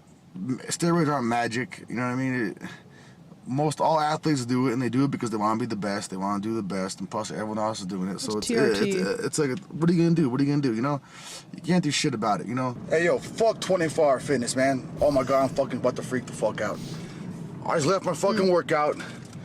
This fucking, so I'm working out. I'm doing fucking weighted pull-ups, 24-hour fitness, and I'm using, you know, a chalk, because I go heavy. Like, I'm doing like 105 pounds, and fucking it slips. You know, you need chalk. And some of this fucking like little fucking old skinny white fucking little bitch, this little man. I'm like chalk in my hands, and I fucking walk up. I walk up to the bar. He goes, "Hey, chalk's not allowed in this gym." And I was like, "What?" He's like, and I was like, "I don't give a fuck." He's like, "Oh, you don't give a fuck?" I said, "I don't give a fuck." I said, "Get the fuck out of my way, motherfucker." And he's like, "Oh, I've been here for 6 years." I said, "I don't give a fuck. I don't give a fuck. Get the fuck out of my way. Get the fuck out of my way. Get the fuck." I said, "Motherfucker, you better get the fuck out of my fucking way." If I was on probation, I would smash his fucking face. If it was the old days, I curse more than I think a lot of people that I know. Like, I think I'm like a pretty big cursor. When people use the F word as a filler, I immediately just assume that they're like unintelligent. Because it's like, it's like a unintelligent, like tough guy thing. You know what I mean? Like just using it as a filler. I use a lot of fillers. I use so many fillers, but like, come on. My God, dude. And then I'm wearing my I do alpha male shit, fucking shirt, my tank top and shit. And he's like, oh, also, your shirt has profanity. I said, motherfucker. I said, shit is not a fucking cuss word. I was like, hey, man, I said, you're taking it too far, motherfucker. You're taking it too fucking far. I said, I'm gonna freak the fuck out. Get the fuck out of my fucking face. I said, I'm gonna finish the fucking workout, and then I'm gonna fucking cancel membership. Get the fuck out of my face. I'm gonna freak. I'm gonna snap. Oh, yeah, so I go down downstairs to check out. And I tell the chick, like, hey, where's your little bitch-ass manager? And she looked at me all crazy. And then I went into the manager's office. She's like, oh, I'm really sorry. I was like, I don't give a fuck. I said, get the fuck out of my fucking face right fucking now. I don't give a fuck. I don't give a fuck. Get the fuck out of my face. Don't talk to me again in your fucking life. How do you not see yourself and think that you just look fucking insane? Oh, hey, go to alphamaleshit.com and buy some shit. Because fucking, why not? Because it's good shit. And because, I don't know, I want to make money. Because I'm broke. Hey, what's up, guys?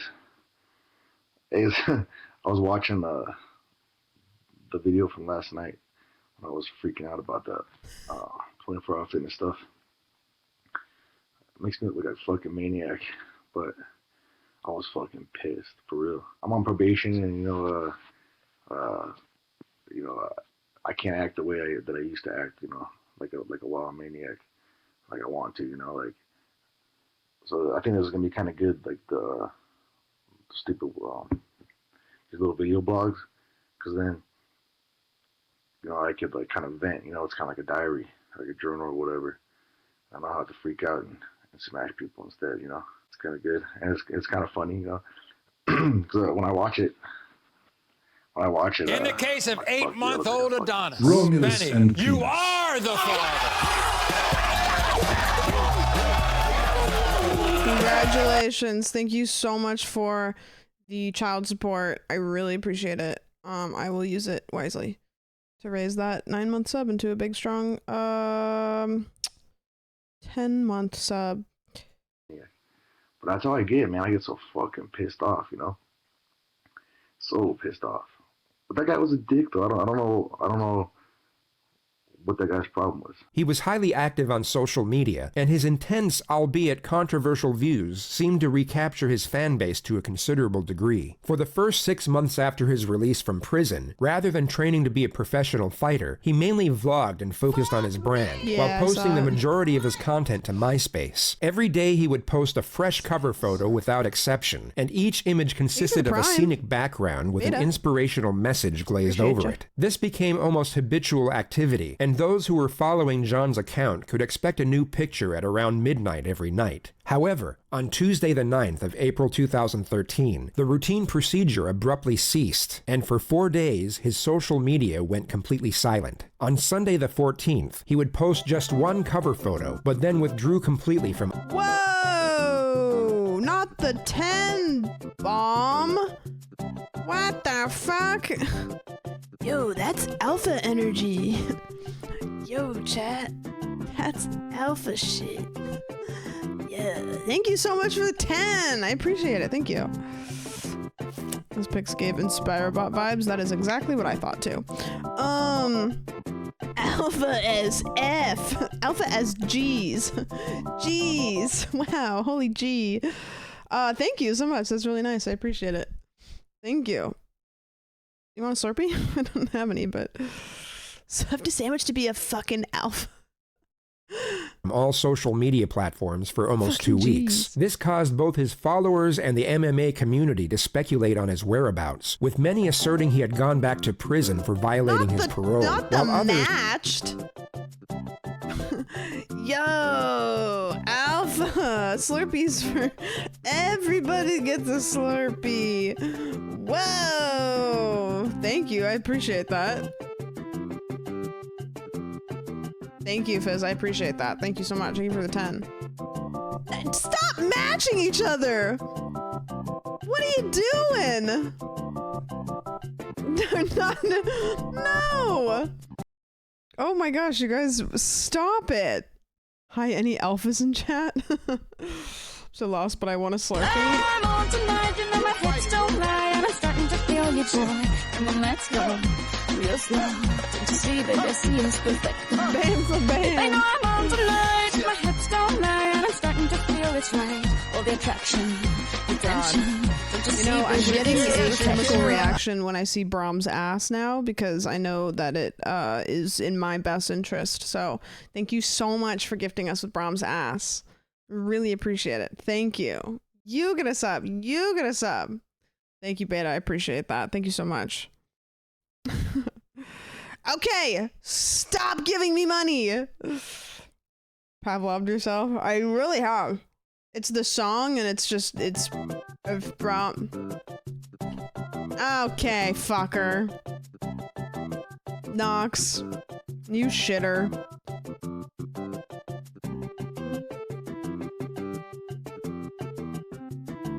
Thank you, Nox. I appreciate that. What's happening? They're doing the thing that they do.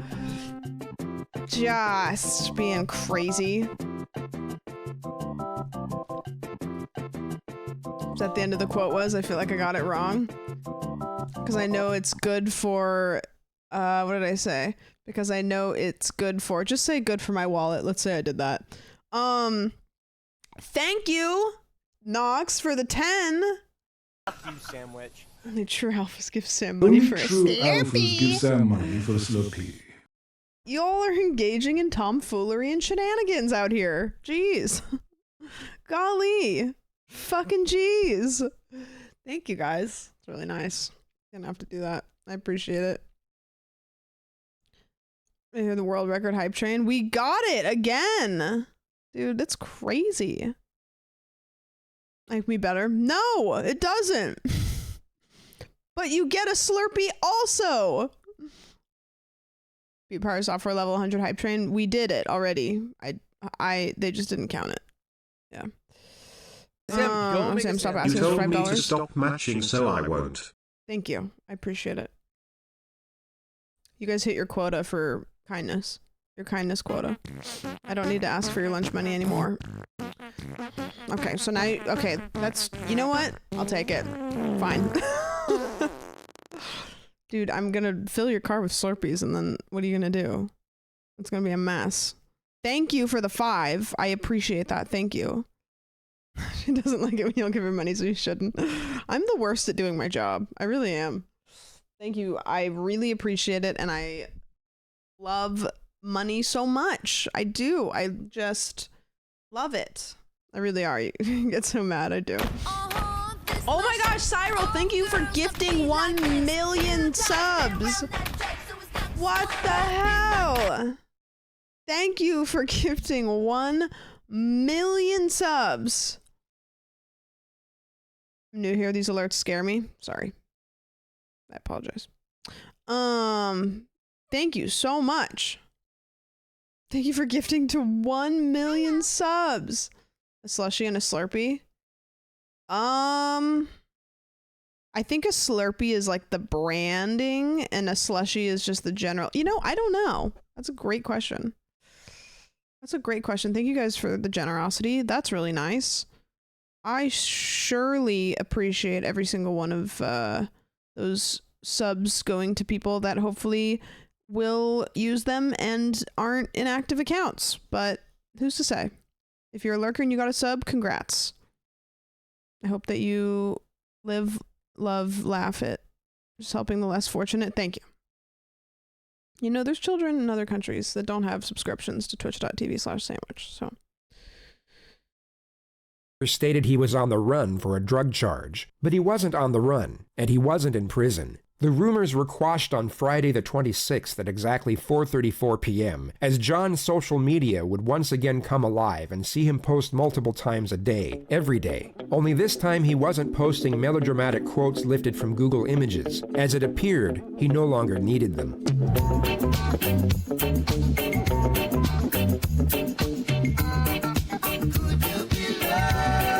Oh no. 22, what was the time? 23:45. 23. It's getting really close. 23 something. Says 23:45.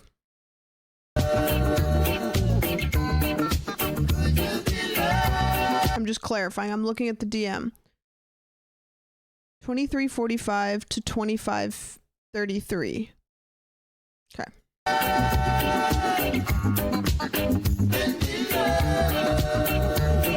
The woman in the picture was 22-year-old Christy McInday, who at the time was a leading figure in the adult film industry. She rose to stardom in 2012 when she first began as a performer, and her profile continued to skyrocket as she hit the mainstream avenues. Her and Copenhaver met on a photo shoot for Hustler magazine during the spring of 2013, and struck up a relationship 2 weeks later. John went back to fighting and restored his winning streak, while Christy continued to rise in the world of adult entertainment. They both seemed to elevate each other's profiles simultaneously, and made several public appearances at award ceremonies and media outlets. They began receiving brand deals as a couple, and were even in talks with Bravo TV about starting their own reality show. Their crossing of paths appeared to align the stars. Everything started falling into place, and the future looked promising. Yet the bright outlook on their flourishing careers and the prospect of being rich and famous would fade into trivial insignificance when compared to the extraordinary rush of falling in love.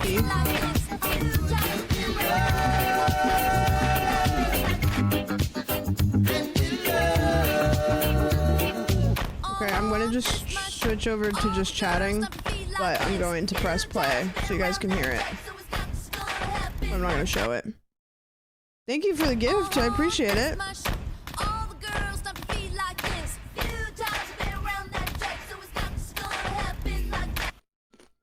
Thank you.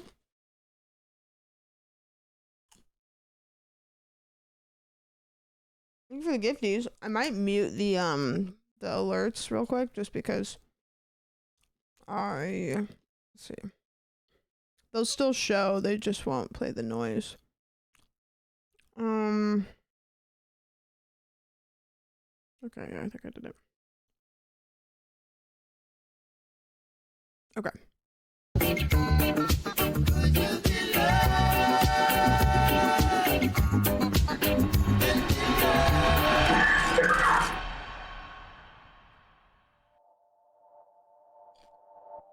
Oof.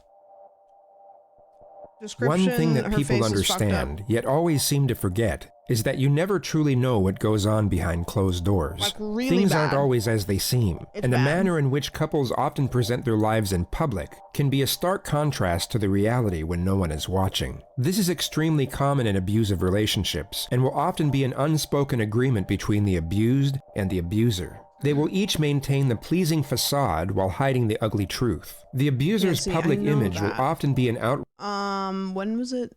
To 25:33. outright contradiction to their true self, while the abused will happily play along as they can escape into fantasy and pretend it's all real for a few brief moments. A prolonged abusive relationship requires both parties to live vicariously through the perceptions of others. It would come to light that violence was a common occurrence in Christy and John's relationship, with Christy being on the receiving end of it each and every time. She would eventually break things off and like all abuse is terrible, but like somebody who's like just actually trained to like fight, I can't even 2014, fathom. but John kept a key to her apartment and showed up unannounced 3 months later to find her in bed with another man. That man was 35-year-old Corey Thomas, who was then beaten to a bloody pulp for roughly 10 minutes and suffered a dislocated shoulder, broken nose, and bite mark to the face. He was then put in a chokehold and made to swear that he wouldn't go to the authorities, at which point he gave John his word and was then let go. Copenhaver then set himself on Christy for almost 2 hours. She was raped, severely beaten, and cut with a knife. Her injuries included 18 broken bones in her face, 12 missing teeth, 3 rib fractures, and a severely ruptured liver. Once her attacker's back was turned, she bad, but they're managed to escape out the balcony and stagger to a neighbor's garden where she was soon rescued by police. Officers then raided the apartment. I think we're good now, right? 25:33. I'm at 25:40.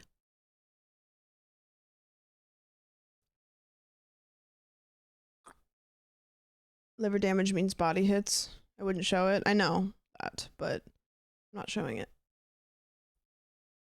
I'm just going to blanket statement this. Hannah's got me. I appreciate everybody looking out for TOS or deciding what's TOS, what's not. Hannah's got timestamps. She's gonna tell me, and you guys can tell me the times just to make sure that I know what's coming up. But like I don't need please can we see? I got it handled.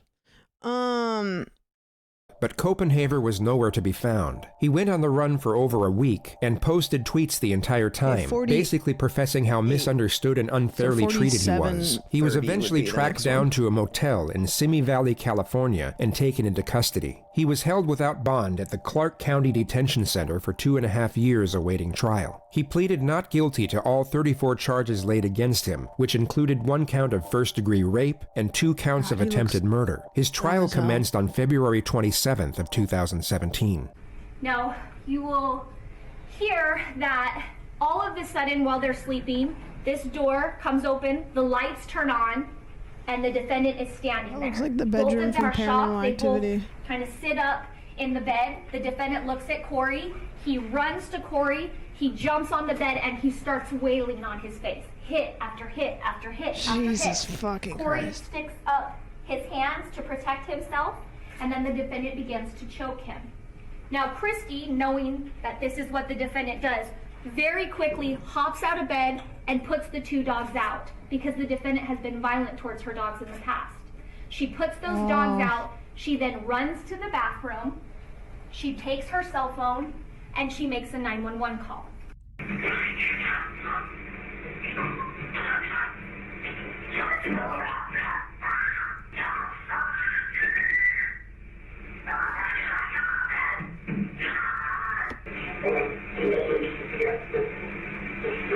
What's going on with this guy's brain while he's listening to that, you know? Like, is he just like, because I feel like with situations like that, I feel like he's like remorseful, like actually remorseful, but is just so fucked up that like he just can't contain his rage. You know, he'll just keep doing it over and over again because there's no crossover of like, you know what I mean? Yeah. Like he's just a monster. No way that man feels remorse. I think it's a different kind of remorse than what like you and I would feel, you know? It's like an awareness of fuck, but like not enough to cross over into while he's seeing red again for whatever reason. Yeah. When bro goes crazy, he goes crazy, then extreme guilt. Yeah, I think I really do believe that people are like that. Like the highs are fucking catastrophic. And then that's why like people like that are like they just are like, oh my god, I'm so sorry, and then people stay, you know? Yeah. He feels remorse for himself, not for the other person. Yeah, it's not the same kind of remorse. They don't allow the remorse because they can't make up for it, right? So much rage that it overpowers any other feelings he can express. Yeah, it's just like a billion things going on at once, and loses all consciousness, basically, you know? Like you hear people talk about how they literally just like black out. Like there's like, you know what I mean? Like people that are on steroids and stuff, they just, you know what I mean? You don't need to keep putting ... Did we get a raid? Oh, Lord Spia, what's up? My alerts are okay. Can we ban this person? I don't even really care what they're doing, and I don't want to time them out. I'm just gonna ban them. I can't ban them because the fucking pop-up comes up every time. Thank you. Thank you, Raider. Sorry, my alerts are muted, so I didn't hear it come in. We're watching crime YouTube videos, and they're pretty heavy, so if you don't like that kind of stuff, or trigger warning, just yes in general. You know, just keep yourself safe, but not in the keep yourself safe like the joke. Actually, that's probably not a good thing to say. Keep your brain, don't keep yourselves.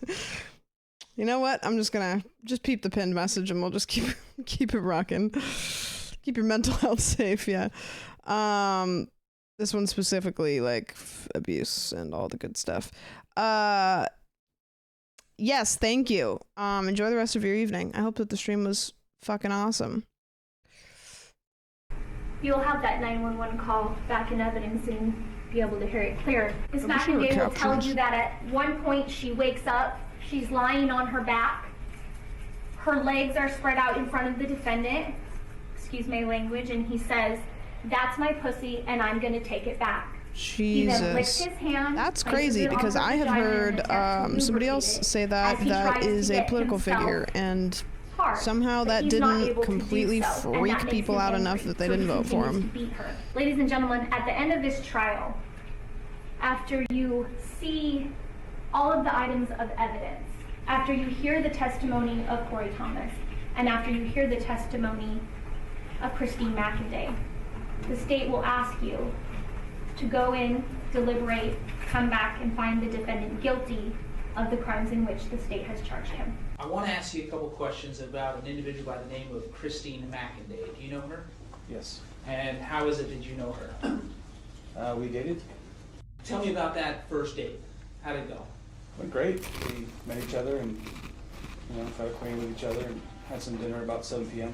Did you discuss any of her previous boyfriends at that time? Yeah, you kind of discussed that, in the beginning opening date. She had mentioned that her previous boyfriend happened to be a MMA fighter. What was your understanding of her relationship with the MMA fighter previous boyfriend? Oh, she said they had no relationship. They'd been over for 6 months. So then the door opened to the room, and the lights came on, and the defendant was standing there looking at me. Is that individual present in the courtroom today? Yes. Can you point to him and describe something he's wearing? Oh, sure. Purple shirt, War Machine. So the lights went on at that time, and then you were able to see his face. Yeah. Describe to me the expression on his face. A very surprised, big eye, very angry look, and could see him say the words, "What the fuck?" What happens after he mouths those words to you? So I thought to myself, wow, what's going to happen next? And I remember trying to put my hands onto the bed and kind of slide up towards the sitting position, but before I could get there, he had already jumped onto the bed from there to there, and he had started pounding me in the face. And where was he striking you? In the face. With what? With his knuckles, closed fist. Okay. Did he land any of those hits? Yeah. Oh, yeah. Okay. What's going through your mind at this time? Cover my face, but then I was just receiving hits right to the face, probably 10, 15 good, fast, quick hits. And I started to cover my face as fast as possible and get my hands up, but they were still slipping in. The guy's a fighter, so it's like you can't cover everything. And I thought to myself, okay, I got to break him from hitting me. And I reached up, I grabbed him behind the neck with my right hand, and I pulled him down to flatten him out, so he had to put his hands out. Though as he's coming down, then he bit me here in the cheek. Bit him? And I could feel the bite, and once it registered I was getting bitten, then I put my hands back up to try and break him off of my face, and then he bit me in the arm as I was trying to push him up off of me. And then he's still hitting me, slipping in a lot of hits. So I used my feet and my hands to push him away from me, and I stepped off to the left side of the bed. I tried to roll over to the side of the bed, and then he came lunging at me and immediately went for my neck Like from behind. full and animal put a choke mode. on my neck. My head is about here, body's like this. He's choking me that way, and I'm looking up at the ceiling thinking to myself, oh my God, I'm not gonna die in Christy's bathroom. What were you feeling as he's choking you? I was starting to see stars and go unconscious. It was on my way. So then I thought to myself, well, I'm physically done. I think the only thing left here is to mentally try and change the table and see what's possible. And I just asked the simple question. I said, well, what do you want from me? Do you want to kill me? Or do you want me to walk out of here? What was his response? At first it was, not really a response, just a pause. Then he moved into threatening me and telling me, well, my friends are Hell's Angels and my friends are Navy SEAls, and how do I know if I let you go, you're not going to snitch? Did you tell him whether or not you would snitch? Yeah, I said, well, I'm no snitch. Okay. So that's that. You know, if we make an agreement to handle this and this is over, then that's what it is. Okay. But he threatened me again, and I said, well, you got really two options. You got to kill me, or you got to let me go. And I kind of tried to just change the table, and I could feel him kind of release a little bit. I got to my feet and walked around the bed. I grabbed my things from this side of the bed. I looked at him, he looked at me, we nodded at each other, and I said, okay, and I walked out the door. I went up to the other room where we were last night, grabbed the rest of my stuff, and I walked right back out, down the stairs to the front door, and left. Were you able to, did you land any punches on him? No. No. And why not? Because I was busy getting punched. Okay. When you were leaving Ms. Mack's residence, did you hear any screaming or yelling between either the defendant or Ms. Mack and Dave? No. Could you hear anything that made you believe that there was Yeah, did he leave her? further violence going on in that house? From hearing anything, no. Because in my mind, I mean, I would never, hitting a girl is not something that I would ever be able to understand doing. So, in my mind, What the hell? Yeah, I was raised with three. He's like, sisters. good luck. That's my mother, and crazy. That's not something that would process in my mind. So I thought two guys fought. That's the end of it. And I'm spent. I'm sure he is. And move forward. Do you have quite an affinity for animals?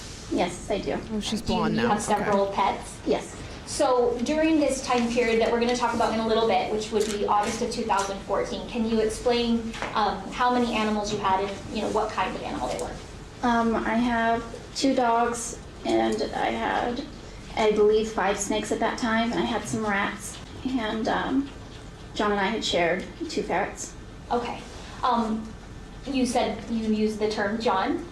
Who's that? And you refer to him as War Machine. Okay. Was he your boyfriend at one time? Yes. Okay. Do you see him in the courtroom today? Yes, I do. Can you please just describe an article of clothing that he's wearing for me? He's wearing a white button-up shirt. Okay. Your Honor, may the record reflect that she's identified the defendant? Yes, it will. Thank you. So we were speaking about the It's funny, defendant like just a second in ago. like the courtroom, like the little stuff they do that seems so like trivial and just like goofy, but it's like, oh well, maybe you just mistook him for somebody else, like you didn't identify him, like the little, like they do that because somebody at some point used how was it that you met him? We met at an adult shoot for Hustler, and it was just a photograph spread for Hustler magazine. Was it did you have an appointment to do the photo shoot at Hustler, or did he? How did that work out? He did. They had asked him to do the shoot, and he said, I would only do it if you got Christy to do it.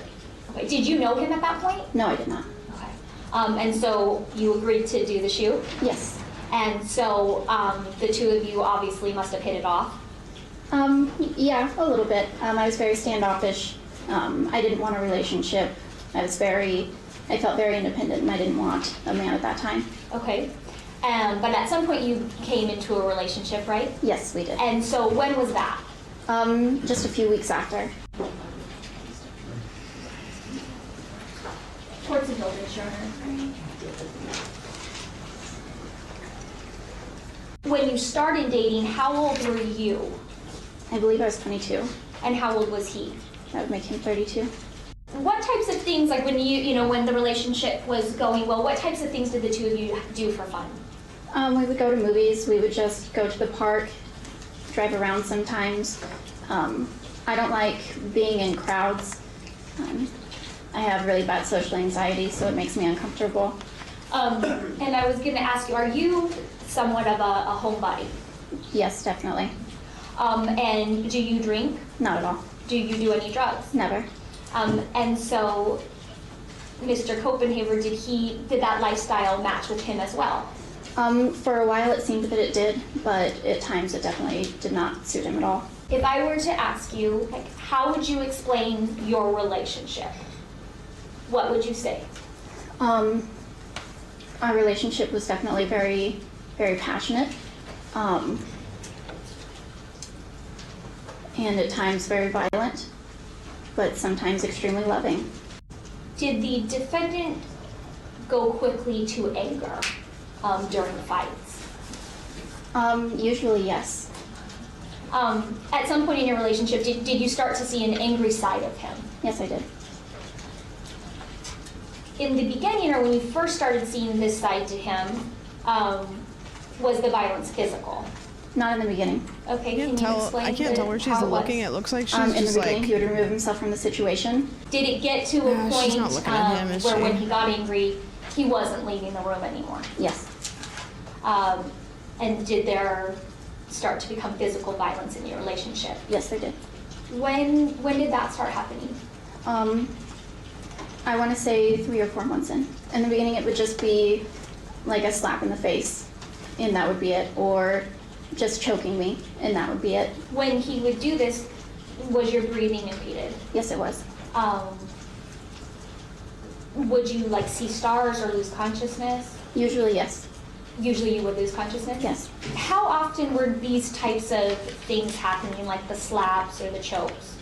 At first, they weren't that frequent, maybe once a month. But as our relationship progressed, the violence progressed also. Did you ever fight back? Yeah, that's wild. The just. No, your mom just lived this, just with that. you in your home in Las Vegas. Yes, she did. And you said that the defendant hated you your mom. raising your voice at me and was once? there a constant? I mean, it went both ways. Is that fair to say? Yes, it did. They both hated each other. When he would do these things to you, like these choking events or slapping events, would he ever take any personal property from you? He would usually take my phone. And why would he take your phone? He was afraid that I was going to call my mom. Why would that scare him if you called your mom? Because my mom would call the police. Did you feel comfortable telling your mom or your friends that these types of things were happening to you? No, I hid it from my mom the best I could. I don't like my mom to worry about me, and then I also didn't want her to call the police. Were you embarrassed that these things were happening to you? I was extremely embarrassed. I never thought that I could let that happen to me. I always saw myself as a strong individual, and I realize now that I shouldn't have been embarrassed, but at the time I definitely was. Did he ever threaten you if you did tell? Yes, he did. What did he say? He said he would send his Navy SEAL friends and the Hells Angels after either myself or my family if he went to prison. Christy recounts 4 graphic occurrences of her getting physically assaulted by the defendant, with the 4th being over another guy designing her gold-plated fangs. He ripped my wig off, and I took my fangs out because I knew he was going to hit me next, and I didn't want to either chip my teeth or swallow one of the fangs. Okay. And so you took them out. What Yes. happened after you took the fangs out? I put them into my bag, and he began screaming at me more and more, and he turned the car around to go back where we came from. I had taken my seatbelt off because I knew if we hit a stoplight, I'd be able to escape and I wouldn't have to get hit this time. Okay. So I took my seatbelt off without him noticing, and I tried, when we reached the stoplight, thank God we hit a stoplight, I opened the door to try and escape, and he pulled me back in by my hair and slammed my head down on the dashboard, which chipped my tooth. And then he was still really mad, so he grabbed my head and brought me in and bit my chin right here. In the left part of your bottom chin? Yes. And I don't remember how many times he hit me after that, but he turned down the side road by the Best Buy, and he said, "Now I have to kill you because people saw you try and escape." He said, "Now I have to take you to the desert and kill you." I still have my seatbelt off. I was bent over crying, and at some point he punched me in the back. And then he took me to a gym parking lot, and he calmed down a little bit, and he licked his hand and tried to wipe some of the blood away. He told me he couldn't take me home like this because my mom was home. He told me he had to clean me up, but everything was gonna be fine.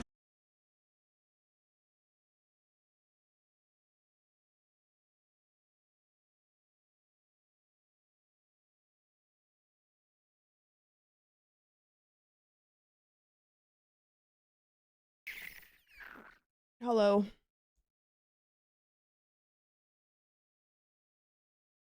Hello. How does it end? I guess we'll never know. Hello. Hold on.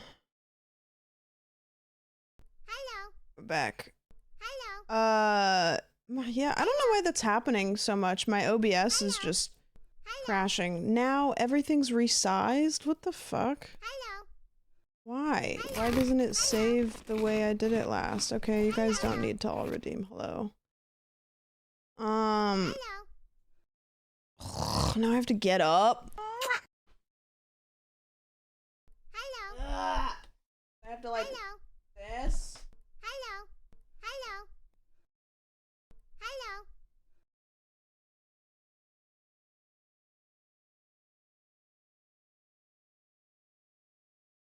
Hello. Hello. Hello.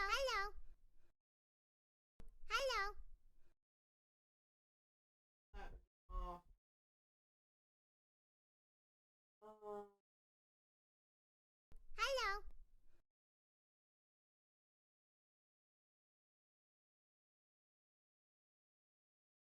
Hello.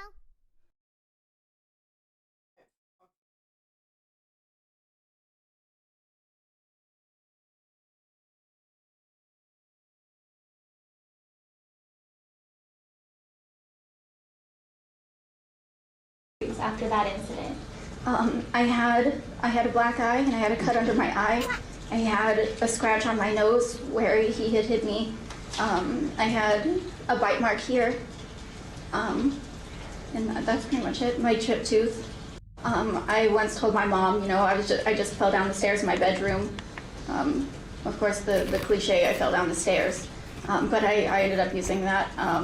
I told my friends that, you know, it was just a dog scratch, or, you know, my dogs are large, that a dog had hit me in the head, like head butted me, like it was, I would just come up with any excuse that I could use. You said in the days afterwards, he would take care of you.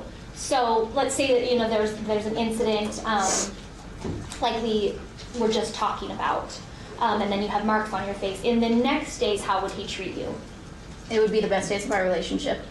He would stay home from training just to be with me, and we would watch all my favorite movies. He would go to the store and get all the snacks that I wanted. He would go get coffee for me. We would order, you know, take in a delivery.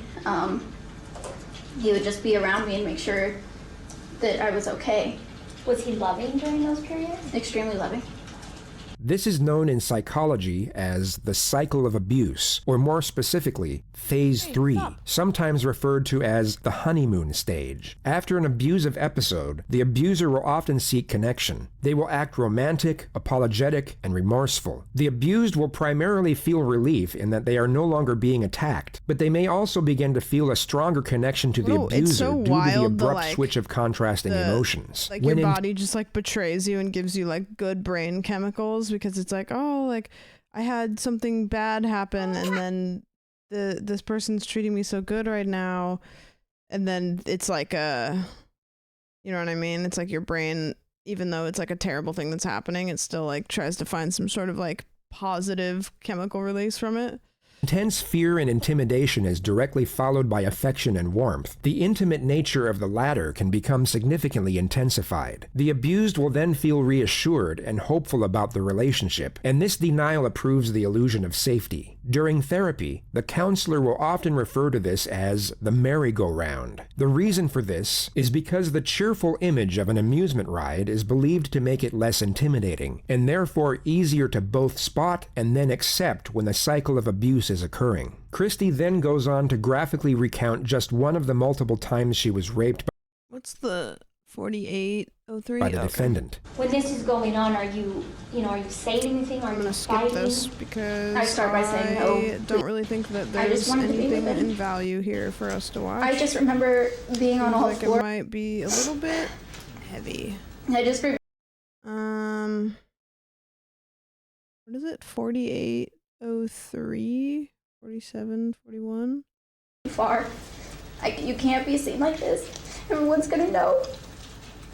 Copenhaver then goes downstairs to the kitchen to retrieve another blade, at which point Christy gets to her feet, staggers to her first-story balcony, and jumps off. She then musters the strength to make her way down to the I'm gonna switch scenes too, just because there's other visuals here that are like bleh.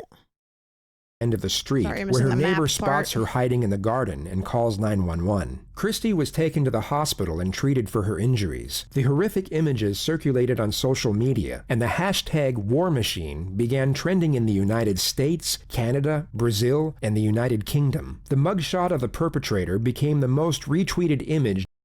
Okay, I think it's fine. 4812. 4803 to 4812. Okay.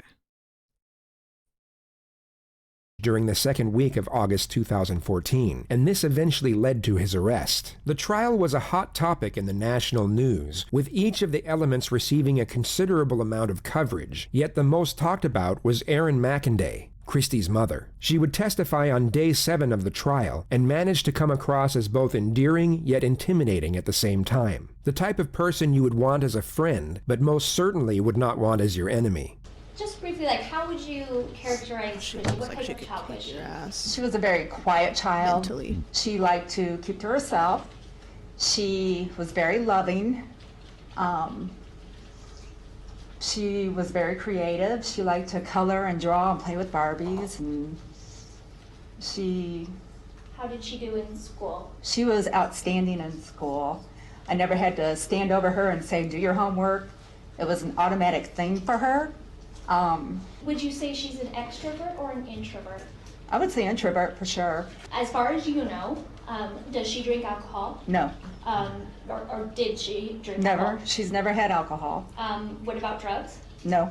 In 2013, did Christine start dating someone by the name of Jonathan Copenhaver? Yes, Do you see him here? I do. He's wearing a white shirt, playing with his fingers. Okay, Your Honor, may the record reflect identification of the She defendant? wants to just. Yes, it will. Thank you. Now, does he look the same to you as he sits here today? No, How does he look different? he looks like he's lost about 50, 60 pounds. He's not as broad in the arms and in the shoulders. Did you start to see any changes in Christine after she had been with him Yes. for a few months? Yes. Can you please describe some of those changes? She was more isolated from me. She didn't want to do anything with me. She would spend more time in her room. She called him wasn't as small. talkative. That's the worst thing she could have said to him. Her social media, one of her accounts was closed. She was she's always been independent. Even as a little girl, she was independent. And you could see her independence kind of slip away as time went on. Were you ever present at the home when the defendant became physically violent towards your daughter? I was in that room that day, and I heard screaming and fighting. And I came out of my bedroom, and I said, what the F is going on? They're screaming at each other. I can't even remember what they were screaming, but Christy was standing up on the stairs. I'm not sure where John was. And she said he grabbed me by my neck and dragged me up the stairs. And I'm like, I'm calling the police. And you could see she had a red mark on her throat. So When she said that to you, when she said he grabbed me by my throat, is she talking like you and I are talking, or is... No, she was screaming. She was hysterical. Yeah, I bet. Okay. I think to go what you just said, Dan, I bet that when this came out, and also for her being in like the adult industry, like I bet that the internet's response to this was just probably vile. Like I bet that there was some vile reactions to it. Because at that point, John had gone up to the bedroom to pack his stuff. Because when I said I'm calling the police, he's leaving. Yeah, it's like and an he incel, stood like in the wet dream, closet you know? with his laundry bag, taking his clothes and stuffing it in there, going, "I'm going to kill you. I'm going to kill you. I'm going to kill you." I'm surprised she didn't kill him. Was the relationship between the defendant and you, had it pretty much deteriorated? Yes. And because of that, was Christy often kind of in the middle between the two of you? Yes. Was it clear at this point that you didn't like him and Oh, he I didn't couldn't like stand you? him at that point. I didn't like him. And I told Christy, you know, I started noticing things and I told her my opinion, and it was just, she'd say, I don't want to talk about it. I don't want to talk about it. And then at 6:44, you receive a text message from the defendant, "You awake yet?" Several question marks. There was a huge fight when I came in. The guy she was in bed with came at me. So when you start getting these text messages, you know, what do you do? What's going through your mind? I tried to call him because I couldn't text fast enough. I just woke up. I was trying to read those and try to process out of a straight sleep. What am I looking at? My mind's trying to catch up to everything that's going on. And so I tried to call him and I said, "What's going on?" And he goes, "We got into a fight and I had to beat her up." And from that point on, I think I hung up the phone. I went and told my boyfriend, "You've got to get up now. He's done something to Christy. Move your car so I can get across town." My boyfriend said, "Oh God."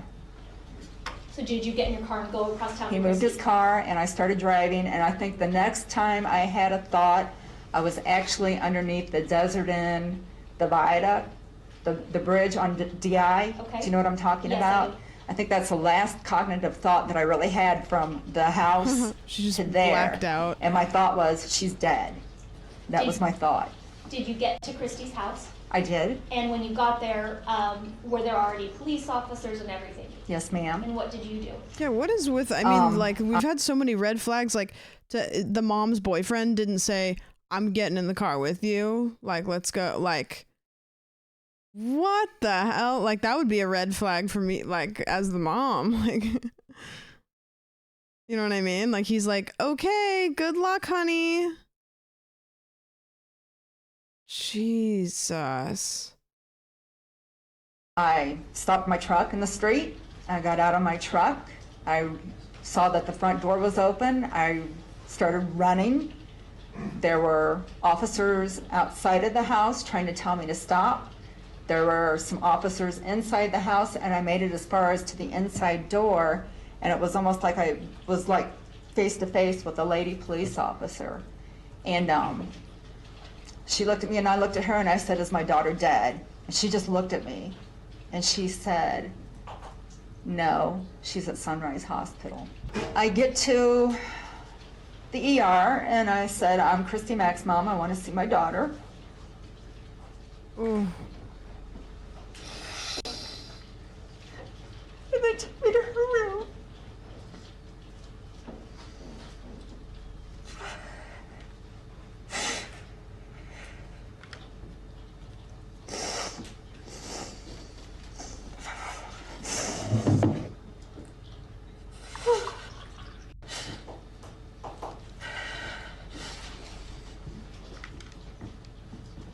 And I walked in, and she was laying in the bed, and it didn't look like her.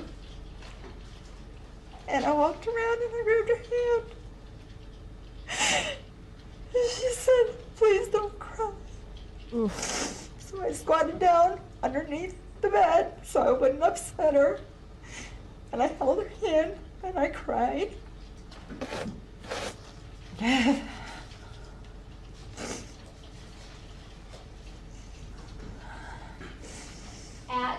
While you were speaking with Christy, did you attempt to help her find something that she was looking for? Yes. And what was that? Her cell phone. Did you text the defendant and ask him for it?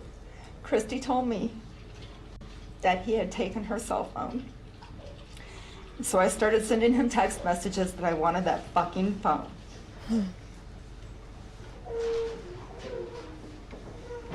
Were you ever able jeez. to get the cell phone? Oh. No. If looks could kill.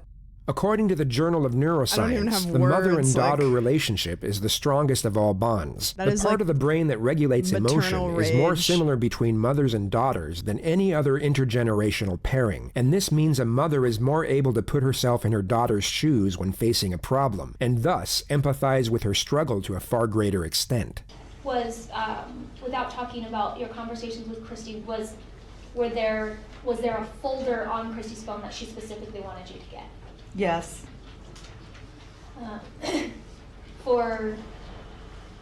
During the... Yeah, I want to pause and like call out the motherfucker in chat that's trying to like slightly blame her for being a porn star. Like I need to know like where your head's at right now, where the fact that she is in the adult industry even is in the sentence. Like, why was it even in your sentence at all? We could have gone the whole chat without you even mentioning it. She could have been an accountant. She could have been anything. You're the guy on the Reddit page right now. You're being the guy that we just talked about.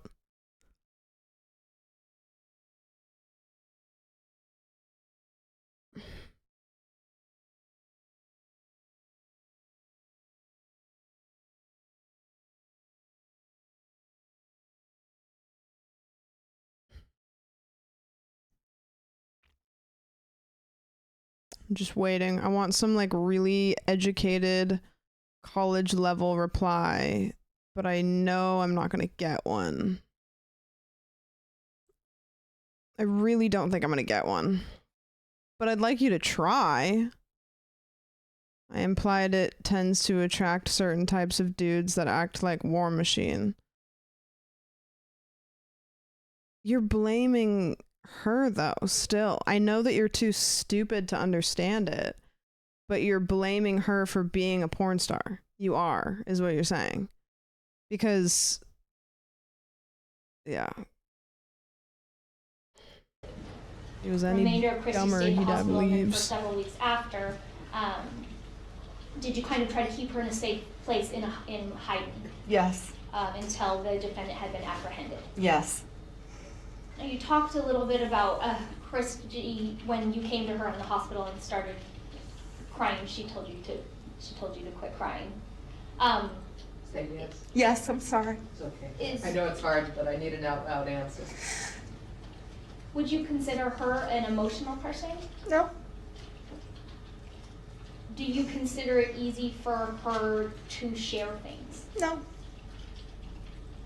In regards to this incident, does she want to talk about it? No. Because of the instance that you've spoken about, that you had seen the defendant physically violent, and because you saw your daughter with marks and you had concerns, do you regret now, not stepping in and going to the police? No. Mm-mm. The other incidents that I saw, I really wish I would have shot you. That's my retrospective. I wish I would have shot you. Oh, Your Honor, that concludes my direct examination. Okay. Cross.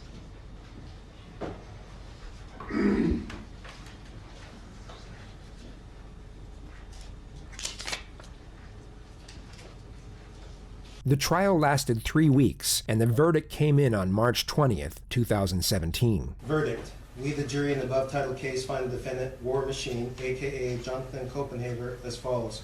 Count 1. Battery constituting domestic violence, strangulation, ferret cage. Guilty of battery constituting domestic violence. Court. Count 2. Coercion. Guilty of coercion without force. Count 3, preventing or dissuading witness or victim from reporting crime. Yeah, I keep thinking that he's smiling. I think he just is really uncomfortable. I don't think. Yeah, I genuinely, like, as much as I want to be like, oh, he's fucking smiling, I think he's just very like uncomfortable, and that's just how his face looks. As much as I would like to, 2 counts of attempted murder, but Copenhaver was still convicted on 29 others, including kidnapping and sexual assault with a weapon. He was sentenced on June 5th, 2017. Erin Mackaday and her daughter, Christy Mackaday, both made brief statements before the sentencing of Jonathan Copenhaver, the 35-year-old mixed martial arts fighter known as War Machine. I don't know if my life will feel complete in 12 years, or 20 years, or even 30 years. And neither do you. I have to look out for the well-being of the community and avoid possible danger to future potential victims as I consider the appropriate sentence here. Copenhaver was ordered to serve 36 years to life after being convicted of more than 24 charges, including sexual assault and first-degree 36 kidnapping. years to life. So there How you old have is he? it, the 20, rise 30? and fall of John War Machine Copenhaver. It's a human paradox that many of us will only consider the big picture once it's already too late. He will more than likely spend the rest of his life in prison, and in reverse to the wonder of being able to create memories in the future, he now has to make do with the ones he's got. The mountaintops and the valleys. Only the mountains will never have seemed as high, and the valleys won't appear nearly as deep. Wacky. This channel puts the wildest end graphics.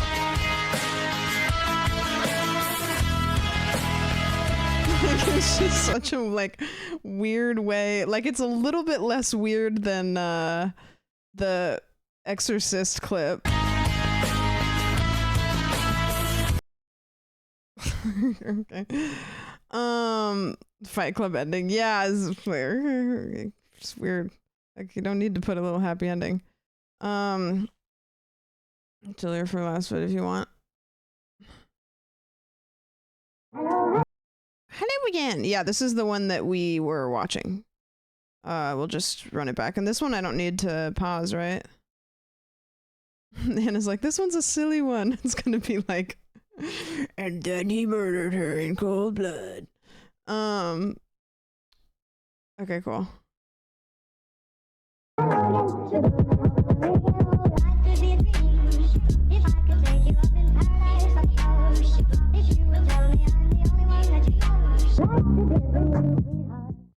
Wait, I guess I never thought about, is that what JCS stands for?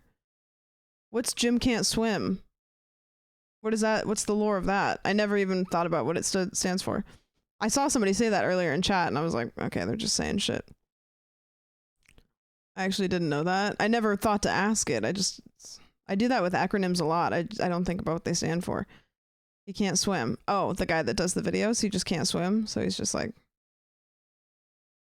it's a dude named Jim who can't swim that likes crime. All right. You know what?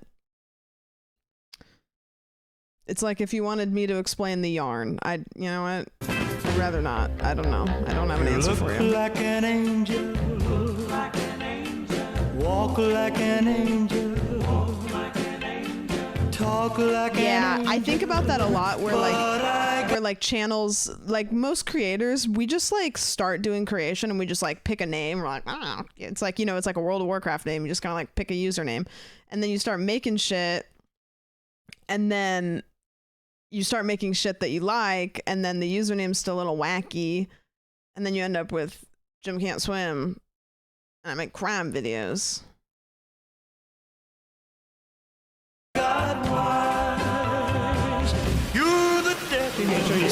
I'm curious where it came from. I mean, you can kind of guess, but that's one of the things is I do like my username. I do like it. I hate that people pronounce it. The thing I don't like is when people say Sam Witch, like it's a first and last name, but I do think it's like a fun one. It's easy to pronounce. You lied to me. You're not the way you seem. On the 4th of October 2009, the sun began to set over the South Atlantic coast, and the wealthy city of Boynton Beach started to settle down for a Sunday evening. It was around that time when 38-year-old entrepreneur Michael DiPolito, whose wife was out of town, decided it would be a good idea to hire an escort for the night. Just 35 minutes after calling the service, 26-year-old Dalia Mohammed showed up at his front door. Just 2 weeks after their first acquaintance, Michael filed for divorce from his wife of 7 years and proposed to Dalia with a $20,000 engagement ring. Does not claim any of the She said Floridians. yes. It appeared as though the concept of love at first sight wasn't exclusive to fairy tales, and Michael had finally met his princess. Or so he thought. You're the devil in disguise. Oh, yes, you are. Devil in disguise.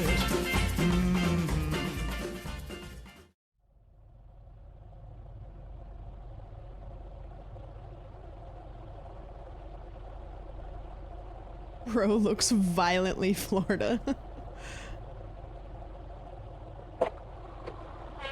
Hey. We're staying in here, right? Alright, yeah. Okay. I'm gonna get some stuff out the way. Alright. I'm gonna tell you how I'm gonna do it and what exactly is gonna be done. Alright? And, I don't know if you got recommendations. You know what you want, what you know about him.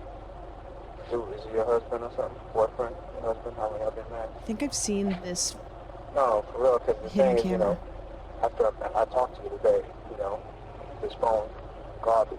Okay. You won't be able to get a hold of it. You know what I'm saying? I just want to make sure that, you know, it's what you want. You sure you want to kill this dude? Do we really have to? All right. You know, it's just, I'd rather be as less, you know, whatever with you. All right. All right. This would be the first of a total 15 times that Dahlia would look directly into the hidden camera. With the naked eye, she would only see a small hole in the corner of the back seat. Not overly suspect, but certainly unusual, and the fact that she continuously glanced at it throughout this setup proved that she harbored suspicion. But although she had doubts, she appeared to have no hesitation in accepting the risk for the potential reward, which in this case would have been the brutal murder of her newlywed husband. In order to recite the entire sequence of events that led up to this moment, including each of the highly calculated and equally corrupt decisions that Dahlia made, this would need to be a 3-part series. So for the purpose of time management, here's a quick rundown of the most notable moments. On February 2nd, 2009, Mike and Dahlia made it official and got married. According to reports, whenever I watch these, this is not, I'm not saying a unique thing, but whenever I watch these, I think about like what I was doing at the time, and it's like 2009, I was, let's see, like maybe in high school. It might have been my freshman year of high school, and I was just like trying to figure out how to use a hair straightener, and I had dyed my hair dark brown, and I was learning how to use fake tanner, so I looked really orange, and I was getting really into wearing like 3 different tank tops over the top of each other, and I finally stopped stuffing my bra. Meanwhile, Dahlia appeared to be a very loving wife, always embracing her husband with public displays of affection and telling him how much she adored him, even to the point where people around them started to get uncomfortable. Just over a month into their marriage, in the early morning hours of March 12th, Michael's probation officer knocked at the door, with 2 deputies standing beside him. Michael had been convicted in 2001 for a fraud operation. He served 7 months in prison and was rendered 28 years of probation. This was the first time his PO had showed up unannounced, and Michael was informed that multiple calls had come in from an anonymous source, stating that he was selling steroids and ecstasy from the house. They presented him with a warrant and began to search the premises. If the allegation were proven to be true, Michael could have been sent back to prison for over 10 years. Luckily for him, no illegal substances were found. The next weekend, Dahlia suggested a spur-of-the-moment romantic getaway in Palm Beach, and the couple stayed at a luxury hotel that Saturday night. But on the Sunday morning, police were waiting for them in the parking lot, stating they received an anonymous call that he was dealing drugs out of his car. They searched the vehicle, but once again found nothing. 2 weeks later, they went out to dinner, and on their way back to the car, police were waiting for them once more in the parking lot. Only this time they found a small bag of cocaine stashed inside a cigarette pack. Michael immediately broke down in tears, claiming that he had been set up and knew nothing about the drugs. Incredibly, the police believed him and decided not to make an arrest. They later testified that the first reason was due to the conspicuous and unusual hiding place for the cocaine. The second reason was their suspicions of his wife Dahlia, who appeared emotionless as her husband was having a nervous breakdown. On the ride home, as Dahlia was driving, Michael realized that she was the only one who knew where they were going for dinner, and was the only person who had access to the car. So he asked her point blank if she had anything to do with it, and the accusation wasn't taken well. She put the pedal to the floor and got up to 190 on the freeway, all the while screaming at the top of her lungs, claiming to be astonished that he could even accuse her of such a thing. Out of fear of his life, Michael apologized and said that he didn't mean it. The next morning, Dahlia was aware that Michael's suspicions had arisen, and knew she had to divert his attention somehow. So just after making him breakfast, she gave him the incredibly exciting yet completely fictitious news that she was pregnant. Michael was ecstatic. They went out and bought baby books, and the dubious circumstances that occurred the night before appeared to have been forgotten. That very same day, Dahlia contacted her ex-lover, Mike Stanley, a guy she had already used for money and dumped on 3 separate occasions beforehand, yet managed to reel him back in with a single text. She's picking every guy ever that looks like he's a cop. Her type is just cop. After reuniting, Dahlia hatched an extravagant plan. Mike would pose as a lawyer, contact Michael over the phone, and give him the misleading legal advice that in order for him to get off probation, he would need to move his house solely into his wife's name. Astonishingly enough, without doing his own research, Michael decided to take the advice from the mysterious caller at face value, and he and his supposedly pregnant wife then drove to the title company to transfer ownership. Mike Stanley was then cut off without any explanation or even a farewell. And Dahlia then turned to another ex-lover, Mohammed Shihadeh, who she must have thought was a more appropriate option for her next scheme. To cut a long story short, she asked Mohammed to hire a hitman to kill her husband. He neither accepted nor rejected the proposal, but instead of driving to work after their meeting, he drove to the Boynton Police Department to inform them of Dahlia's intentions. The police then inserted a hidden camera into the backseat of Mohammed's vehicle and had him arrange a second rendezvous with Dahlia to get definitive proof of her intentions. They got it. She was recorded on film handing over a photo of Michael, a photo of the house, and a $3,000 down payment for the assassination. The authorities had more than enough evidence to arrest Dahlia immediately, but to further capture her intent and to really make the charges stick, they set up a second meeting with a supposed hitman, who is actually an undercover narcotics officer. And that brings us back to the very first moment Dahlia looked directly into the hidden camera. I know I got a picture. I looked at a picture of the house or whatever. How soon can we get everything going? Well, it's up to you. I mean, I need to tell Mike this week, but like my understanding of everything was that like, you know, I was going to give you what I gave you, and then that was everything. Until after the fact. And then after the fact, I guess you were gonna... I'm gonna chat across the room. I realize I have it on my phone. I'm good for it. Like, it's not like I don't have it or anything. I mean, I know not to fuck around with you. You know certain things, whatever. Like, you know what I mean? Like, you obviously know where I'm at. I could get it up by Wednesday if you want me to. You understand? But I gotta do my homework, you know? Right. I gotta, you know exactly where the place is and how to get out of there, how to get in and out. You understand what the neighbors want? I gotta call the cops. Report a shooting to see how fast. I wonder how many hitmen are like out there, like just like. Do you think that there's like really fucking like? Actually, I'm gonna say yes because the government. Like, do you think there's just like crazy expensive hitmen that like won't ever get caught? Yeah, like government hitmen. You know that there is at least one hired government hitman, at least one, that's just got a salary, and they call him like once every 5 years, maybe once every 20 years, and they say, all right. You know what I mean?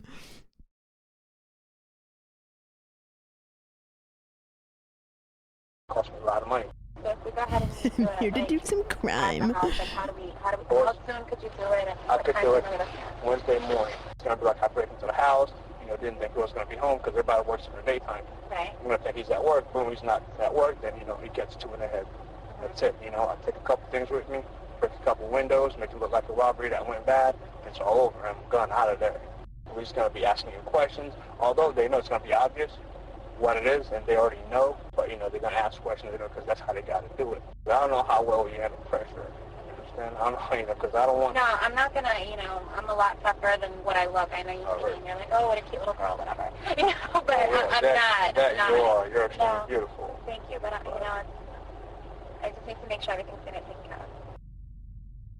Between now and when it's done, you're not going to have an option to change your mind. Even if you change your mind, you're not talking to him. There's no changing, there's no, I'm determined already. I'm positive, 5,000% sure, around 6:30, 7 o'clock. Yeah. Did she say why she wants to kill him and not just break up with him? Like, did she say why yet, or is that just like TBD? I don't think so. Get the house? Okay. It's like money. Walk the dog across, like, over where the lake is, and our door is always unlocked. I'll be in the house by 6:30 Wednesday morning. 6 o'clock. Money. All right. Okay. All right. Thank you so much, and I guess you'll hear from me. I'll hear from you. All right. All right. Thanks a lot. Okay. Bye. Dahlia got out of the car and drove away, believing her husband would be murdered just 2 days later. She followed orders and went to the gym at 5:43 a.m. on Wednesday morning. Police then knocked on the door and gave Michael the unfortunate news of his wife's intentions before driving him to the police station. Hey, so we are here to kill you, but we're not gonna kill you. We just were told, we were paid money to kill you. So we're just gonna, yeah, imagine that combo. Can you imagine? Also, did she pay them up front? What do they do with the money? Do they just keep it? Like, if she pays them for like a fake sting operation, they just keep it? What? They're like, just kidding. Just kidding. No, not really. $3,000 though. I'm just kidding. Station. Dahlia was called back to the house by a sergeant 1 hour later. Everything about the crime scene was fake, except for the news camera, which captured the entire incident. I'm Sergeant Ramsey. I'm the one that called you. Thank you for coming. I'm sorry to call you. Oh, Listen, we had a report of a disturbance at your house, and there were shots fired. Is your husband Michael? Okay, I'm sorry to tell you, man. He's been killed. They're actually... Oh, no! They're running the gauntlet. They didn't have to do this. They, like, literally the moment she got out of the car, they could have, like, arrested her on site, but they're running it up. They're running it up. Hold on, we have to go back. I'm sorry, I want to watch this again. Sergeant 1 hour later. Everything about the crime scene was fake, except for the news camera, which captured the entire incident. I'm Sergeant Ramsey. I'm the one that called you. Thank you for coming. I'm sorry to call you. Listen, we had a report of a disturbance at your house, and there were shots fired. Is your husband Michael? Okay, I'm sorry to tell you, man. He's been killed. He's been killed, man. I'm sorry. No, he's not. Listen. No. Try to...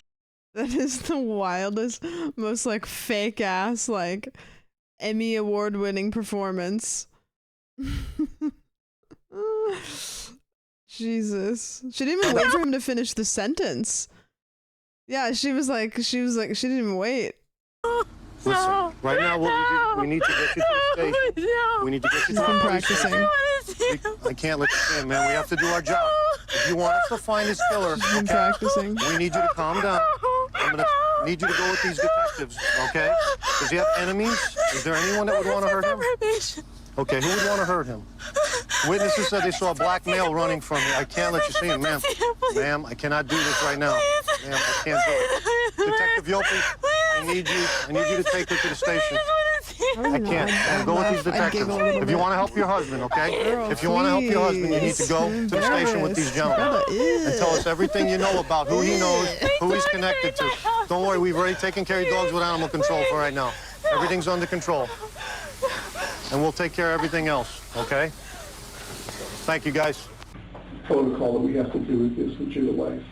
We got to advise you your rights. This is a great one. Okay? If you don't understand any of them, you just tell me, and I'll stop and repeat. And first of all, let me just tell you, I'm sorry for your loss. I just want to see my husband, please. All right, honey. I love my husband. I love you, too. No, you don't want to see him. I just want to see him. She wants to make sure he's dead. You don't. Could you listen, please? This is something, because we're going to videotape, that I need you to sign also. It gives us the right. See, this is what I'm saying, dude. They're interrogation rooms. Like, why are we recording on, like, a Motorola Razr? Like, why can we, like, get, like, a C920 at the very least would be better. Like, I don't understand. It's like the worst cam mic setup. I don't get it. It's back in 09. Well, you're being videotaped. That's all part of it. I feel like in 09 they still had better cameras. It could actually be on a Motorola Razr, that's true. Whose number is that? That's your home number. Oh. Okay. Listen, is there anybody that you know that you think would want to kill your husband? My husband's on probation. For what? Dahlia recounts Michael's entire criminal history in vivid detail, gives multiple reasons as to why someone would want him dead, and even names a potential suspect, who in reality had nothing to do with the situation and was only a former business associate. People weren't happy that he was getting off probation because it's a lot of money he's got to pay back. Well, when you say people, who are you talking about? They spent their entire budget on the birds. A little bit of everything. This was supposed to be something, when he got off probation, it was supposed to be between us. And he went and he told, friends of his, he told, certain people, and everyone kind of talks, and he's constantly running into a lot of the guys that he was on probation with. Like a couple days ago, we ran into someone, and that was a target. I mean, and the guy comes up to us, and he's like with organized crime. It seems like a lot of the guys from Boca are starting to move up here. I wish he would have captioned this part. Running into, a lot of the guys that he knows and things like that. So it was a lot of money. It was $191,000 that he had to pay back.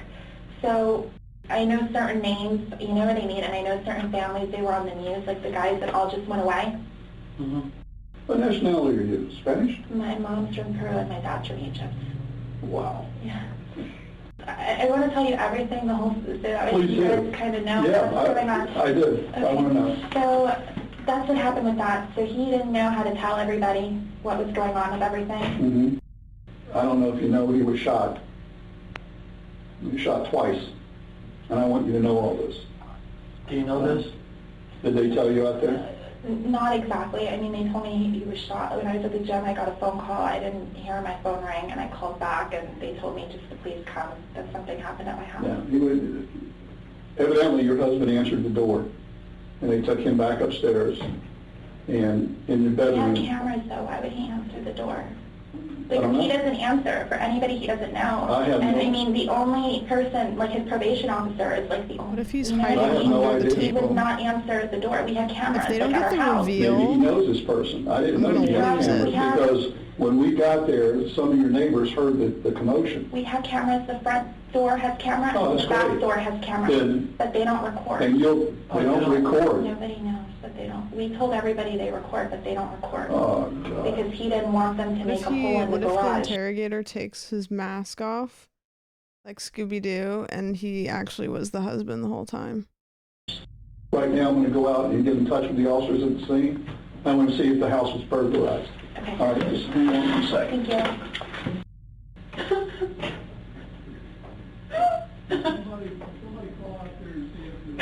The lead investigator returns 16 minutes later. Now, you know that I've advised you of your rights, right? Yes, you have. Okay. The game's over with. Okay? There's no more games with you and I. Now we're going to get down to serious business. I want to know if you know this guy. Come here. Bring this guy in here. Get over here. Get over here. They bring in the undercover cop who remains in character, I thought it was going to be the husband. Oh my God, I am so upset. I really was hoping it was going to be the husband. That would have been so iconic. Fuck. Hot, but refuses to allege Dahlia's involvement. She happily plays along. You know who this guy is? No. You've never seen him before? I've never seen him before. Ever. Do you know her? Put your head up and look at her. Put your head up. I've never seen him. What were you doing coming out of her house?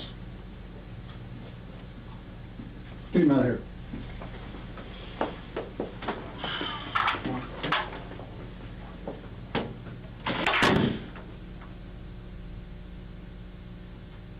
Dahlia was able to use her looks to get what she wanted out of life, which of itself isn't necessarily a bad thing. People do what they can to get by, which sometimes means relying on physical appearance, and in some cases they have no other option. Yet the majority of those who navigate life in this manner do so without intentionally hurting anyone. Dahlia went out of her way to not only hurt, but to literally slaughter the person whom she had tricked into falling in love with her, and for no other reason than monetary gain. She hadn't come from a broken home, nor was she a battered wife. There were no mitigating circumstances whatsoever, only the cold-blooded pursuit to get what she wanted, how she wanted, impartial to the suffering she would cause as a result. In the next moments, her karmic debt will have finally caught up, and for perhaps the first time in her adult life, neither sex appeal nor her fabricated charm will be enough to save her from the consequences of her actions. You're going to jail today for solicitation of murder. You're under arrest. That's an undercover police officer. We filmed everything that you did. Can you imagine, like, the feeling in your belly? Like, you know when you were a kid, your parents brought something up, like maybe they caught you in a lie. Like, I would throw up on the table. I would just throw up on the table. Or I don't even know what would happen. I've never lied. Okay, well, that's not true. That you did. Caught in 720p. You're going to jail yeah. for solicitation of first-degree murder on your husband. I didn't do anything. Did you hear what I just told you? I heard what you said, but I didn't Everything, listen to me. Everything has been recorded. You were photographed in the convertible when you sat in his car in the front of CVS. In movie form. What do you want to do? What do you want to do here? I didn't do anything. Listen Stop to talking me. is what you should do. You're going to jail. I didn't do anything, please. I didn't do anything. Don't tell me you didn't do anything. I didn't do anything. You're going to jail today. As soon as I'm done, they're going to come in here and handcuff you and take you to the Palm Beach County Jail, book you for solicitation of first-degree murder on your husband. Your husband is well and alive. Every single one that I see, and I've watched like quite a few of these, is when they get caught, they just keep yapping. And it's like the moment that, like, just shut up. Like, you can't go wrong if you shut up. Like, yeah, you might look guilty if you just say, I'm not saying anything, but the court of law doesn't care how you look. They care, like, about evidence. No, he doesn't want to see you. He doesn't want to see you. You better quit your playing. Listen to me. I want you to quit your acting and get this over with. I'm not. Yes, you are. Okay. You know what? You need a real good attorney. You need a real good attorney because we're going to show them the film where you say you're 5,000% sure you want him dead. Ugh. You think I made that up? You think I made that up? That's exactly God, what's going to she's happen. so sad. I'm talking with you. When I leave this room, no other officer will ever talk to you again. Next time we see you is when you're in trial. Now, you can make it right here, or you're going to trial, and you're going to do life in prison. You want to cooperate he's kind with of us, milking it right whatever now, you want but- to do. It's over and done once I walk out. I'm not coming back in to talk to you.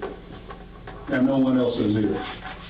What do you want to do before I leave here? Because the next officer comes here, going to handcuff you and take you to jail. I respect it. Like they got the we got him moment, but he's kind of like he's living it up. He's girl bossing right now, but a little too much. No, he doesn't want to see you. He's having fun with it. I get it. He doesn't want to see you. I'm leaving now. Can I have an officer Does come sound here like and Dr. help Phil. the person? I don't know what's going on, please. We go ahead and arrest you for solicitation first degree murder. What's happening, please? Can you stand up? Stand up, please.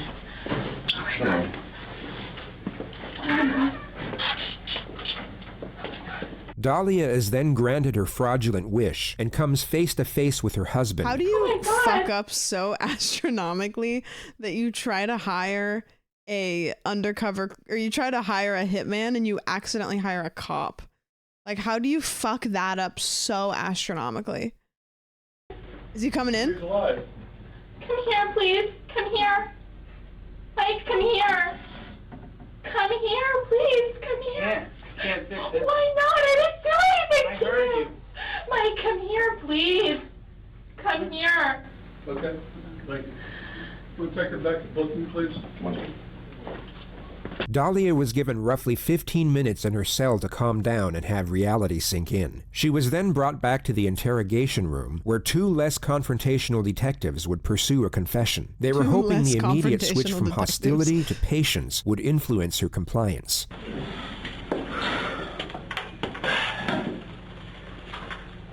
Have you been advised of your rights before? So yes. Your Miranda rights? No, but I wanted to make a phone call. Okay. Earlier this morning, Sergeant Sheridan read you your rights from that card, right? And you understood your Miranda rights, your Fifth Amendment rights? Yeah, but I wanted to make a phone call. Okay, so the phone call, we will let you do that later. Not right now, though. But while I'm still here. Yeah, later on we will. Okay? You wanna, Did you understand your rights or no?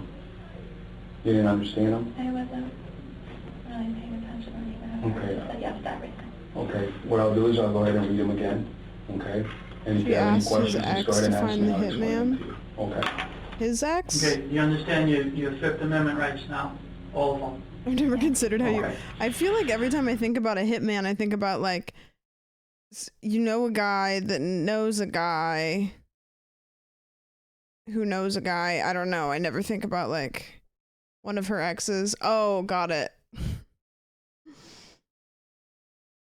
And did he hook her up with the hitman? The cop hitman? That's iconic. Her ex set her up. That's too good.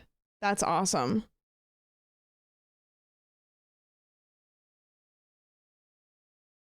He called the cops. He went to the police.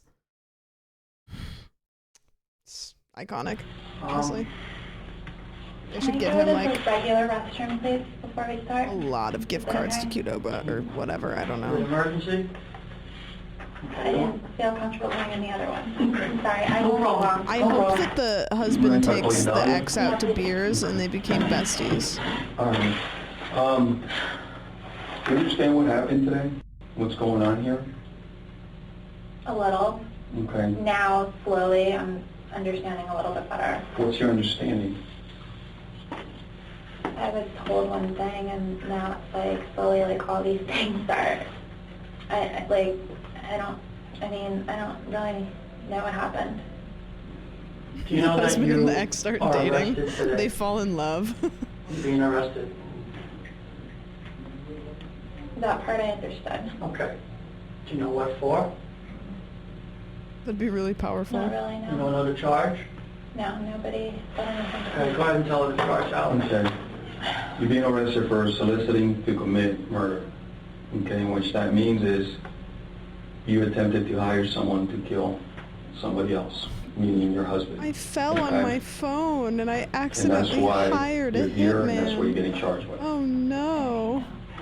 You don't understand, or No, I never did that. Okay, but that's what you're being charged with. Okay. And we have plenty of evidence to back it up. Okay? So, with your rights in mind, we want to give you an opportunity to do some soul searching maybe, and My maybe get cat a lot ran off over your my chest keyboard and hired a hitman. Tell us the truth. That's what we want to hear. The evidence against her was overwhelming, hence the lack of interrogation techniques being initiated. The detectives feel that this is an open and shut case, and whether the suspect chooses to confess at this moment or not, they believe the eventual outcome will be the same. I mean, this has been worked for a couple of days now. It's not just the first day we're doing this, reference to this case. And we have a lot of information to support our charge. It's just not a quick little thing. So, you know, we don't know when you're lying to us and all that. We just want to hear the truth. I mean, it's done. It's over with now, you know, and this is your opportunity to tell us the truth. That's all we want to hear, and we know the truth. So, I know it's hard to commit to that, but now's your time, you know? Do you have anything to say about this? I'm going to talk to my husband. Okay, well, you can't talk to your husband. He's not here right now. He's Let him on go a home. date with your Take care of the house and the ex-girlfriend. dogs, so. the good thing about this whole thing is that nobody got killed. The tragedy was prevented today. You could look at it that way, you know? That's simple.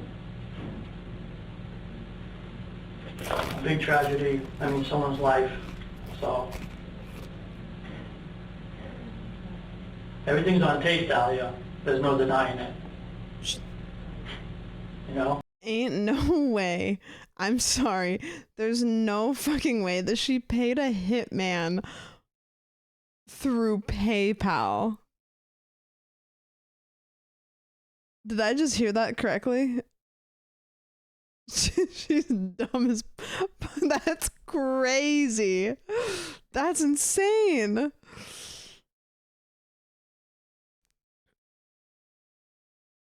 Just send him a quick Venmo. Do you take Cash App? Everything's on tape, and it's not a bluff. So. Me paying my hitman with gifted subs. Okay? Donna, listen to me for a second, He okay? didn't do anything. Listen to me for a second, okay? This is on our first day, okay? It's definitely not our second day, all right? This is an ongoing investigation, all right? Not only do we have your videotape, we have every conversation that you've had leading to this point, all right? So for you to sit here and deny that you haven't done anything, it's not going to help. Every little thing that you've done. Like, you know how in Venmo, when you Venmo somebody, you have to put some sort of like description?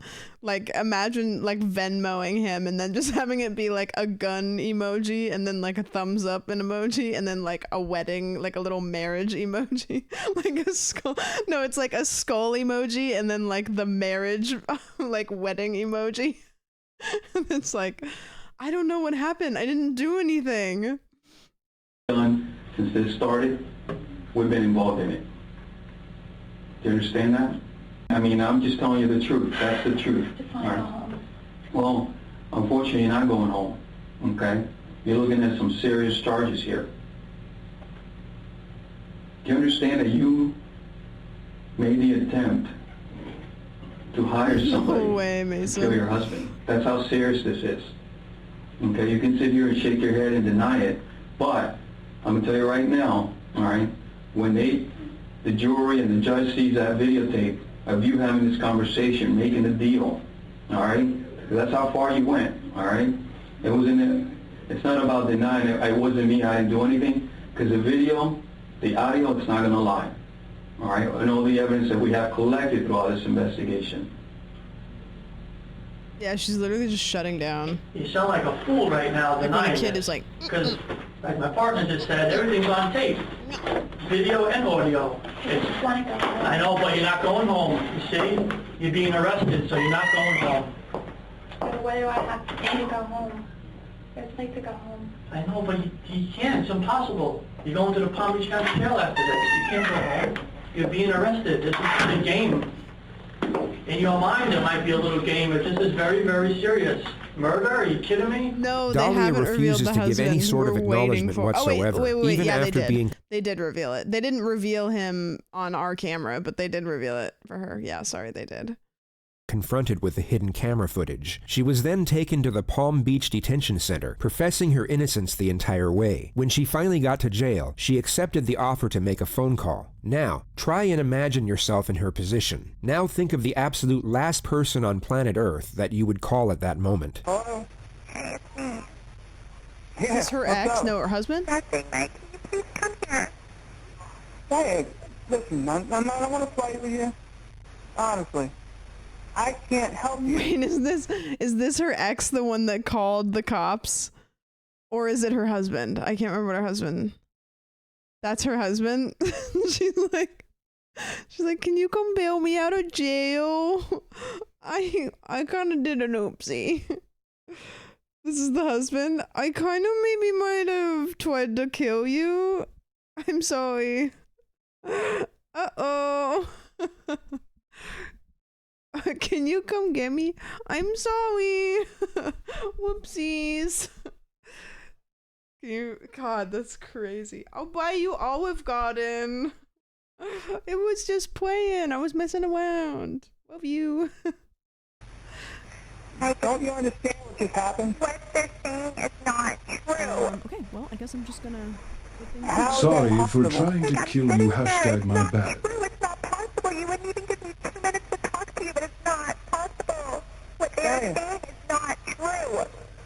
They must have... in the hell did I hear? They must have showed him the recording of her, like, because they would have to fully convince him that it happened, so that, you know what I mean? Look, I heard what you heard. It's not true. I heard what you heard and I saw what you saw. Everything. She's like, listen, I have a twin. And how It is wasn't it not, me. how are you telling me that? I It's am not giving you my word that it's not true. This is a crazy, like... I couldn't help you if I wanted to. Like, please, I need an attorney. Can you please help me? It's not true. Your brother was here and I spoke to him. And he's going to go talk to your mom. I called them for you already, right? This is not true. The fact that he's... I could be mistaken, but this man seems like the most, like, level-headed... complete opposite from the last video for him to be like, I talked to your brother, he's gonna talk to your mom, they'll get it sorted out. And meanwhile, she tried to kill him. He's just like, I don't know, babe, like, I can't, like, you're on your own for this one, good luck. Like, how do you explain what I saw and heard? Like, I am limited on my phone call. You know more than anybody. It's not true. Just give me time so I can talk to you. What did it say? I saw it. I heard it. I saw what you saw and I heard what you heard. Okay, what the f***? You said you wanted to have me killed. I heard that. What's the problem? That is not How is it not true? How can you believe that? Alice, I'm so locked in. There's gotta be good What shit. isn't the point? I heard you say it. It's not. I heard what you heard and it's not. What did I hear then? I heard you say. I heard the tape. Okay, I heard the tape and I saw pictures and I saw the whole 9 yards. I saw all of it. It wasn't me. So why would you meet a guy in a parking lot? Explain that. I'm sitting here on the phone. I will tell you when I see you in person. Please. I can't come there anyway. I'm not allowed there. That's not true. Who said that? It's crazy she's actually trying to, like... That's not true. This is some balls. I don't know what you could tell me. Even if, let's pretend, I said, oh, it's all better. I can't, they're charging your ass. Don't you get it? Like, I didn't do anything. Please. I don't know what to say to you. I can't help you. It's out of my hands. You're not even trying. What am I supposed to do? You're supposed to get me an attorney, please, so I can talk to you. She's, yeah, the level, she's trying to gaslight, I running on fumes. This guy in the truck or whatever the f*** it was, I saw it. I heard your voice clearly. What? I don't understand. I did not say those things. Period. So how did they get your voice on that tape recorder? Like, I'm limited with my time, please. You gotta be kidding me, man. Stallion, I heard you say that shit. Like, okay? I'm telling you right now, okay? You can't fix it. How are you gonna tell me that you didn't say it, you didn't do it? When I saw you say it and I saw you do it. Do you have any idea how I was when they told me what supposedly she's happened saying to you, pinky how I promise, thought, how I guys. was, and how everything? So, I don't know. Can you meet me in person so I can talk to you? No. Why? Why should I? Because you know me. I never, ever, ever, ever, ever in my Yeah, you wildest know what? dreams I ever think want she's that got a for you, point. ever. Well, you said it, you hired a did guy. not. No, I did not say anything. Period. I didn't say anything. I don't know how you're going to actually have the nerve to sit here and lie to me now. I can't help you even if I wanted to. Do you get it? Why don't you want to? It's out of my f***ing hands. You're not even trying. It's different if you're trying. You're not even trying. What could I possibly This is what do it for you? feels like to try to have an argument with a drunk person. Like, have you guys ever tried to, like, get a drunk person to drink water or something? And they're just like, no, I don't want to. It's like, you have to drink this water. I don't want to. How come you don't want to? I don't. You're drunk right now. No, I'm not. You're fucked up right now. I'm not that drunk. You are drunk. I'm not even that drunk. That's literally what it's like. I don't get it. What can I do? You're not even trying. Trying what? I'm sitting here like a dumbass. Okay, they're getting ready. This also is what it felt like to watch Ronnie and Sam on Jersey Shore. I'm going to give you some advice, and you need to listen. You're going to be ran around in there for a little while, a couple days. You need to just try and relax and just go with it. And keep to yourself and don't say a lot. Like, I love you. Don't do this to me. I'm sitting here. Everybody treated me awful. Sir, I didn't do anything to you. You know me. Everyone does me You're awful. the drunk. Oh God. I can't help you. there's nothing I can do to help you. Know what I'll do? You know what I'll do for you? Seriously? Yeah. He's giving her my advice. House back over to me. I'll help you, Mom, immensely. Give me my house back. That's it. That's it, what? I'll have the papers sent over to you somehow. You'll sign them over to me. Like a couple, maybe like a couple days later. I'm not signing anything.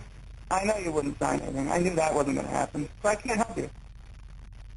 Okay? That's what you're thinking about. I'm sitting here rotting and you're thinking about... Now you start having me killed. I just offered to help you, and again, you had the balls. She's like, I can't believe you're being so fucking rude right now.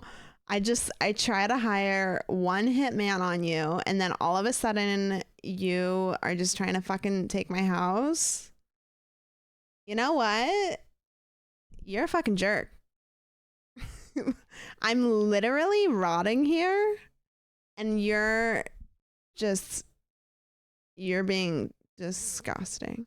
To me. You just basically said F you to me, which is hilarious considering your situation and considering what the F just happened today.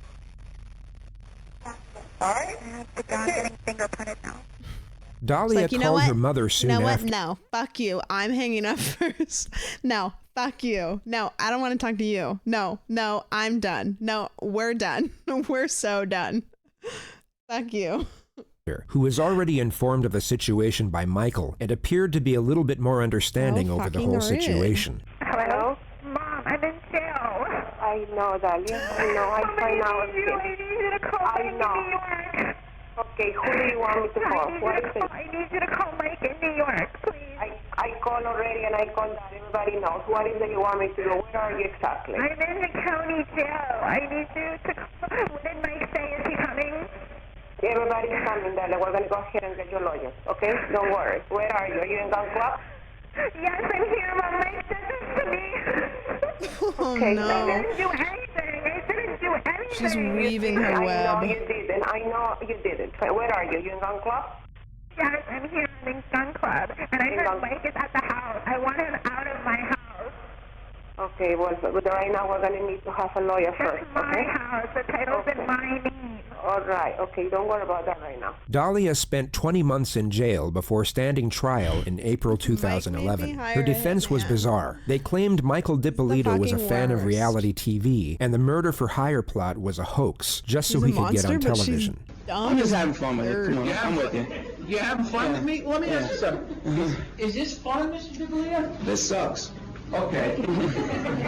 Was it fun when you got arrested? No. Was it fun when you went to court? Horrible. Okay. So, is there anything funny about this proceeding at all, Mr. DiPolito? The questions you're asking me, some of them, yeah. You don't like them, do you? It's ridiculous. We're not here because of me.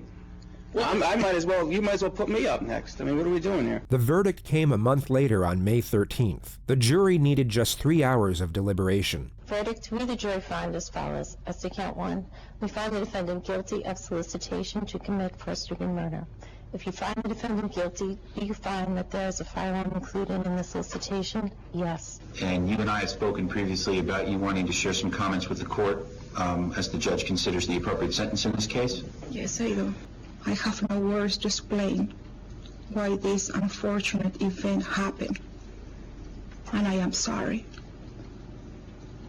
that it did. I don't support what it happened. But I know that you have the power in deciding what happens to the next phase of Dahlia's life, in showing mercy. In life, we make mistakes. Sometimes we will deserve a second chance. Dahlia's not dangerous. Your Honor, I'm asking you, I'm begging you, please, to have some mercy to her.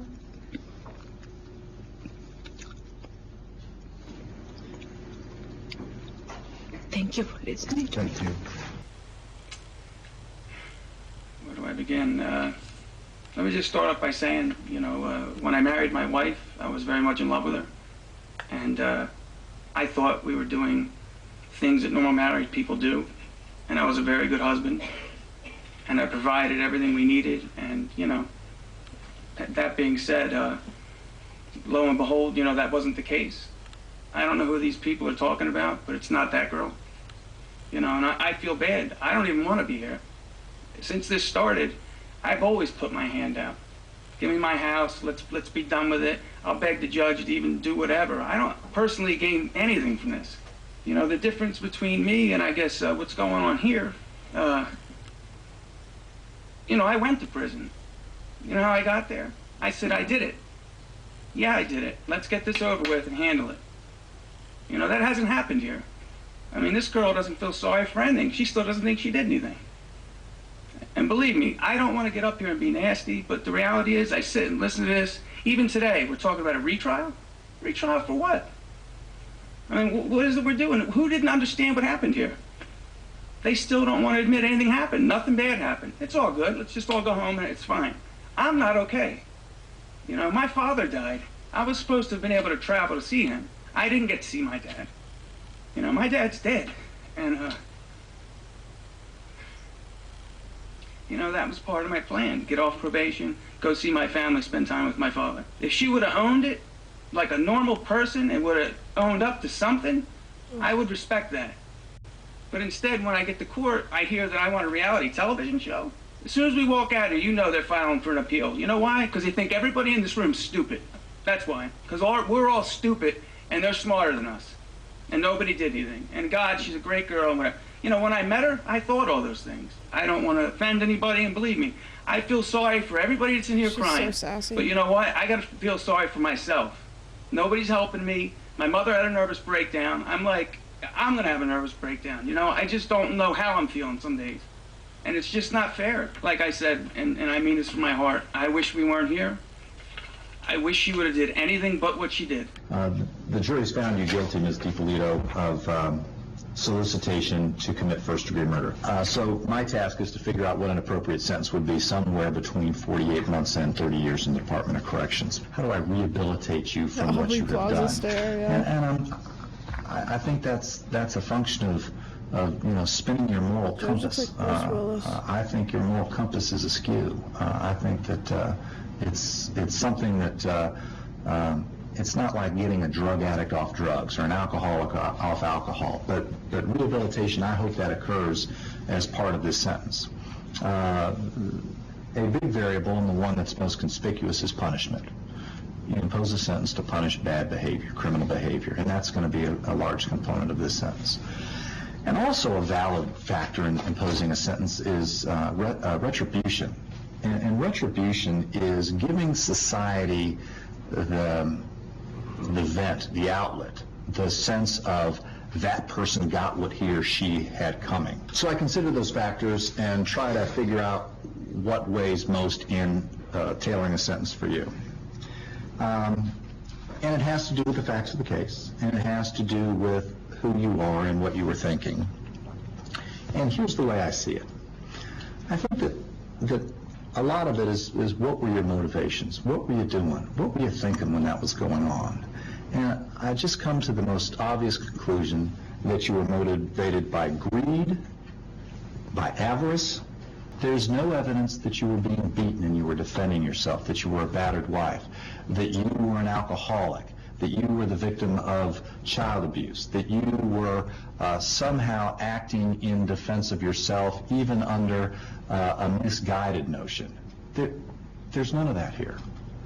All of your conduct was just for self-indulgence and just trying to take every bit of money that you could get a hold of so that you could go on and live this fast life. In as early as March, you began this relentless campaign to get rid of your husband. First, you're thinking, well, I'll just get him sent off to prison and that would be good enough.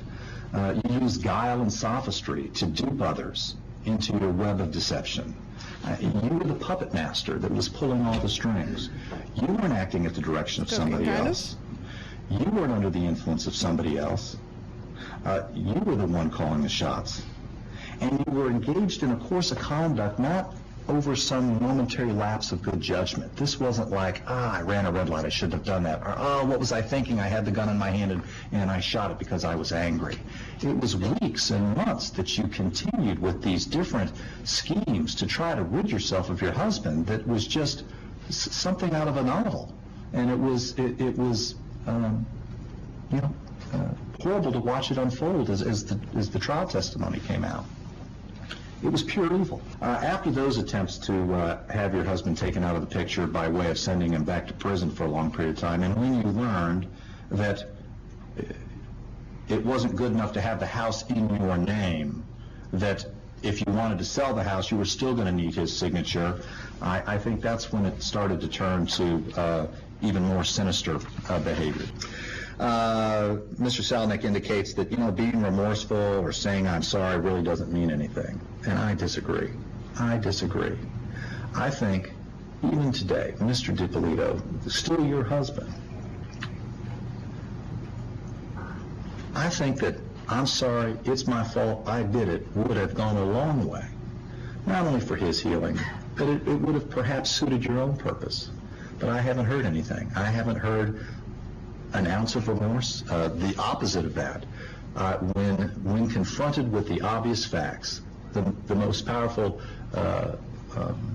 testimony as to who you are is when you were in the police station and your husband walked by and looked in and you were begging him, tell him this is all wrong, tell him this is all wrong, and then later on the telephone you were saying, he was confronting you with the evidence. I saw the tapes. I saw the videotape of you trying to have me killed.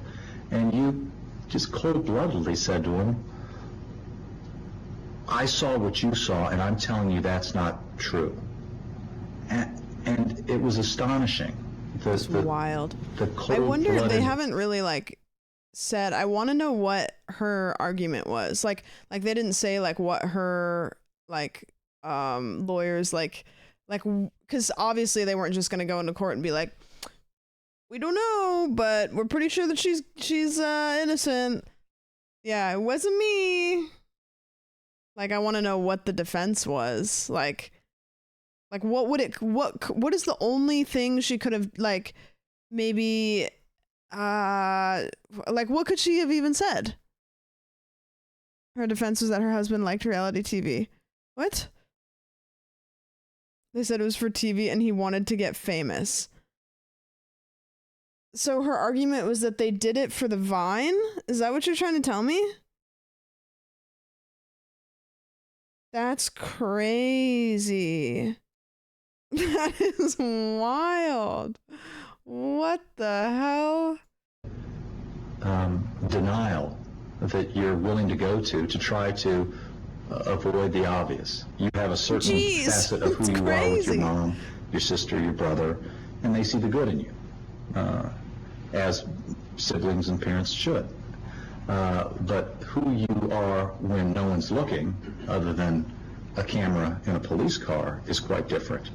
And I think that peers deeply into your soul and speaks volumes of the way you were presenting this, and it was quite chilling to witness that. Based upon those factors, then, Ms. DiPolito, I'll accept the verdict of the jury. I'll find you guilty. I'll adjudicate you guilty. And I'm sentencing you to 20 years in the Department of Corrections.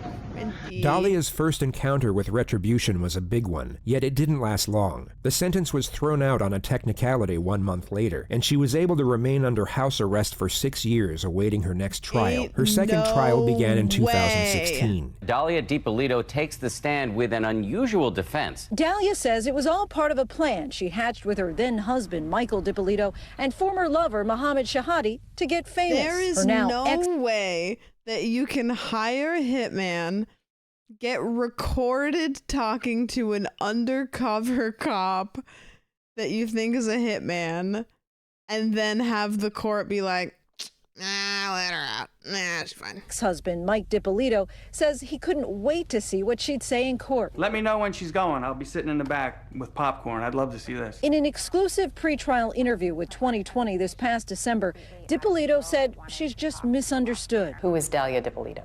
Understanding, sweet, and compassionate. Manipulative, conniving. I got more than three. Malicious, baited, enticed, and entrapped. Her attorney, Brian Claypool, says Dahlia is the innocent victim of a fame-hungry police department. What the police department did is they found out she's an attractive woman. In their minds, they're like ching, ching, ching. This is a perfect skit. There's no question about it that the Boynton Beach Police Department was dead set on manufacturing a crime here. How damaging are these tapes to your client? They are damaging because people have formed opinions. Our job in the second trial is to provide the proper context for the jury to see that this is not really what it looks like. Claypool claims she only kept up the act because Mohammed threatened her with a gun. He threatened to hurt me and to hurt my family. Did you believe he would? Absolutely, yes. So she was threatened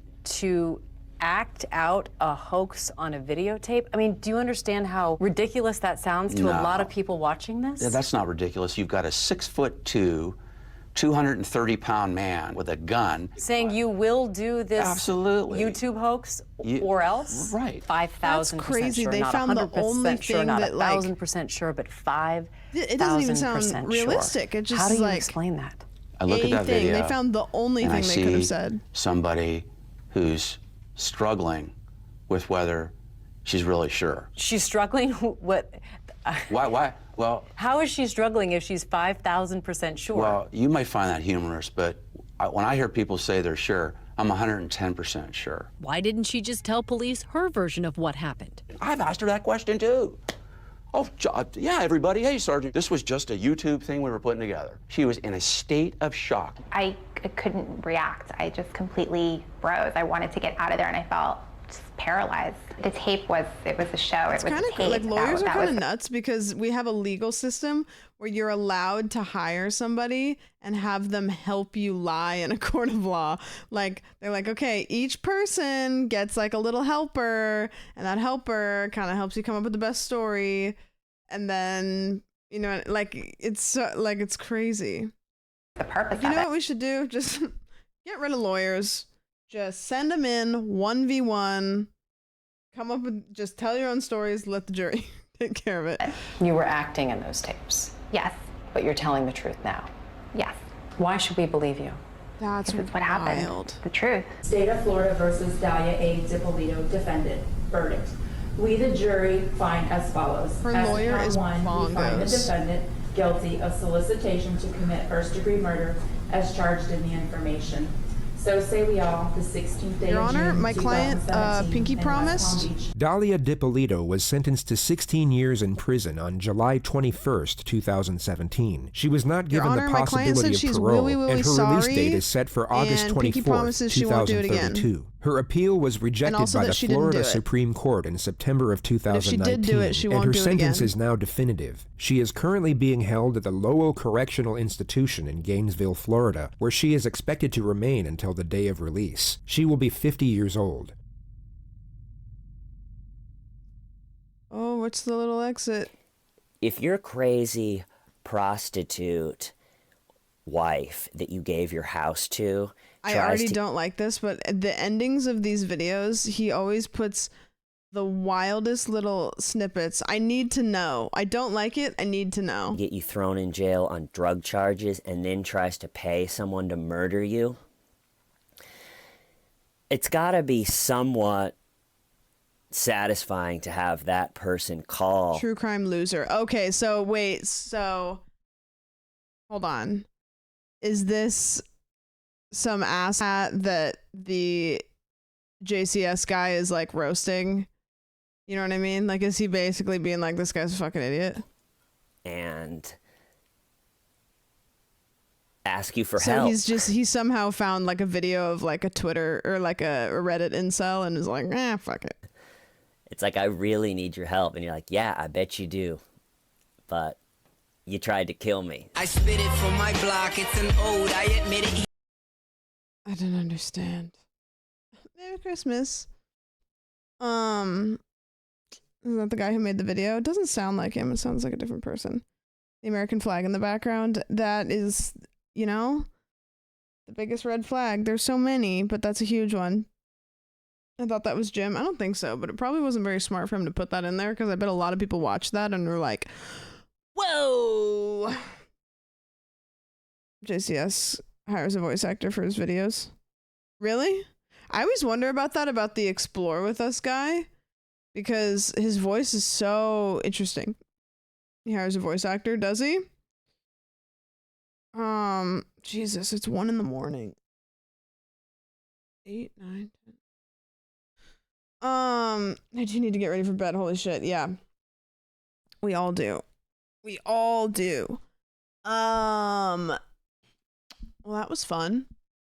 That was a fun time. Did you all have fun watching crime happen? I didn't even notice it was 3. We got a little lost in the sauce there, didn't we? Yeah, that was a fun time. We'll have to do that again. I'm still building my Legos. Are you?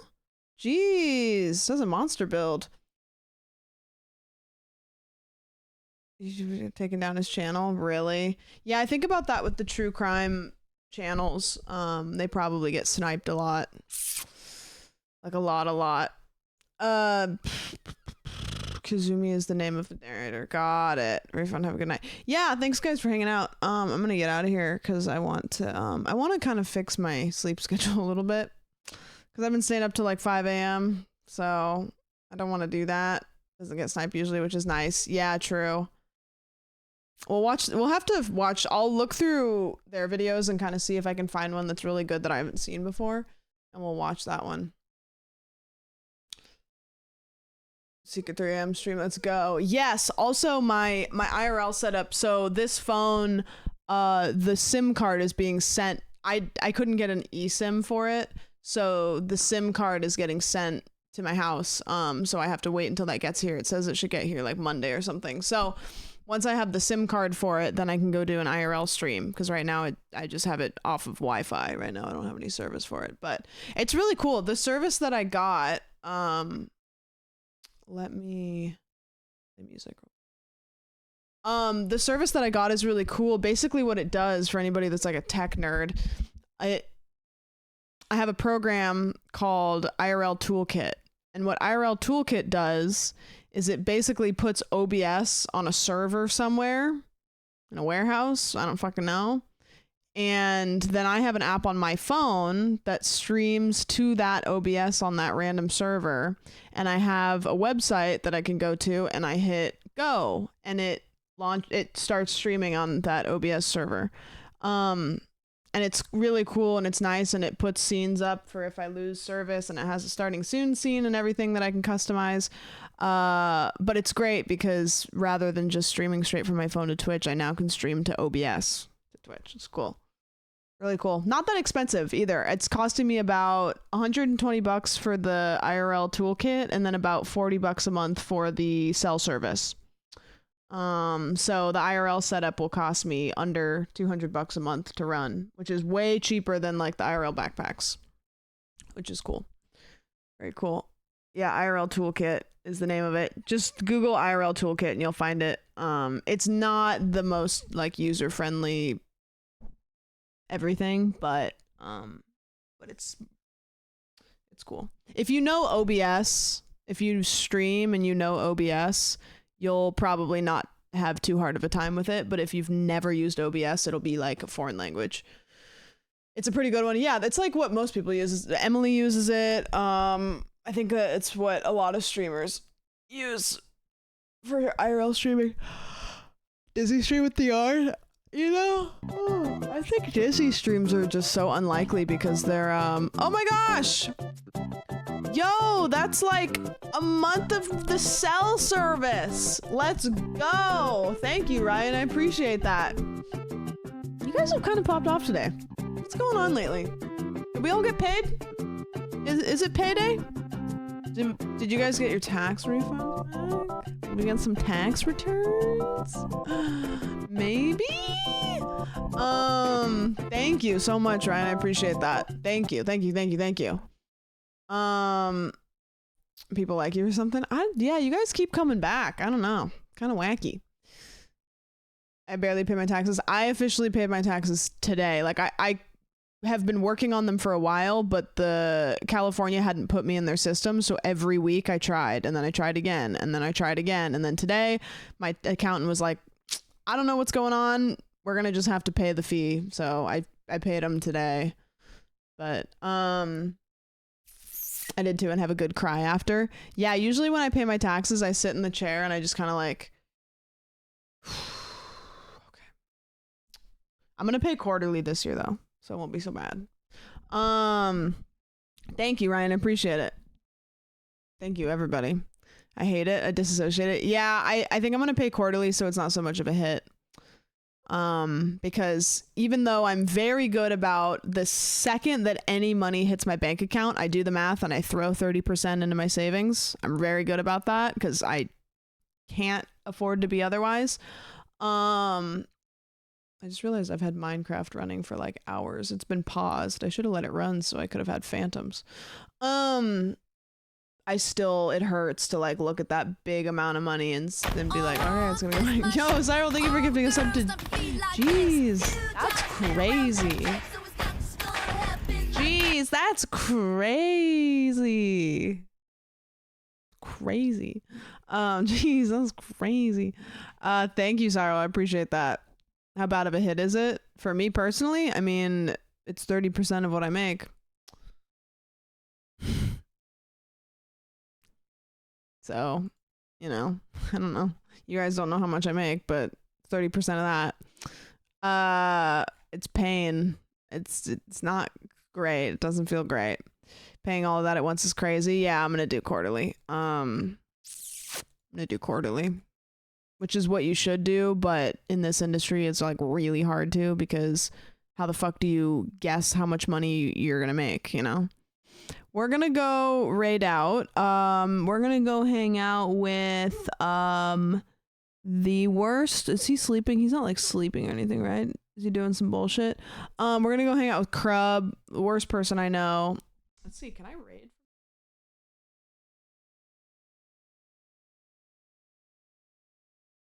No, I wouldn't be able to. Raid Club Crub. I don't know if this will work or not, but I'm trying it in, does anybody know if Chatson, like, does the raid command work? Cool. We'll do this again if you guys are down. I would love to do it again. Do you guys want to run it back another night and I'll be a little bit more prepared and I'll like prepare videos and like do my research. I kind of just didn't know what to expect tonight, so I just was like, fuck it. But we'll run it back. Maybe we'll try to do it like once a week because that's easy and I can kind of like not have to, you know, think about much that day. Do you want me to do the raid? I have it typed in, Soup. So I'll do it, and then if it doesn't work, then I will ask you. So if you want to type /raid Crub and then just hang on to it for a second, like copy it, because I have it typed in. Just don't know if it'll work on this app. Thank you guys for hanging out. I'm going to send you over to Crub. The raid message is just going to be type happy 4 years or whatever, I guess. Just type that. I'll be live tomorrow. I'll be live tomorrow for sure. It might be later because I'm going to like, actually no, I thought I had something tomorrow and it's actually not tomorrow, it's next week. I gotta double check my phone, but I learned today that I didn't have a thing to go to tomorrow. So I will be streaming tomorrow. Not an IRL stream because I don't have the SIM card yet, but we'll figure out something to do. It'll be great. I want to do maybe some more clip reacts. I liked doing that. So if you guys have any funny clips from anywhere that's not my channel, I fucking swear to God, I'm going to ban my own clips in the clip reacts. Hang on to them so we can watch them tomorrow. So hold on to those. Put them in your clipboard. I'll see you guys tomorrow. I'm hitting it with my brand new phone. Bye. Good afternoon, good evening, and good night.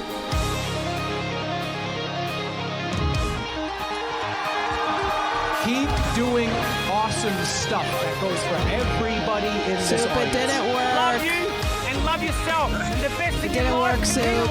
is yourself. I can hit the raid button with my mouse. I just can't type it in. Keep doing it. Keep going for it. Some of you guys are pushing hard. Keep pushing. I can hit the button. I just can't type it. I mean, I could. I could literally stand up. I could literally stand up. It's really not even that big of a deal. Thank you. Now you guys get to sit here for a little bit longer because this is usually when I hit raid, but it has a little timer thing.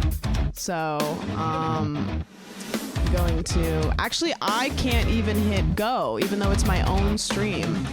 That's crazy that I can't do that. I'm the captain and I can't drive the ship apparently. Okay, bye everybody. I can't hit go because I'm not driving the ship today, so bye.